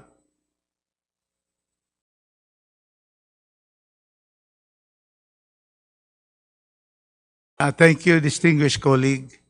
Next, Mr. Speaker. Mato and Keith examined 92 studies that compared children living in divorced single-parent families with children living in continuously intact families,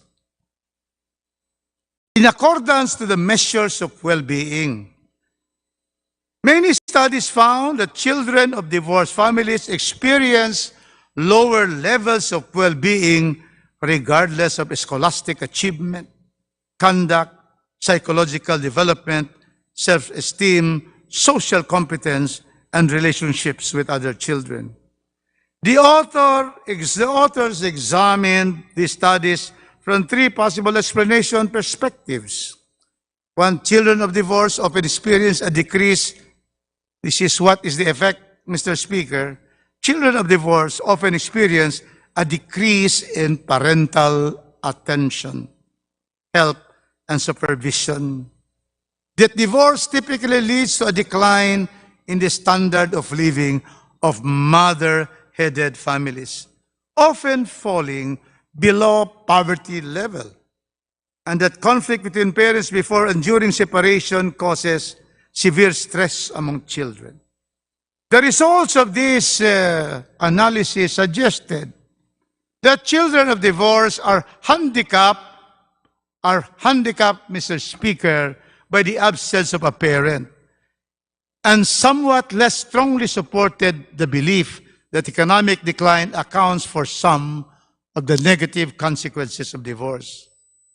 The hypothesis best supported by the evidence was that there is a low level of well-being for children of divorced parents. Amato and Keith concluded that based on the data from 37 studies, outcomes associated with parental divorce include effects on psychological well-being, and these are, parentheses, depression and low life satisfaction. Decreased family well-being, socioeconomic well-being, decreased socioeconomic well-being, parentheses, low, resulting in low educational attainment, low income, and low occupational prestige. So in this particular case, what does our sponsors say about this Amato and Keith survey of 92 studies of children, comparing them, children in intact families and children with only one biological parent? Mr. Speaker, I will reiterate my previous answers to similar questions by the distinguished interpellator. Thank you, distinguished colleague. We go now to Rogers and Pryor. In a review of more than 200 British research studies on the impact of separation and divorce on children, concluded that long-term disadvantages of children of divorced parents include, these are the effects, these are the disadvantages, as found in 200 British research studies on the impact of separation and divorce of children. And the results are, and the disadvantages are, Mr. Speaker, lower income, leaving school with fewer educational qualifications, withdrawn behavior, aggression and delinquency, health problems, early sexual activity, depression, and substance abuse. So, can we hear the response of our distinguished sponsor on the research of 200 British research studies on the impact of separation of children in the United Kingdom? Mr. Speaker, I reiterate my previous answers to the same question. Then we have the conclusion. Stewart found out in her research that the risk factors of separation, Mr. Speaker, includes episodes of violence, ongoing, sudden, and frequent moves of residents and schools interrupts the lives of these children. Interruption also of peer relationship. They are now with many times there is a separation, so they transfer residences. Next result of children from divorced parents, economic hardship, loss of contact with parents, biological parents, psychological maladjustment of the children, and loss of security and predictability.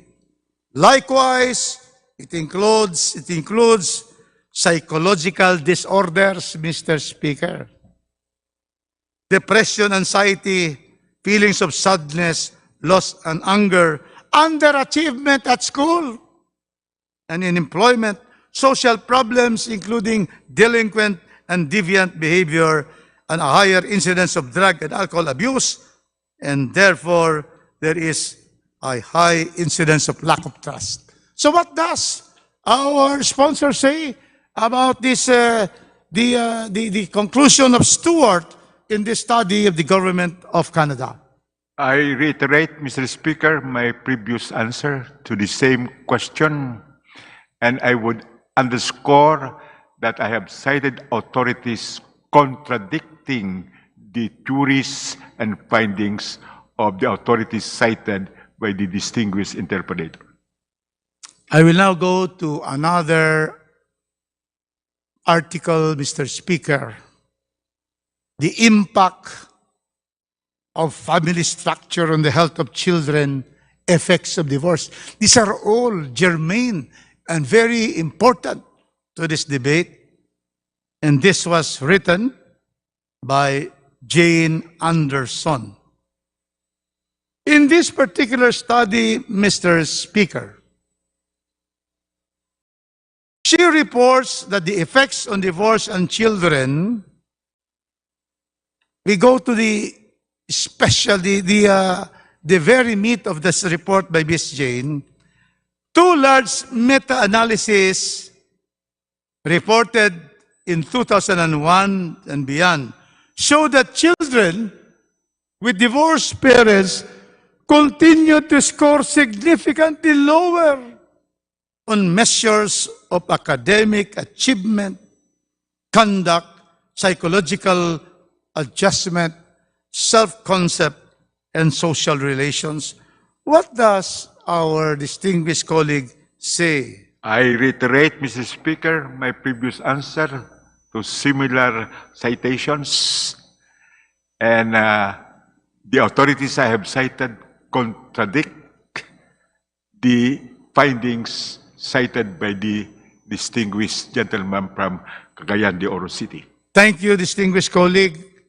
Another finding of this article by Jane Anderson, college students, let's go now to college students, whose parents were divorced were more likely to experience verbal aggression and violence from their partner during conflict resolution.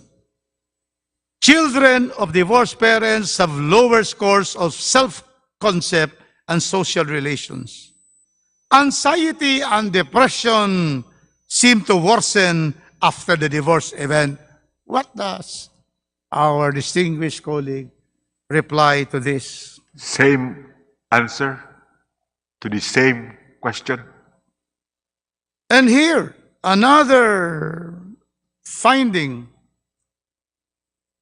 Children of divorced parents, there is increased premarital sex and cohabitation.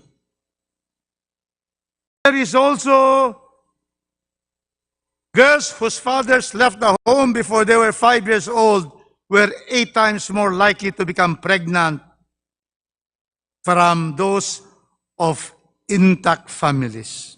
8 times more. Also, boys likewise have a higher sexually transmitted disease when they are children of divorced families. And, Mr. Speaker, the children of divorced families are less likely to view marriage from the very start. If we open up divorce in this country, we can see that the children of divorced parents can see that they will view marriage as not permanent and not a lifelong commitment. Do we want that to our children, Mr. Speaker? Therefore, children also of divorced parents are 2 to 3 times more likely to cohabit and do so at very younger ages. What does our distinguished colleague reply on this? Same answer to a similar question with the addition and reiteration that the authorities I have cited showed that children of divorced parents learn from the lessons of their parents'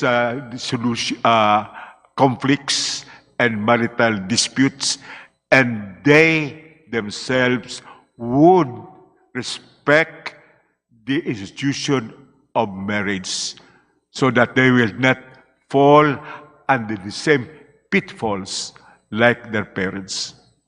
Thank you, distinguished colleague. Another finding, the child of divorced parents loses cognitive and academic stimulation.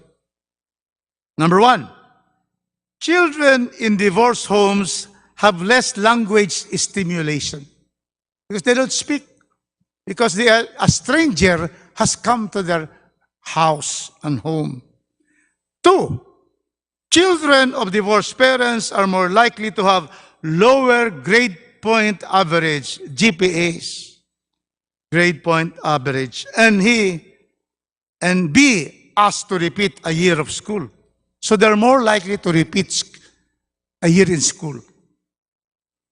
A study of 11 industrialized countries, now here we go, industrialized countries which have divorce, show that children living in two-parent families, meaning they have both intact parents, has higher math and science scores. Children in single-mother families were twice as likely to have been absent from school for 11 or more days in the past year due to illness or injury compared with children with two-parent families. Children of married parents attain higher income levels as adults. And so therefore, what can our honorable sponsors say about these results of children losing cognitive and academic stimulation? Mr. Speaker, these children have fared much worse if their parents did not divorce. Thank you. Now we go to the effects also of divorce on children and their physical health. First, number one, fewer children in nuclear families, meaning the two parents are present. Fewer children in nuclear families were considered to be in poor health than children in non-nuclear families. 12% of children in nuclear families versus 22% of single parent. In other words, there are more children with poor health for those who are divorced, who are children of divorced families, than those with intact nuclear families. Emergency room usage is higher for children of those children who with nuclear families, then there is more emergency usage of those children, emergency hospital usage for those who are children of separated couples. What is the answer of the honorable sponsor? Those unfortunate children in exceptional cases after their parents divorced would have been in a far worse situation if their parents did not divorce. Well, these are studies, Mr. Speaker, with respondents, and these are experts on the effects of divorce on children. Now, let me go to another point. According to the study, the child has a higher risk of emotional distress if he is of a divorced parent. I will read the first one. A study of almost 1 million children, 1 million children in Sweden demonstrated that children growing up with single parents were more than twice as likely to experience a serious psychiatric disorder, commit or attempt suicide, or develop an alcohol addiction. Children of single parents are twice as likely, this is still Sweden, 1 million children, are twice as likely to have emotional and behavioral problems, 8% versus 4% for children with two-parent households. What does our sponsor say about this effect of psychological disorder of children of separated parents? Well, I don't know whether they are separated parents or single parents. Previously, the distinguished gentleman said single parents. If they are single parents, then most probably they're not even divorced parents, because there are many single parents who are not even married or divorced. But definitely, the study would show that in divorced parents, the parenting continues because one is considered the principal custodian or has the principal custody of the children, and the other has secondary or ministerial rights, and they continue to be parenting their children. Unlike single parents in that study, wherein most probably they are single parents because they have never been married, or they were left by the other parent, but not necessarily in divorce situations. But let me remind the distinguished gentleman from Cagayan de Oro City that Sweden is the happiest country in the world. Disputed by this article that 1 million children, 1 million of the children in Sweden, single parents are in the context here of divorced parents, because all of these studies are about the effects of divorce on family. That's the title of this article. The impact of family structure on the health of children, effects of divorce. So these are not single parents who were not married. These are now single parents because the husband has left her. Let me go now to the next article. By Jamie Gatdula, Divorce and its Damaging Effect on Children and Society. And let me quote former President Barack Obama, speaking on Father's Day 2008. He said, one of the best presidents of the United States. Barack Obama said on Father's Day, we know the statistics, according to Barack Obama. Children who grow up without a father are 5 times more likely to live in poverty and commit crime. That is a president, former president of the United States of America.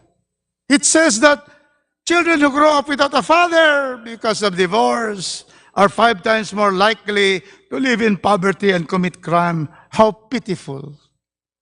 Then he continues by saying, Mr. Speaker, 9 times more likely to drop out of schools and 20 times more likely, here you go, 20 times more likely to end up in prison. Barack Obama. He continues, children who grow up without a father are more likely to have behavioral problems or run away from home or become teenage parents themselves. And the foundations of our community are weaker because of this, because of children growing out without fathers. Barack Obama, speaking on Father's Day 2008, and the author Jamie Katdula says he should know himself being a product of a single-parent household. Imagine that. Barack Obama has come out because he himself is a product of a broken home, Mr. Chairman. So we have here what it's pretty much acknowledged that depression, suicidal tendencies, mental illness, the inability to handle stress are rising in today's children and preferred primary villain for this social phenomenon of children growing up without a father. May we know what is the comment of the distinguished sponsor on Barack Obama's statement? Mr. Speaker. Before the sponsor responds, I'd like to inform my good friend, distinguished interpolator, that your time has expired. But perhaps an additional 2 minutes so that the distinguished sponsor can respond. Mr. Speaker, Barack Obama is the best example of a child of a single parent who succeeded and became President of the United States. But he said this, Mr. Speaker, that he, although he's successful, very few exceptions. Because according to Barack Obama, he might be an exception, but 5 times children that grow up without a father are 5 times more likely to live in poverty. Probably he did not experience this. But for this particular Father's Day, he was warning the fathers, do not leave your families, because once you leave the families, this is the effect. Now, because our speaker has informed me and the screen shows time expired, I will really follow what the speaker would like us to do. What is the suggestion of the speaker? That I end my interpellation. I believe that you've been given an additional 1 hour today from yesterday. So your time has expired, my good friend. I abide to my very good speaker, and I am therefore just registering for the second round. If that will be allowed, because, Mr. Speaker, I have still this voluminous records and studies which are shown all over the world, England, Sweden, United States, that there is really big adverse effects, disadvantages to that. So therefore, I would agree that we end now, but can you list me for the second round that's allowed under the rules? I think that must be the third round. I believe that each member only gets an hour. The distinguished interpolator was given an extra hour. Yeah, but for the that second was round. original. I was given, but that is not a second round. So I humbly request, this is a bill, Mr. Speaker, that is very crucial to family life and marriage in the Philippines. So please allow me more time, because I still have here many studies that are really based on empirical data. So to be able to end my interpellation without any second round would not give this representation the opportunity to come out. I'm sure that the Honorable Lagman will always be ready to answer, because he would not want that one member of Congress is unable to thresh out and bring out what I stand for. I stand for what is good for our country. I believe in the doctrines of my church, and that is why I am standing here today. So I therefore register Mr. Speaker, for the second round. Mr. Speaker, distinguished sponsor, please. Mr. Speaker, I am ready to hear the authorities cited by the distinguished gentleman from Cagayan de Oro City up to midnight tonight. He can continue. I am ready. I still have here the documents. So if you will allow me, Mr. Speaker, we continue, or you put me on the second round. We have other items in the agenda today, Mr. Speaker, move to suspend session for a few minutes. Majority Leader, yes? Move to suspend, Mr. Speaker. Session is suspended. Marami pa ito eh. Down na lang. Hindi ko pa umiinom eh.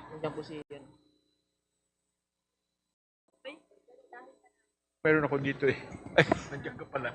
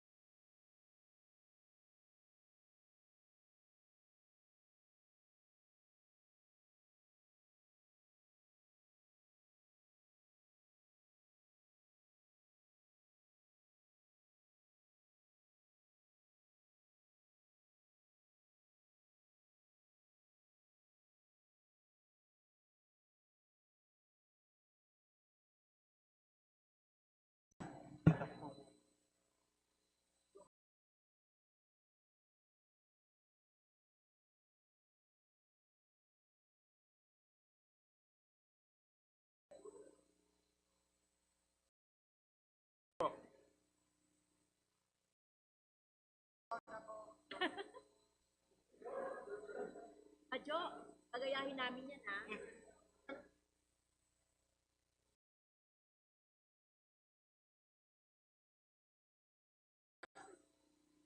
Saul.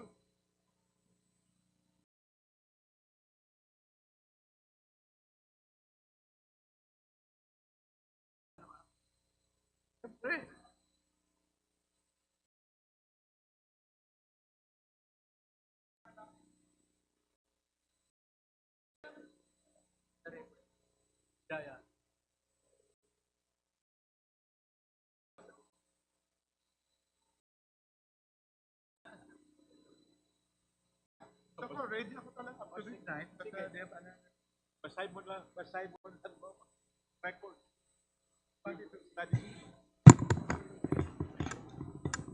Session is resumed. Majority Leader. Mr. Speaker, I move to suspend consideration of House Bill number 9349. Is there any objection? Chair hears none. The motion is approved. Majority Leader. Mr. Speaker, before we proceed, we would like to acknowledge the guests of the Honorable Edsel Lagman from Divorce Filipinas Coalition, namely Ms. AJ Alpha Farah, Ms. Mila Malikdem, Ms. Evelyn Pulogon, Mr. Rex Llanos, Ms. Heidi Sanchez, Ms. Clarissa Gabriel, Ms. Michelle Bulang, Ms. Raquel Marquez, Ms. Helen Fernandez, Ms. Marcelina Esteban, Ms. Sara Heyon, Ms. Melinda Coronacion, Ms. Regina Deloso, Mr. Edgar Durano, Mr. Luisito Ditan, Ms. Edna Crisol, Ms. Miriam Faith Diamante, and Ms. Solena Dulen Do. To the guest of the Honorable Gentleman Edsel Lagman, welcome to the House of Representatives. Thank you for your visit. Majority Leader. Speaker, I move that we consider House Bill number 10142 as contained in Committee Report number 1025, and may I request that the Secretary General be directed to read the title of the said measure. Is there any objection? The chair hears none. The Secretary General is directed to read the title of House Bill number 10142. House Bill number 10142, an act strengthening the early childhood care and development system and appropriating funds therefore. Majority Leader. Mr. Speaker, I move that we open the period of sponsorship and debate. Is there any objection? Chair hears none. Motion is approved. Majority Leader. Mr. Speaker, I move that we recognize the Honorable Roman Romulo of the Lone District of Pasig City to sponsor the said measure. The Honorable Roman Romulo is recognized to sponsor the measure. Thank you, Mr. Speaker. Thank you, Majority Leader. Mr. Speaker, esteemed colleagues, allow me to sponsor Committee Report number 1025 on House Bill number 10142 in substitution of the House Bill number 8393 entitled an act strengthening the early childhood care and development system and appropriating funds therefore. Article 13, Section 11 of the 1987 Constitution guarantees that the needs of children in terms of healthcare and other social services shall be the priority of the state. Further, Article 15, Section 3 of the Constitution states to defend the right of children to assistance, including proper care and nutrition and special protection from all forms of neglect, abuse, cruelty, exploitation, and other conditions prejudicial to their development.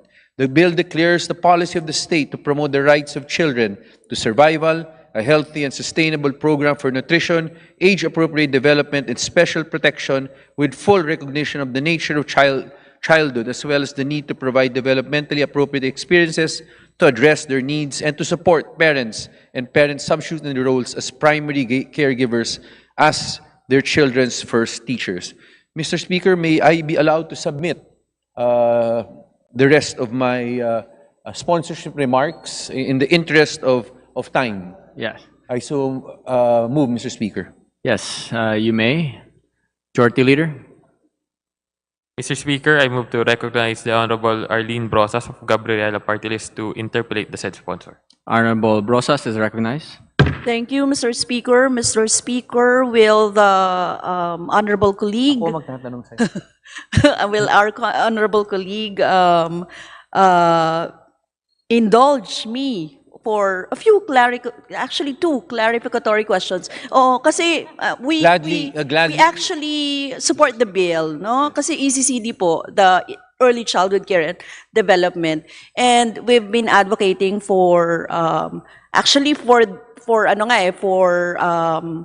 pagpapatuloy nito, saka yung pag-aayos ng programa nito and everything. Kasi 'di ba, ano siya package to siya ano siya ng lahat ng mga support services for the early childhood development. So, Mr. Speaker, I just would like to ask two clarificatory questions to the sponsor, Mr. Speaker. Yes, it will be an honor to respond to the lady from Gabriela Party List.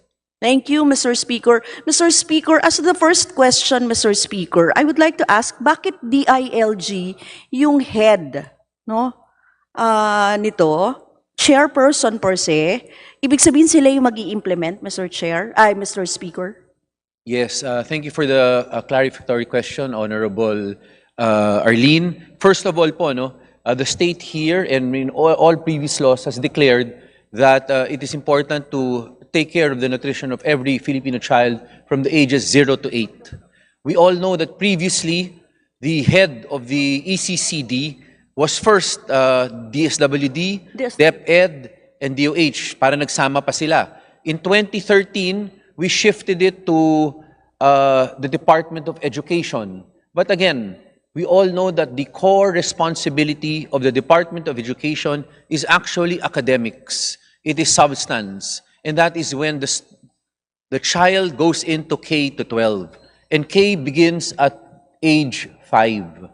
Before the age of 5, hindi pa po talaga siya nakapasok sa DepEd family.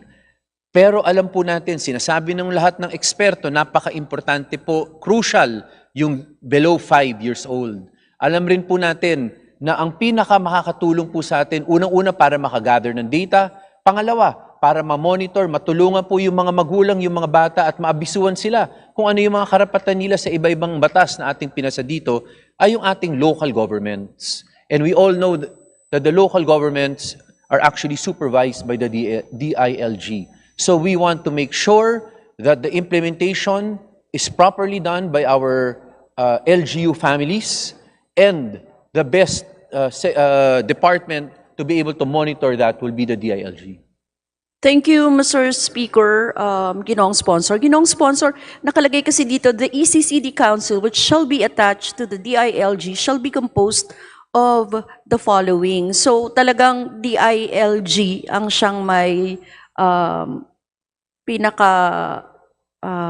task Yes, na mag-convene mangyayari ito? naman po talaga, if you see the ECCD Council, it is composed po of the various department agencies that have to do with any assistance or aid that can be given to families in need and children in need. Pero alam rin po natin na itong mga ahensya po na ito ay mangangailangan ng tulong ng lokal at nasyonal rin po. Sa lokal po, kailangan natin talaga ng tulong ng ating mga LGUs, at ang tingin po natin, ang pinaka makakabigay po ng tulong po dyan, makapag-monitor, ay yung departamento na direktang nagre-report po ang ating mga LGU. At ito po yung DILG. But again, DepEd is still part of the ECCD Council. In fact, there should be some interoperability to ensure that may smooth transition from age 5 or from preschooling to formal schooling. Yes, Mr. Speaker. Mr. Speaker, may kinalaman ba sa funding itong usapin na ito, Mr. Speaker? For example, kaya ba nasa DILG because walang funding ngayon particularly for the ECCD? Actually po, under the 2024 budget, may funding po na nilagay po tayo sa Kongreso. Ang talagang kaya lang po natin gusto talaga ang DILG sana ang mamuno ng ECCD Council, simply the fact remains po na we need the LGUs because hindi naman po kaya ng mga departamento ng national government na pumasok po sa mga loob-looban ng bawat barangay, ng bawat LGU natin. Samantalang yung LGU po natin, sa totoo lang, matagal na po silang nakapasok po sa mga barangay po nila. The LGU, under the LGU or the barangays, and over the LGUs, yung nagsusupervise sa kanila is the DILG. So it's for the jurisdiction, Mr. Speaker, ng mga LGUs. Para masigurado lang po natin na may implementasyon dahil kailangan po natin LGU talaga mag-implement. Kasi sa LGU, di ba, kailangan may one daycare center per barangay. That is So in if another the law. That is correct. Yes. Pero more than that, Honorable Brosas, talagang ang importance po nito ay hindi lang yung infrastruktura. Yung importansya po talaga nito ay yung mga personnel ng LGUs na nakakapag-ikot together with kasi sila rin po nagbibigay ng mga kasama po sila sa DOH sa pag-iikot po pag meron mga vitamins na binibigay po sa ating mga kabataan, pag-monitor po ng kalusugan. Again po, usually it is the local nutrition committee which forms part really of the LGU. Sometimes it's the BHW nga, mga Which is barangay also part rin po, tama po kayo, which is Yes, also Mr. part of the LGU. And gusto lang po natin talaga na implement rin po siyang properly. Kasi sa ngayon po, no, and this is true, wala naman po talaga tayong complete data. Ang alam ko po, yung ibang LGU, may datos po sila, but it is kept within the LGU. But with DILG now, heading the ECC, as proposed, the ECCD Council, hopefully po, itong mga datos po na ito, ay mas centralize na po natin, and definitely po, a national plan can finally be done and implemented properly. Yun lang po talaga. It is really to coordinate properly and implement kasi sayang po up to today, nasa above median pa rin po ang Pilipinas sa mga frustrated o stunted growth. Although nag-i-improve naman tayo taon-taon, yung average pa rin natin, mas mataas pa rin po kaysa sa global average. And we don't want that because all the experts are telling us, pagka stunted ng growth below 5 years old, below 2 years old, minsan mahirap na rin pong habulin. Talagang hindi na natin, baka masayang po yung full potential ng Filipino child na yun. And you think, Mr. Speaker, kung i-subsume, kasi under, no? Yes. Ng DILG yan, magagawa at magagampanan ng buo, no? Yung pagbibigay ng serbisyo para sa ECCD sa lahat ng mga barangay, parang ganon. Nilagay rin po natin dito sa panukalang batas na ito na isasama po talaga ng DILG dun sa seal of local good governance niya. Yung binibigyan niya ng rating po, yung ating mga LGU, yung datos po na nakukuha nila dapat complete tungkol sa mga below 5 para yun nga po, makomplete natin implementation will be done properly. Okay, thank you, Mr. Speaker. Sa second question ko, Mr. Speaker, it is about the representations ng mga children's organizations, Mr. Speaker. Meron ba dito, Mr. Speaker, sa bill on the representations of mga different children organizations? Well, the ECCD Council po really is composed of government agencies which will be able to provide assistance. Yun po. But again po, no, consultative naman po yung LGUs natin. Kasi ang LGU po talaga yung below 5 sila talaga po mag-i-implement because we have required them also to have an ECCD department within LGUs. So again po, may consultation naman po yan. In fact, pati sa atin naman po dito, may consultations tayo sa kanila and we will also, again, nakikita naman natin, I'm sure may consultation rin yung mga local government. Yes, yun naman po yung inaalala natin, ano, kasi there should be enough representation siguro or somehow makakapagsalita o magkakaroon ng boses yung mga children's organizations kasi sila yung nakakaalam halos sa mga CSOs natin, people's organizations natin, na children's organizations sa baba na siyang magsasabi kung ano yung mga pupwedeng mga whatever na observations and pwede nilang mai-report dito sa Opo, ECCD. talagang magkaka-consultations po sa kanila. At I think under the local government code, under our, even yung budget po natin dito, we require. But then yung nakasama lang sa ECCD Council po, ay talagang yung mga departamento na meron talagang direct relation at tulong na naibibigay po para mabilisan na po natin magawa yung implementasyon na tulong. And that has been the composition of the ECCD since its inception po. Kaya nga I'm asking kung ano ang parte o saang bahagi ng bill ang parte ng mga Sa konsultasyon lang po sila, but they are not part of the ECCD Council. So there will be consultations. Yun naman yung There should be maliwanag. po. I think it is also it's part of our governance that there should be consultations. Unang-una po, yung budget po ng lokal na gobyerno, dumadaan rin po yun ng public hearings. Ang budget po from the national government to fund the ECCD every year po will also go through public debates and deliberations rin po. Okay, thank you, Mr. Speaker. Yun lang, pero hindi ko nakikita dito exactly kung saan yung mga children's orgs, kaya hinanap ko, Mr. Speaker. Yes, wala po siya talaga sa council because the council are only composed of government agencies na diretso na pong makakabigay ng tulong.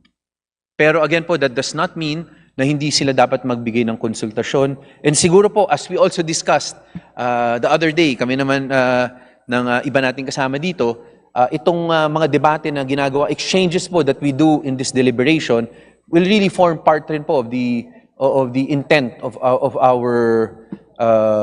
any bill that we pass. And the intent by the exchange that we have here is obviously na dapat ang local governments, ang mga ahensya ng gobyerno at including Congress should continue with consultations with our CSOs and our NGOs. Yes, Mr. Speaker. If not here, siguro dun sa IRR to make sure na meron Sige po. talagang public consultations. Specifically, representations of the children's organizations. Yes, Ano, at least Mr. dapat Speaker? marinig po sila. Thank you, Mr. Speaker. Maraming salamat for indulging me dun sa aking dalawang question. Thank you. Thank you, Honorable Brosas. Thank you very much. Majority Leader. Mr. Speaker, there being no other member who wishes to interpolate the said sponsor, I move that we terminate the period of sponsorship and debate. Is there any objection? Chair hears none. The period of sponsorship and debate is hereby terminated. Majority Leader. Mr. Speaker, I move that we open the period of amendments. Is there any objection? Chair hears none. Motion is approved. Majority Leader. Mr. Speaker, there being no committee amendment, I move that we proceed with the individual amendments. Is there any objection? Chair hears none. Motion is approved. Mr. Speaker, I move that we recognize the Honorable Loreto Acharon to propose his individual amendment. The Honorable Acharon is recognized. Thank you, Mr. Speaker. Thank you, Majority Leader. Mr. Speaker, may I propose for an individual amendment, actually a solitary amendment on Section 7, Paragraph B12 of this House Bill 10142, which is found on lines 27 to 28 of page 7 of this bill, which amendment is to delete the words, quote and unquote, particularly the preceding paragraphs 2 and 3 of this subsection B, which, if granted, said paragraph will only read, provide the necessary funds to carry out its responsibilities under this act, period. I so move, Mr. Speaker. Thank you. What does the I sponsor accept, say? Mr. Speaker. What does the House say? Mr. Speaker, I move to approve the amendment. Is there any objection? Chair hears none. The individual amendment is hereby approved. Thank you, Mr. Speaker. I have no further proposal for individual amendment. Thank you very much. Majority Leader? Mr. Speaker, there being no other member who wishes to introduce their individual amendment, I move that we terminate the period of amendments. Is there any objection? Chair hears none. The period of amendments is hereby terminated. Majority Leader? Mr. Speaker, I move that we vote on second reading House Bill number 10142 as amended. There is a motion to approve House Bill number 10142 on second reading as amended. All those in favor, please say aye. Aye. All those against, say nay. The ayes have it. House Bill number 10142 is hereby approved on second reading as amended. Thank you, Mr. Speaker. Thank you, members. Majority Leader? Mr. Speaker, I move that we consider House Bill number 10003 as contained in Committee Report number 979, and may I request that the Secretary General be directed to read the title of the bill. Is there any objection? Chair hears none. The Secretary General is directed to read the title of House Bill number 10003. House Bill number 10003, an act establishing the Barangay Integrated Development Approach for nutrition improvement of the rural poor as a linkage program of participating state universities and colleges and local universities and colleges, and appropriating funds therefore. Majority Leader? Mr. Speaker, I move that we open the period of sponsorship and debate. Is there any objection? Chair hears none. Motion is approved. Majority Leader? Mr. Speaker, I move that we recognize the chairman of the Committee on Rural Development, the Honorable Wilton Ko, to sponsor the said measure. The Honorable Congressman Wilton Ko is recognized. Thank you, Mr. Speaker. Mr. Speaker, distinguished members, ladies and gentlemen, a pleasant evening to everyone. It is my privilege to sponsor Committee Report 979, House Bill 10003, providing for the establishment of the Barangay Integrated Development Approach for Nutrition Improvement, commonly known as BIDANI, as a linkage program of participating state universities and colleges and local universities and colleges. Malnutrition and undernutrition are problems that persist and threaten to limit our country's human and economic potential. It is a multifaceted problem that cannot be solved by one sector alone. This is what the BIDANI program seeks to address. The BIDANI program was initiated by the University of the Philippines, Los Baños in 1978 in collaboration with the 35 SUCs. It is a comprehensive nutrition in development action research program of participating SUCs and LUCs in support to the health and nutrition program of the government. It mandates the active cooperation and participation of academic institutions and the local government units in advancing the nutritional well-being of people, especially those in the countryside, by promoting, protecting, and implementing healthy food and nutrition concepts. This program further delves into the core of each and every barangay, empowering residents with the knowledge, skills, and resources they need to make informed decisions about their health and nutrition. The members of the Committee on Rural Development, under the leadership of this representation, together with the authors of this bill, are committed in championing this noble undertaking. It is in this light, Mr. Speaker, that the Committee on Rural Development asked this august body for the approval of Committee Report 979 on House Bill 10003. Maraming salamat, Mr. Speaker. Thank you very much. Majority Leader? Mr. Speaker, there being no member who wishes to interpolate the said sponsor, I move that we terminate the period of sponsorship and debate. Is there any objection? Chair hears none. The period of sponsorship and debate is hereby terminated. Majority Leader? Mr. Speaker, I move that we open the period of amendments. Is there any objection? Chair hears none. Motion is approved. Majority Leader? Mr. Speaker, there being no committee nor individual amendment, I move that we close the period of amendment. Is there any objection? Chair hears none. The period of amendments is hereby terminated. Thank you, Mr. Speaker. Mr. Speaker, I move that we vote on second reading House Bill number 10003. There is a motion to approve House Bill number 10003 on second reading. All those in favor, please say aye. Aye. All those against, say nay. The ayes have it. House Bill number 10003 is hereby approved on second reading. Majority Leader. Mr. Speaker, I move that we consider on second reading House Bill number 10049 as contained in Committee Report number 984, and may I request that the Secretary General be directed to read the title of the measure. Is there any objection? Chair hears none. The Secretary General is directed to read the title of House Bill number 10049.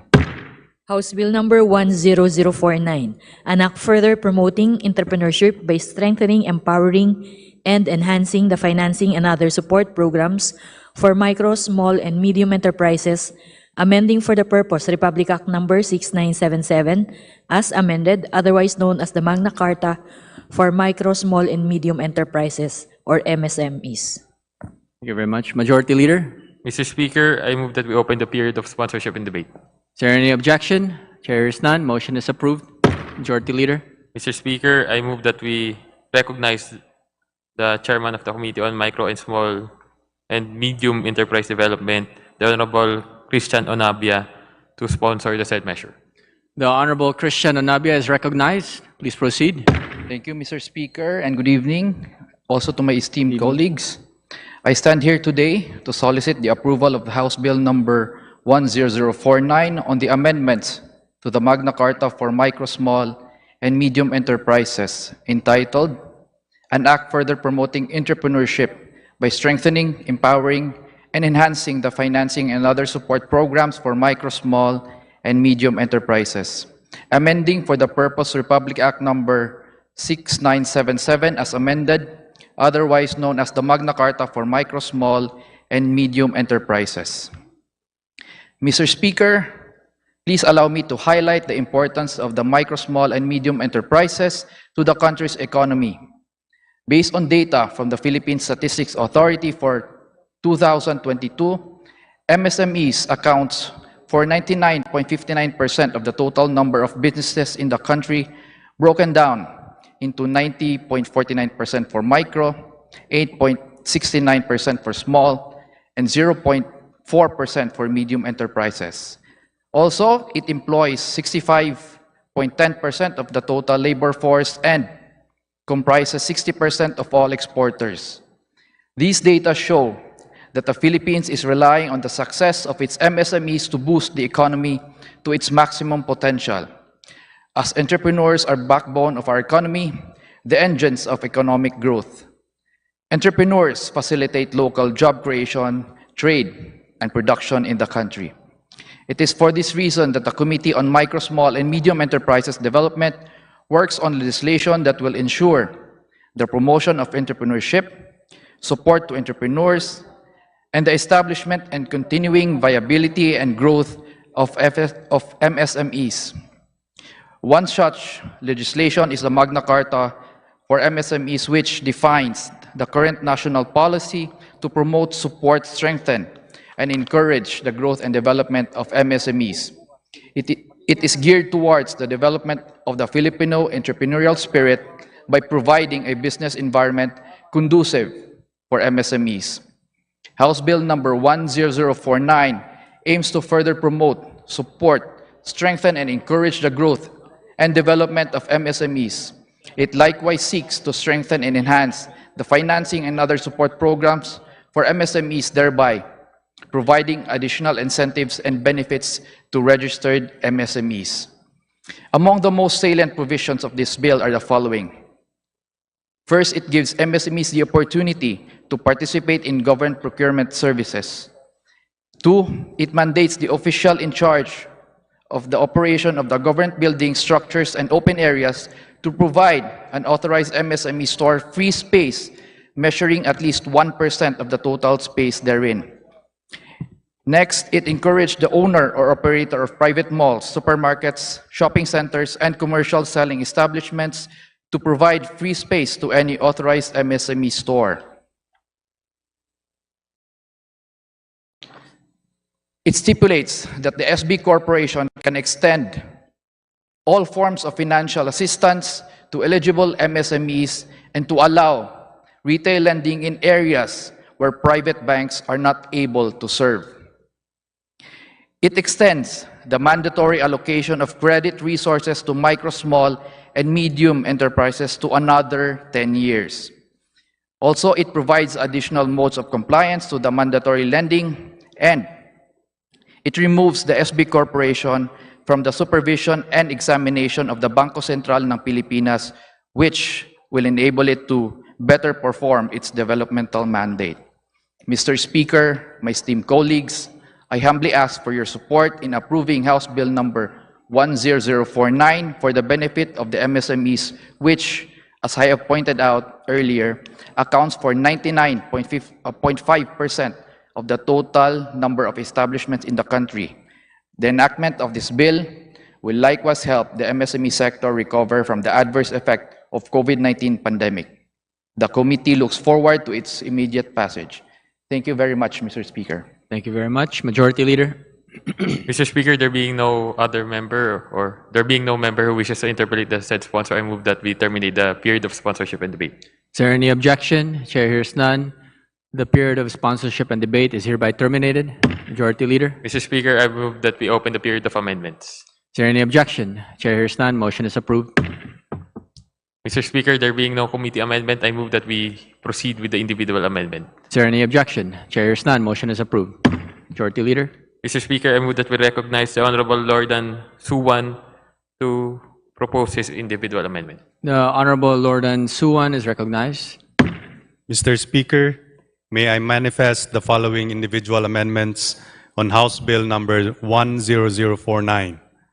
On page 16, line 2, delete the phrase "and subsidies" before the comma and the phrase "to eligible MSMEs."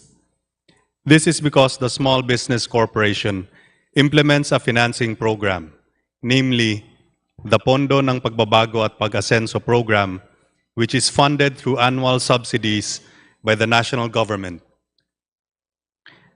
I agree, Mr. Speaker. What does the House say? I move to approve the amendment. Is there any objection? Chair hears none. The individual amendment is hereby approved. Please proceed. Mr. Speaker, on page 16, lines 2 to 4, delete the comma and the phrase "and allow retail lending in areas where private banks are not able to serve, subject to consultation with private banks." The reason for SB Corps engaging in retail lending to MSMEs without the need to consult private banks is to address market failure, as private banks are not lending enough to MSMEs. This is supported by BSP data as of September 2023, where banks have recorded an undercompliance of 412.3 billion. Thank you, Mr. Speaker. What does the sponsor say? I agree, Mr. Speaker. What does the House say? Mr. Speaker, I move to approve the amendment. Is there any objection? Chair hears none. The individual amendment is hereby approved. Majority Leader.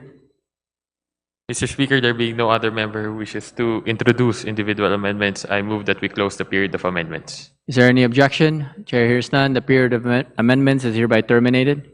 Majority Leader. Mr. Speaker, I move that we vote on second reading House Bill number 10049 as amended. There is a motion to approve House Bill number 10049 on second reading as amended. All those in favor, please say aye. Aye. All those against, say nay. The ayes have it. House Bill number 10049 is hereby approved on second reading as amended. Thank you, Mr. Majority Speaker. Leader. Congratulations. Mr. Speaker, I move that we consider on second reading House Bill number 9979 as contained in Committee Report number 973 and may request that the Secretary General be directed to read the title of the bill. Is there any objection? Chair hears none. The Secretary General is directed to read the title of House Bill number 9979. House Bill number 9979, an act further amending Republic Act number 7836, otherwise known as the Philippine Teachers Professionalization Act of 1994, as amended by Republic Act number 9293. Majority Leader. Mr. Speaker, I move that we open the period of sponsorship and debate. Is there any objection? Chair hears none. Motion is approved. Majority Leader. Mr. Speaker, I move that we recognize the Honorable Mark Go to sponsor the said measure. The Honorable Mark Go is recognized. Thank you very much, Mr. Speaker. Magandang gabi po sa ating pong mga kasama dito sa Kongreso. I have the honor to sponsor another significant measure for our education sector, House Bill number 9979, which seeks to amend certain provisions of Republic Act 7836 or the Philippine Teachers Professional Act. This proposed measure is a product of the recommendation of the Education Commission 2 and was filed by the chairpersons and commissioners of EDCOM 2 here in the House of Representatives. In 1994, Republic Act 7836 was enacted to strengthen the government supervision and regulation in the practice of teaching. The law is geared towards the promotion, development, and professionalization of teachers and the teaching profession, and the supervision and regulation of the licensure examination. Republic Act 7836 created the Board for Professional Teachers under the supervision of the Philippine Regulation Commission. The law was amended in 2004 by Republic Act number 9293. House Bill number 9979 seeks to introduce significant amendments to Republic Act 7836 by amending sections 5, 8, 13, 15, and 16. The bill proposes the following amendments: to widen the nomination for the members of the Board of Professional Teachers by including the Teachers Education Council, Department of Education, Accredited Association of Private Schools, and school administrators, and the Commission on Higher Education in the selection of nominees in addition to the Accredited Association of Teachers. Issuance of appropriate rules by the Professional Regulations Commission that will govern the practice of members of the board to avoid conflict of interest in the conduct of licensure examinations and the release of results. Recognition of the probationary employment of a teacher as an exemption to the requirement of professional license in the practice of teaching subject to certain conditions. And fourth, additional academic qualifications for applicants who will take the licensure examinations for teachers and the requirement of a refresher course for those who have failed to pass the licensure examination for 3 times, and release of examination questions after the release of examination results to CHED, the Teacher Education Council, and the Department of Education. Mr. Speaker, the aforementioned proposed amendments to Republic Act 7836 seeks to further improve and attune the provisions of the law with the prevailing situation and needs of the education sector. Hence, I respectfully seek the support and approval of our distinguished colleagues for this proposed measure. Again, thank you very much, and good evening to all. Thank you very much. Majority Leader. Mr. Speaker, I move that we recognize the Honorable Franz Castro for her manifestation. The Honorable Franz Castro is recognized.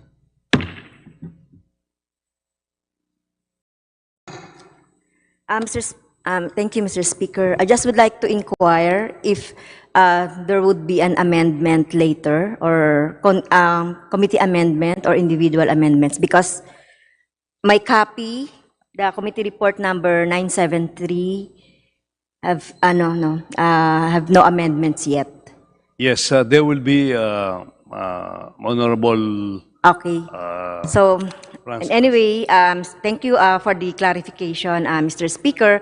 But anyway, number one, I would like to manifest that this representation become one of the co-authors of the bill, House Bill number 9979, as contained in Committee Report 973. We will be very happy to have you as one of the co-authors of this bill, Honorable Castro. Yes. Number two, Mr. Speaker, I am very glad that the amendments that I suggested in the committee, about the allowing deferment of board result on an examinee who failed to get a certain cut-off rating usually 60%, after which the examinee can retake that subject and successfully hurdle the board upon getting cut-off rating or the passing weight. So ang ibig sabihin nito, Sir Speaker, so if an examinee failed like 1 or 2 subjects in the board, he will be or she will be allowed to retake the examination for those failed subjects po. Just like kasi Mr. Speaker, doon po sa mga governing other professionals like public accountants, RA 9298 in 2004, guidance counselors, RA 9258 in 2004, criminology, RA 11131 in 2018, and agricultural and biosystems engineering, RA 10915 in 2016, to name a few. Kapag may naibagsak po na isang subject lang or dalawa, pwedeng i-retake. Hindi po yung lahat ng examination. So, I would like to thank the author for including this, the amendments to improve our bill, House Bill 9979, Sir Speaker. And that's all, Mr. Speaker. Thank you very much. Thank you, Honorable Castro. Majority Leader. Mr. Speaker, there being no member who wishes to interpolate the said sponsor, I move that we close the period of sponsorship and debate. Is there any objection? Chair hears none. The period of sponsorship and debate is hereby terminated. Majority Leader. Mr. Speaker, I move that we open the period of amendments. Is there any objection? Chair hears none. Motion is approved. Majority Leader. Mr. Speaker, there being no committee amendment, I move that we proceed with the individual amendments. Is there any objection? Chair hears none. Motion is approved. Majority Leader.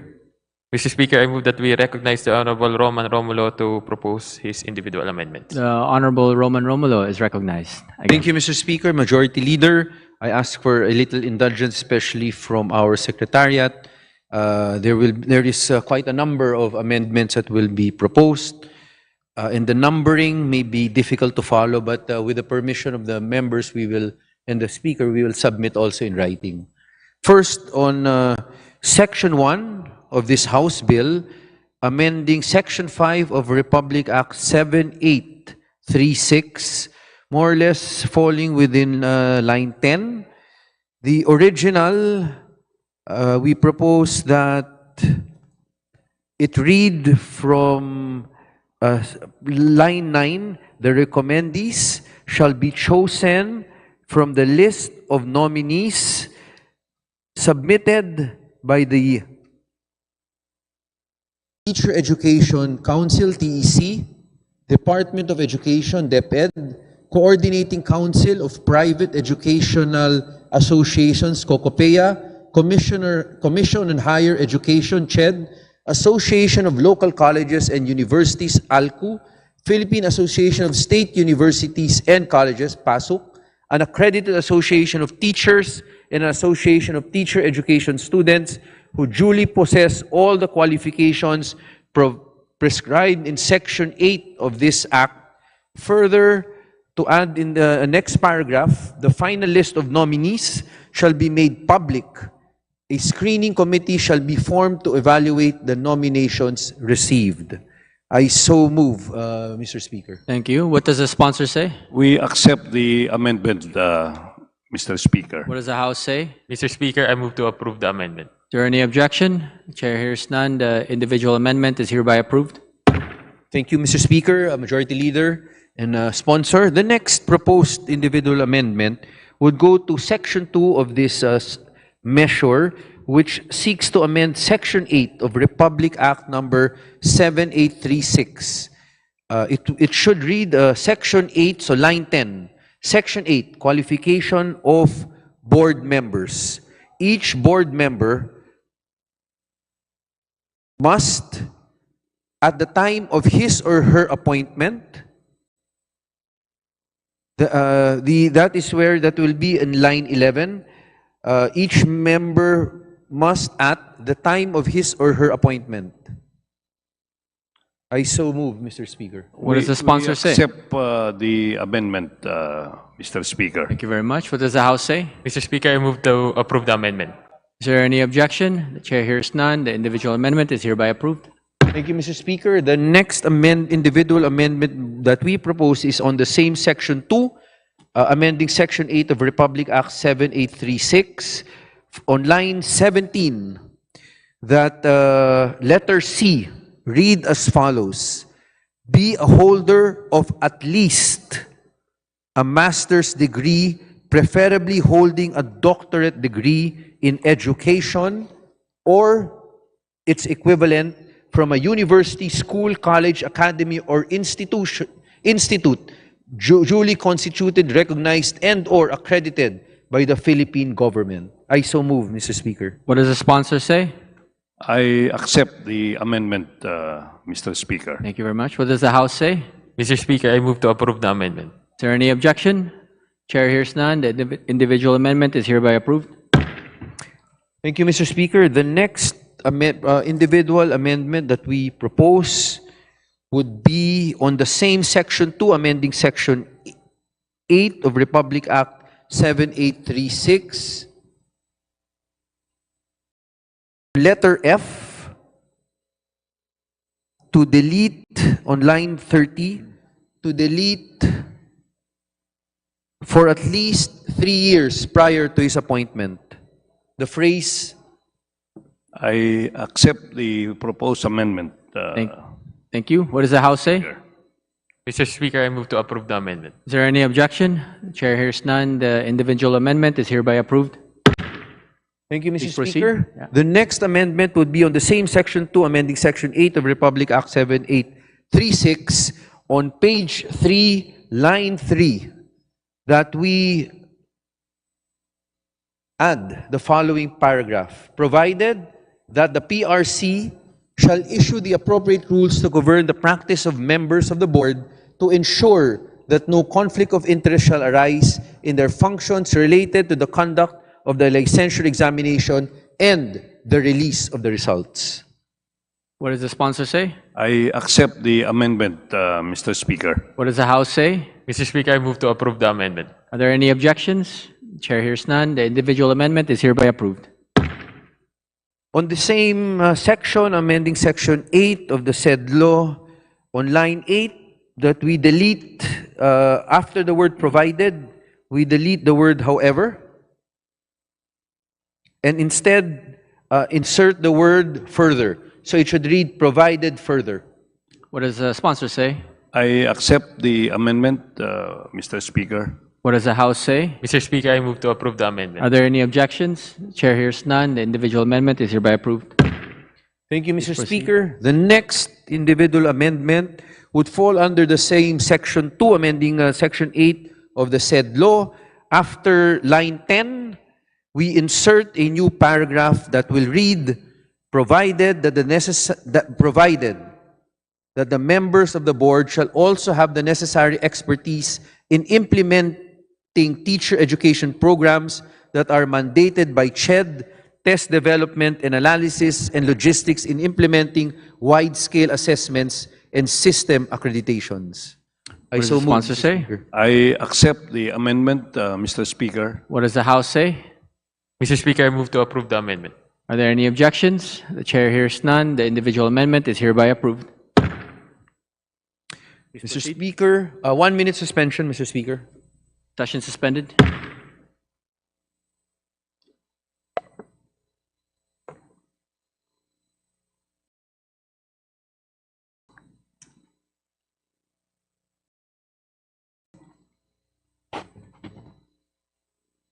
Wala naman sa staff.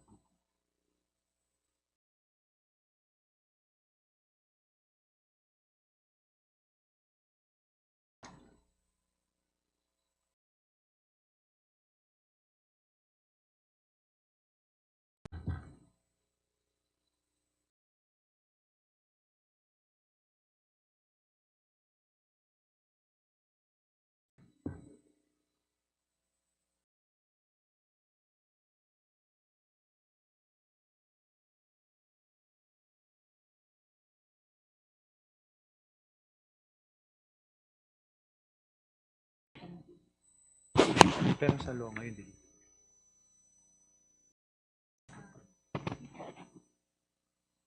Ulitin ko lang, papatin.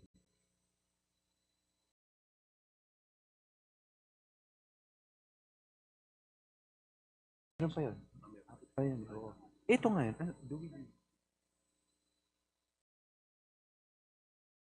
Deleted na mo. Ito lang pinadelete ko eh. Hindi, Pero yung okay. bracket Hindi, wala na. hindi, So, okay lang. na, okay na. Okay na. Sige. Ito, dito na tayo, di ba?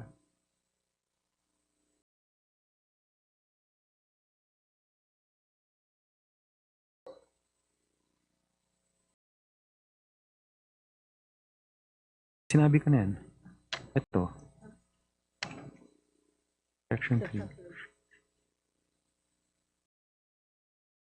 O, ito na eh. Applicants. Basahin ko lang to. Wala na lahat yan eh. Wala na. Oo. Sige. Session resumed. Please proceed.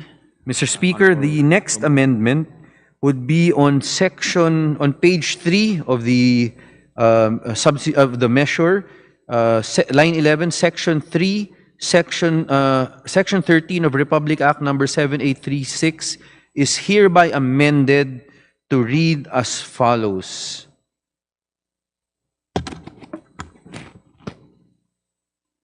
So it will read, Mr. Speaker, Section 13, examination, registration, and license required.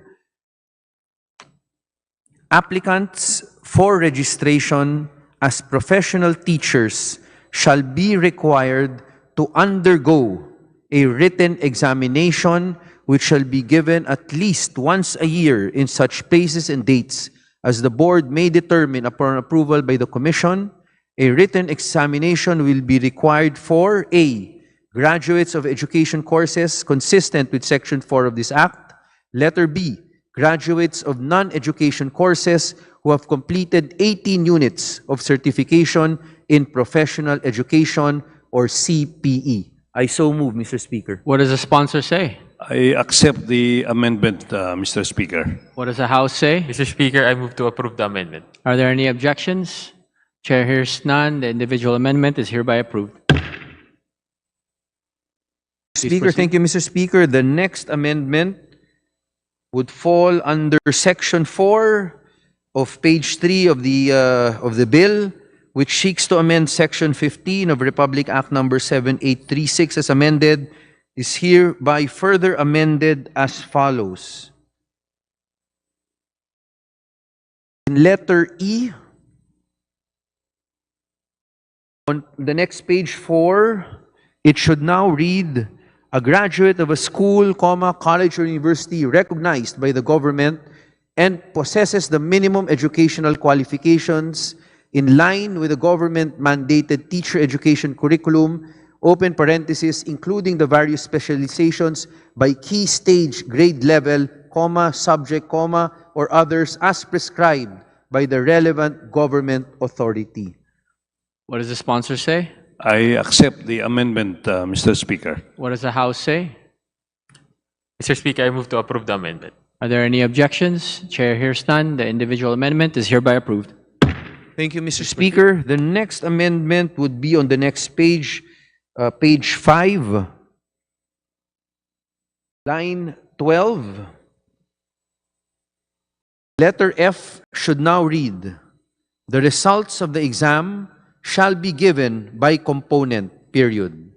If an applicant has previously failed to pass a component or components of the examination in the past 3 years, he or she shall be required to complete a refresher course for the failed component in a CHED-recognized teacher education institute, before being allowed to retake the examination. I so move, Mr. Speaker. What does the sponsor say? I accept, Mr. Speaker. What does the House say? Mr. Speaker, I move to approve the amendment. Are there any objections? The chair hears none. The individual amendment is hereby approved. The next amendment, Mr. Speaker, is on Section 5 of this bill, which seeks to amend Section 16 of the same Act. It should now read Section 16, release of the questions and report of the results of the examination. The board shall, not later than 48 hours after the exam administration release the questions and information on the makers of the exam to the public, period. The board shall form a testing board every year, to consist of representatives from various accredited teacher education institutions, period. The exam shall be validated through a third-party assessment before and after administration, period. Item analysis is recommended to be done after exam administration, period. And another paragraph, a new paragraph to state, additionally, the board shall, within 120 days after the examination, report the ratings obtained by each candidate by exam component to the Professional Regulation Commission for approval and appropriate action. Then a new paragraph again, the board shall also make public the licensure examination performance of schools with a 10-year track record analysis. And a new next paragraph to read, credit for passing for those who took the CPE shall go to the institution where the CPE program was completed. I so move, Mr. Speaker. What does the sponsor say? I accept, Mr. Speaker. What does the House say? Mr. Speaker, I move to approve the amendment. Are there any objections? Chair hears none. Individual amendment is hereby approved. With that, Mr. Speaker, I have no further amendments, but I will also submit in writing to the Secretariat the amendments we proposed and were accepted, just to be sure that we have it correctly reflected in the records. Perfect. Thank you very much. Majority Leader? Mr. Speaker. Mr. Speaker, there being no other member who wishes to introduce individual amendments, I move that we close the period of amendments. Are there any objections? The Chair hears none. The period of amendments is hereby terminated. Majority Leader. Mr. Speaker, I move that we vote on second reading House Bill number 9979 as amended. There is a motion to approve House Bill number 9979 on second reading. All those in favor, please say aye. Aye. All those against, say nay. The ayes have it. House Bill number 9979 is hereby approved on second reading as amended. Majority Leader. Mr. Speaker, I move that we consider bills under the calendar of business for Thursday and Friday. Mr. Speaker, pursuant to our rules, allow me to put forth an omnibus motion for the consideration of the following local bills. House Bill number 9977 as contained in Committee Report number 970. House Bill number 9985. House Bill number 10080. House Bill number 10081. House Bill number 10082. House Bill number 10083. 10094. 10095, 10096, 10097, 10098, 10099, 10100, 10101, 10102, 10103, 10104, 10105, 10132, 10133, 10134, 10135, 10136, 10110, 10111, 10112, 10113, 10114, 10115, 10116, 10117, 10118, 10122, 10123, 10124, and 10125, and may request that the Secretary General be directed to read the title of the said local bills. Are there any objections? The Chair hears none. The Secretary General is directed to read the titles of the aforementioned House bills. House Bill 9977, an act providing for the condonation of unpaid obligations on the power consumption of the Public Utilities Department, Olongapo City, to the Power Sector Assets and Liabilities Management Corporation. House Bill 9985, an act establishing a special economic zone in the municipality of Sarangani, province of Davao Occidental, creating for the purpose the municipality of Sarangani Special Economic Zone Authority and appropriating funds therefor. House Bill 10080, an act upgrading the Quirino Province Medical Center in the municipality of Cabarogis, province of Quirino, into a Level 3 hospital and appropriating funds therefor. House Bill 10081, an act increasing the bed capacity of the Region 1 Medical Center in the city of Dagupan, province of Pangasinan, from 600 to 1,500 beds and appropriating funds therefor.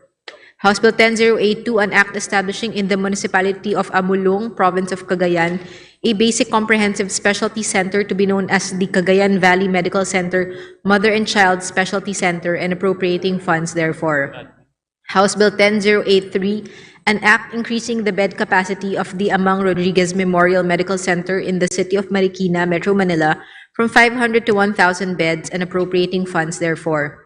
House Bill 10094, an act establishing a Technical Education and Skills Development Authority Training and Assessment Center in the municipality of San Mariano, province of Isabela, and appropriating funds therefore. House Bill 10095, an act establishing a Technical Education and Skills Development Authority Training and Assessment Center in the municipality of Ronda, province of Cebu, and appropriating funds therefore. House Bill 10096, an act establishing a Technical Education and Skills Development Authority Training and Assessment Center in the 6th Congressional District of Quezon City and appropriating funds therefore. House Bill 10097, an act establishing a Technical Education and Skills Development Authority Training and Assessment Center in the municipality of Santa Cruz, province of Davao del Sur, and appropriating funds therefore. House Bill 10098, an act establishing a Technical Education and Skills Development Authority Training and Assessment Center in the municipality of Kandihay, province of Bohol, and appropriating funds therefore. House Bill 10099, an act establishing a Technical Education and Skills Development Authority Training and Assessment Center in the municipality of Amulong, province of Cagayan, and appropriating funds therefore. House Bill 10100, an act establishing a Technical Education and Skills Development Authority Training and Assessment Center in the municipality of Balayan, province of Batangas, and appropriating funds therefore. House Bill 10101, an act establishing a Technical Education and Skills Development Authority Training and Assessment Center in the municipality of Pangantucan, province of Bukidnon, and appropriating funds therefore. House Bill 10102, an act establishing a Technical Education and Skills Development Authority Training and Assessment Center in the municipality of Kalilangan, province of Bukidnon, and appropriating funds therefore. House Bill 10103, an act establishing a Technical Education and Skills Development Authority Training and Assessment Center in the municipality of Lawang, province of Northern Samar, and appropriating funds therefore. House Bill 10104, an act establishing a Technical Education and Skills Development Authority Training and Assessment Center in Isabela City, province of Basilan, and appropriating funds therefore. House Bill 10105, an act establishing a Technical Education and Skills Development Authority Training and Assessment Center in the municipality of Pidig, province of Ilocos Norte, and appropriating funds therefore. House Bill 10132, an act establishing a Technical Education and Skills Development Authority Training and Assessment Center in the municipality of Balilihan, province of Bohol, and appropriating funds therefore. House Bill 10133, an act establishing a Technical Education and Skills Development Authority Training and Assessment Center in the municipality of Loon, province of Bohol, and appropriating funds therefore. House Bill 10134, an act establishing a Technical Education and Skills Development Authority Training and Assessment Center in the city of General Trias, province of Cavite, and appropriating funds therefore. House Bill 10135, an act establishing a Technical Education and Skills Development Authority Training and Assessment Center in the city of Sipalay, province of Negros Occidental, and appropriating funds therefore. House Bill 10136, an act establishing a Technical Education and Skills Development Authority Training and Assessment Center in the municipality of Binalbagan, province of Negros Occidental, and appropriating funds therefore. House Bill 10110, an act declaring the municipality of Santa Fe, province of Romblon, a tourism destination. House Bill 10111, an act declaring the Malagap Underground River, located in Barangay Malagap, municipality of Banisilan, province of Cotabato, a tourism destination. House Bill 10112, an act declaring Kurjanan Falls, located in Barangay Igsoro, municipality of Bugasong, province of Antique, an ecotourism site. House Bill 10113, an act declaring Mount Kutuved, located in Barangay Bentangan, municipality of Carmen, province of Cotabato, a tourism destination. House Bill 10114, an act declaring the Lampinigan Island in the city of Isabela, province of Basilan, an ecotourism zone. House Bill 10115, an act declaring the Binukot Beach area located in Barangay Bunsuran, Municipality of Ferrol, Province of Romblon, an ecotourism destination. House Bill 10116, an act declaring the Municipality of San Fernando, Province of Romblon, a tourism development area. House Bill 10117, an act declaring the island municipality of Sarangani, Province of Davao Occidental, an ecotourism zone and appropriating funds therefore. House Bill 10118, an act declaring the Maramo section of the Angat River system in Barangay San Mateo, Municipality of Norsagaray, Province of Bulacan, an ecotourism destination to be known as the Maramo Natural Reserve.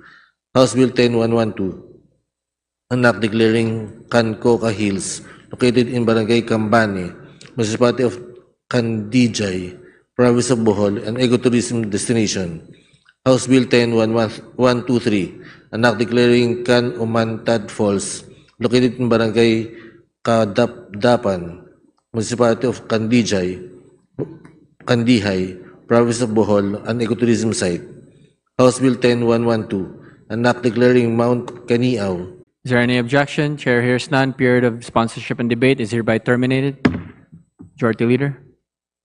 Mr. Speaker, I move that we open the period of amendments. Is there any objection? Chair hears none. Motion is approved.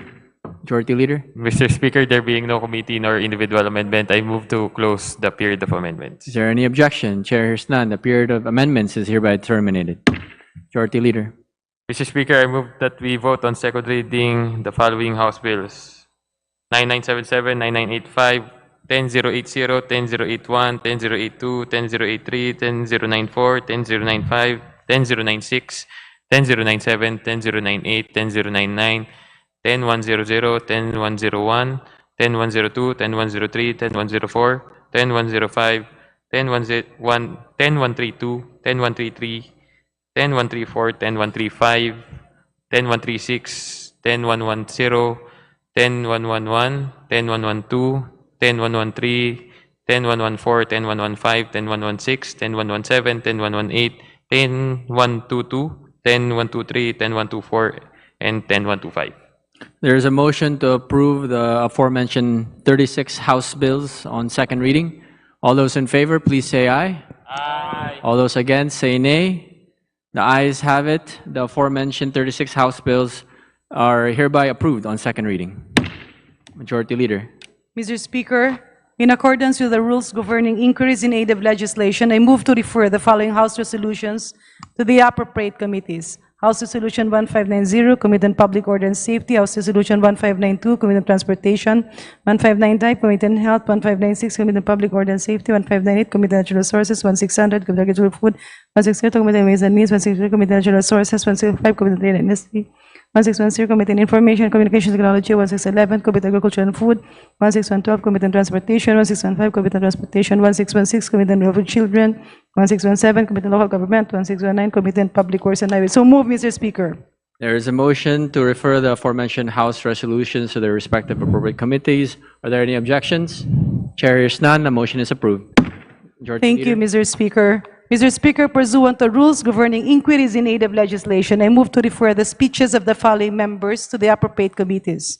The speech of the Honorable Castro, Honorable Brosas, Honorable Manuel, Honorable Co, Honorable Roman, Congressman Michelle Singson, Honorable Chan, Honorable Gagarao, Honorable Veloso Tuazon, Honorable Zamora, Honorable Tutor, Honorable Sino, Honorable Bunda, Honorable Fernandez, Honorable Santos, Honorable Zod, Honorable Garin, Honorable Abalos, Honorable Sita, so move, Mr. Speaker. There is a motion to refer the aforementioned speeches to their respective appropriate committees. Are there any objections? Chair hears none. Motion is approved.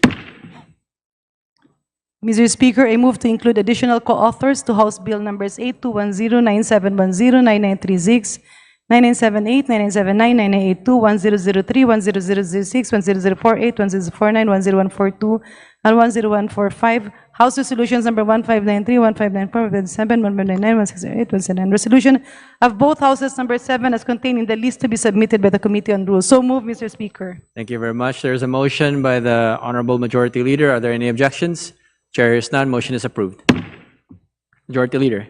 Mr. Speaker, earlier we defer consideration of the journal, but having distributed the copy of the journal number 59, I now move that we consider said copies dated March 11, 2024, that were already distributed to members. and dispense with the reading thereof and subsequently approve the said journal. So move, Mr. Speaker.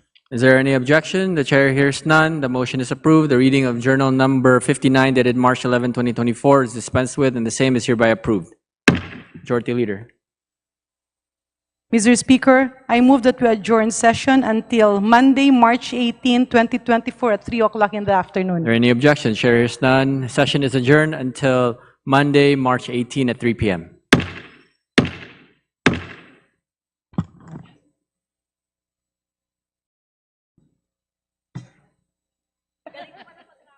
Nagkatawa ko. Paspas kayo.